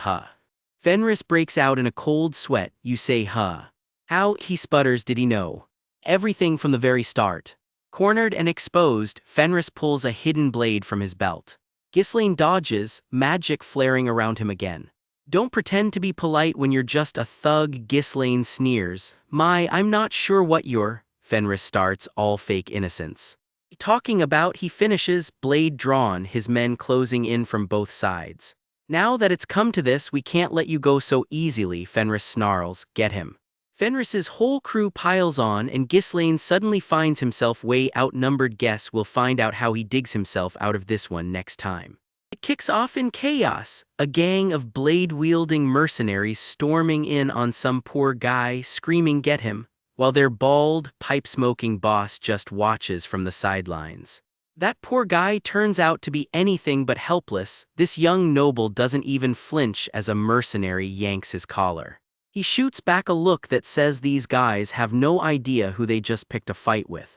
Swords start flying, and suddenly he's the one on the offensive, cutting through the ambush like it's nothing. One more blade comes crashing down, but it's not landing anywhere near him. The mercenaries keep swarming, but this fight is already over, they just don't know it yet. He keeps slicing through the crowd like he's done this 100 times before. Then the real target finally takes a hit. The bald boss himself doubles over with a groan. He grabs the guy by the collar. This was never a fair fight to begin with. One clean strike later, and the so-called boss is down for the count. The old man's face goes slack with pure disbelief, like he genuinely can't process what just happened to him. That's when one of his own men finally clocks who just got wrecked, screaming, "Bo boss crank." Turns out Cue Ball here is the boss of this whole operation. The fight's basically mopping up now. Crank's goons realize they're way out of their depth. Every strike lands exactly where it's supposed to. One of the noble's own guys just laughs it off. Idiots, he says, you picked the wrong guy to mess with. With Crank's crew flattened, someone finally asks the young noble what to do with the wreckage lying at his feet. His answer's ice cold. He's taking every coin in this place, and he's taking Claude with him. Crank tries to protest, but there's a sword at his throat and zero room to argue. The noble lays out exactly why Crank's in this mess. This gambling house is Baron Austin's cash cow, and Crank got caught rigging a game against a foreign noble. That's the kind of mistake that ends careers. A house that loses its reputation doesn't survive, and neither does anyone dumb enough to bring this incident up again. Crank's sweating bullets, cornered with nowhere left to run. The noble doesn't even raise his voice. He doesn't have to. Crank starts to stammer something, but the blade's still right there doing the talking for him. I understand. Crank finally chokes out, and with that the noble turns to leave. Let's go, Claude. So who's Claude? He's about to become the whole reason this night got complicated. Back with Crank's crew, the news lands like a bomb. Their mark just vanished into the night. Turns out the guy they were babysitting didn't just run, he took the young noble's money with him. Real gratitude, that one. The crew figures he's hopped to another gambling den and starts planning a citywide manhunt. But the noble's silver-haired ally waves them off. No search party needed here. I know where he's going, he says, already bolting off into the rain-soaked city on horseback. He tears through the streets like he's got a very specific destination in mind. Meanwhile, Claude's wondering just who that mysterious noble even was, and why he bothered helping a total stranger. Phew, I can't believe I made it out alive, Claude sighs. Well, I got what I needed thanks to him. Then, quieter, almost guilty, sorry, Mr. Noble, that bag of stolen gold is not staying stolen for long. Cut to 1 year earlier because of course there's a flashback, and it's about to explain everything. A busted, half-collapsed shack out in the woods. This is where Claude and someone very important to him have been hiding. Look at this, Anna, a younger, cleaner Claude shows off a fistful of coins like he's just cracked the code. He's convinced this is the answer, keep winning, and they'll never have to hide again. But Anna isn't celebrating. Please stop, Claude, she begs. He brushes it off. Gambling isn't just luck. He swears he's found an actual winning formula. We can live a normal life again, he starts, before a cold voice cuts him off with one word. Stop. Claude freezes. Anna, something's very wrong here. Anna, shaking, tells him she knows full well her father, his own teacher, didn't die because of him. That I made him a traitor, she finishes. So please, she's trying to protect him from guilt that was never his to carry. A mustached stranger steps out of the shadows and drops the real bombshell. Anna's father was a scholar at the Saron Royal Academy, and officially, a traitor. Daughter of Boethius Arceus, he announces, Anna Arceus. Just like that, her whole past catches up to her. She's bound and dragged off without another word. The mustached man, we'll come to know him as Baron Austin, struts off while Claude lies broken on the ground. Anna, Claude reaches for her, but it's already too late to stop this. Take her away, Austin orders, cold as ever. Then he turns his attention to Claude. Claude, was it? You have a year, bring me 2,000 gold, and just to twist the knife, he adds that Anna technically deserved to die anyway. Charming guy. Back to the present, Claude grips something of Anna's like it's the only thing keeping him going. I'll free you soon, he vows. A whole year of gambling, scraping, and clearly some rule bending, all for this one promise. And this is where that promise has to be kept. Castle Austin, looming and unfriendly under a rainy night sky. Somewhere inside, someone mentions the prison camp is already packed to bursting. Baron Austin doesn't care. To him, these are just prisoners wasting good food, and if their ransoms don't come in, why bother keeping them alive at all? Meet the stingy Baron himself, comfortable, well-fed, and about as warm as a tax audit. He casually orders his knight Rosier to execute anyone who hasn't paid up within the week. Rosier just nods along. Yes, M-Lord. There's one more thing Yes Man wants to bring up. It's almost been a full year, he reminds the Baron. Ah yes, Austin smirks, that traitor's daughter. Austin muses he'd planned to make Anna a maid, but hiring a traitor's daughter just feels wrong to him. The nerve. Just execute her with the others, he says flatly, and make sure Claude never finds out. Take the money and eliminate him later. No one's going to miss a dead gambler. Of course, comes the reply, like this is just another Tuesday. That's assuming he even shows up to pay. Austin smirks, clearly betting against Claude. A knock at the door interrupts his gloating. A flustered servant bursts in. Excuse me, M-Lord. What is it at this late hour? Austin snaps. The answer stops him cold. Someone named Claude is downstairs making a fuss about paying the ransom. Austin's face says it all. He genuinely did not see this coming. And there's Claude, flanked by guards, hauling in a sack he insists holds the full 2,000 gold. He looks dead serious about it too, like a year of scraping by finally paid off. Austin pulls out a coin and checks it over himself, half expecting it to be fake. Where did you get this money from? he demands, suspicion written all over his face. I won it in a bet, Claude says simply. Austin just stares him down in silence.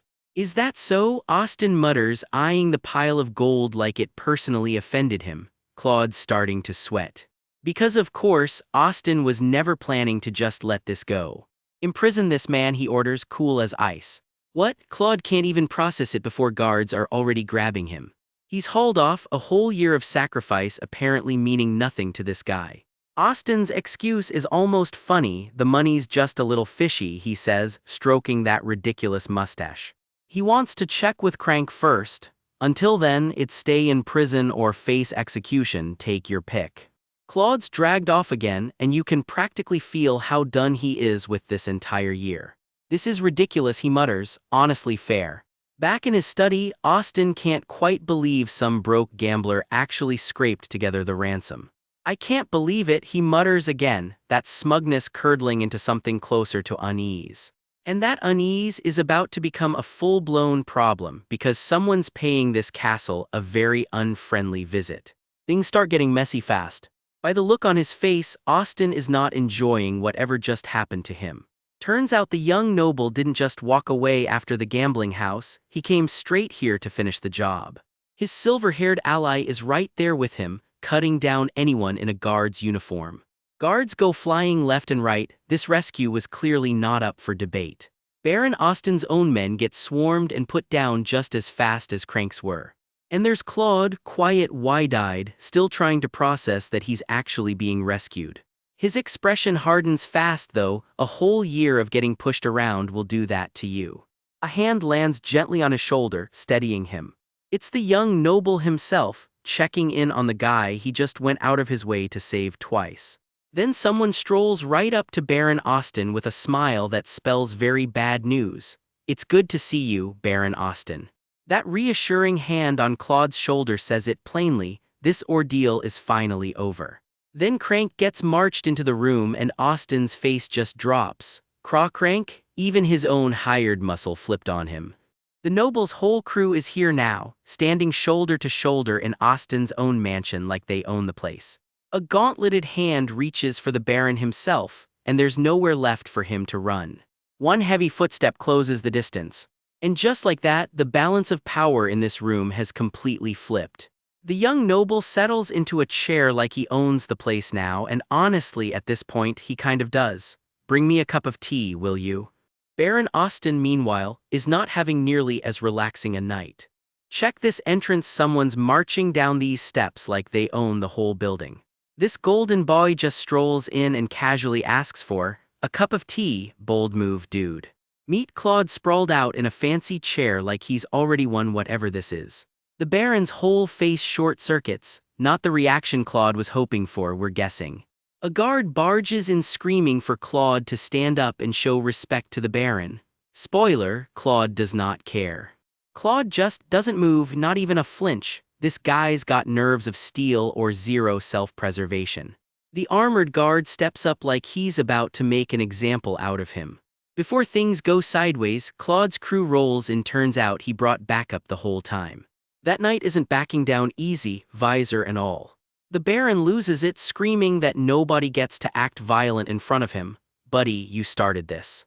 He orders his guards to toss Claude out like garbage, bold talk for a guy about to get wrecked. Claude calmly clarifies he's not here for violence, he's here to collect what he's owed. Cut to the room where this whole mess started, packed with guards, nobles, and a very shady deal on the table. Co-compensation, the Baron stammers, suddenly a lot less confident than 5 seconds ago. Out of nowhere, a masked fighter drops and swinging someone yells Belinda, and the Baron eats a hit he did not see coming. Turns out the Baron and his buddy nearly lost their entire life savings on a rigged game. Rough. That's not how it went, some bald guy yells, insisting Claude's side is the real cheater here. And he's still trying to lie. Someone snaps back, clearly banged up from the earlier scuffle. The Baron grumbles that Crank, that fool, should have picked a smarter mark to scam. Claude gets straight to business. Cheating in a gambling house built on trust is utterly unacceptable, he says. He wants fair compensation for himself and his friend. The Baron, shockingly, claims he just isn't sure who to believe. Go see a judge if you want justice. This has nothing to do with me, the Baron shrugs, famous last words probably. Claude just stares, silent, then drops the real bomb: it has everything to do with you. Because that shady casino everyone got cheated in, the Baron owns it, whoops. Somebody plants their feet, and you can just feel the tension crank up a notch. And things will start getting interesting, Claude smirks, never a good sign for the guy across the table. The Baron's eye twitches. Somewhere deep down he's starting to realize he messed up. He's fuming now, practically vibrating with rage. Are you suggesting I pay you hush money? He barks. Claude just doubles the price, twice what was on the table, thanks. Furthermore, Claude adds, and something ominous looms in from above. Then comes the real ask, release Anna Arceus. Turns out this whole visit was never about the money. The room goes dead quiet at that name. Someone in the back goes pale, clearly not expecting Claude to know that name at all. I get it, mutters a man with his back turned, resigned to how this is about to go. Claude, you ungrateful prick, the Baron roars, charming guy. He's absolutely losing his mind now, screaming his head off. He reminds Claude he gave him a chance to save the woman set for execution. Real generous of him. Guards flood the hallway as the Baron accuses Claude of teaming up with a foreign noble to rob him blind. A kid tells some poor mercenary to step aside before he gets in the way. Turns out everyone thinks this crew planned it together from the start. The Baron, cornered, grabs a dagger and screams that if he kills everyone here it'll be like nothing ever happened. Escalation achieved. Strike them, he shrieks, and suddenly it's an all-out brawl. A guard presses a blade right up against Claude, held down and cornered. But Claude's people don't just stand around watching. The counterattack starts immediately. The Baron gets grabbed by the throat, and suddenly he's not the one giving orders anymore. He's pinned down hard, completely helpless now. A blade finds its mark and things get bloody fast. The Baron howls in pain, wounded and finally realizing he's way out of his depth. The whole hall erupts into a full-blown sword fight, guards clashing left and right. One knight goes down hard under the assault. Through all the chaos, Claude stays cool. Try not to kill them, he orders, merciful considering. His eyes are sharp and focused. This is a guy who's done this before. Swords fly everywhere now as the fight kicks into high gear. The clash keeps going, blades cutting through the air. One of Claude's guys just straight up decks a fully armored knight with a kick. Then he grabs the guy barehanded like armor's just a suggestion. Sparks fly as steel meets steel in another clash. A sharp slash cuts clean through the chaos. That masked fighter drops in again, striking hard and fast. Someone on Claude's side takes a hit, but they're not out yet. It's a full pileup now, bodies and blades everywhere. Claude himself takes a nasty slash across the face. Okay, this fight's getting personal. Armor takes the brunt of another block, sparks flying. Somebody grunts in pain, clearly not walking away from this unscathed. That wound is not looking good, honestly. Someone stumbles back through the wreckage, stunned by what they're seeing. What are you? They gasp. Claude's green-haired friend just stands there sweating, completely shaken by it all. The brawler takes another hit, and it clearly hurts. The Baron, bloodied and broken, finally cracks. Why would you go this far? For me, wait for him. Turns out it was never about the Baron at all. In a quiet flashback, we learn Claude's doing all this for someone who needs him. Claude looks out over the wreckage and admits something he's learned deep in his bones: there's no such thing as kindness without a reason.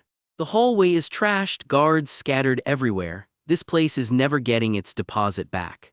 You scoundrel, you dare do this to me, a noble? The Baron sputters, still not getting the memo. As I mentioned, I'm taking the money and Anna, Claude says flatly, standing right over him. The Baron just goes quiet, out of moves and out of luck. Claude's friend looks off to the side, clearly done with today. Claude drops the real Mike moment: if the Baron's still got a problem, he can take it up with Fenris of the Lethania Kingdom himself. And just like that, the shakedown's over. Baron beaten, debt collected, mission complete. It's better than regretting it later, Claude tells himself, looking a little more thoughtful than usual. Time skip, the sky clears and the road stretches on ahead. A castle glows in the distance as the sun rises on a new day. The crew rolls on through the mountains, putting the whole mess behind them. Green fields roll by as the journey continues. They pass a quiet, run-down little cabin out in the middle of nowhere. More open sky, more road behind them. Their wagon rattles down the dusty path, putting real distance between them and that baron. Claude's friend just watches the scenery pass, lost in thought.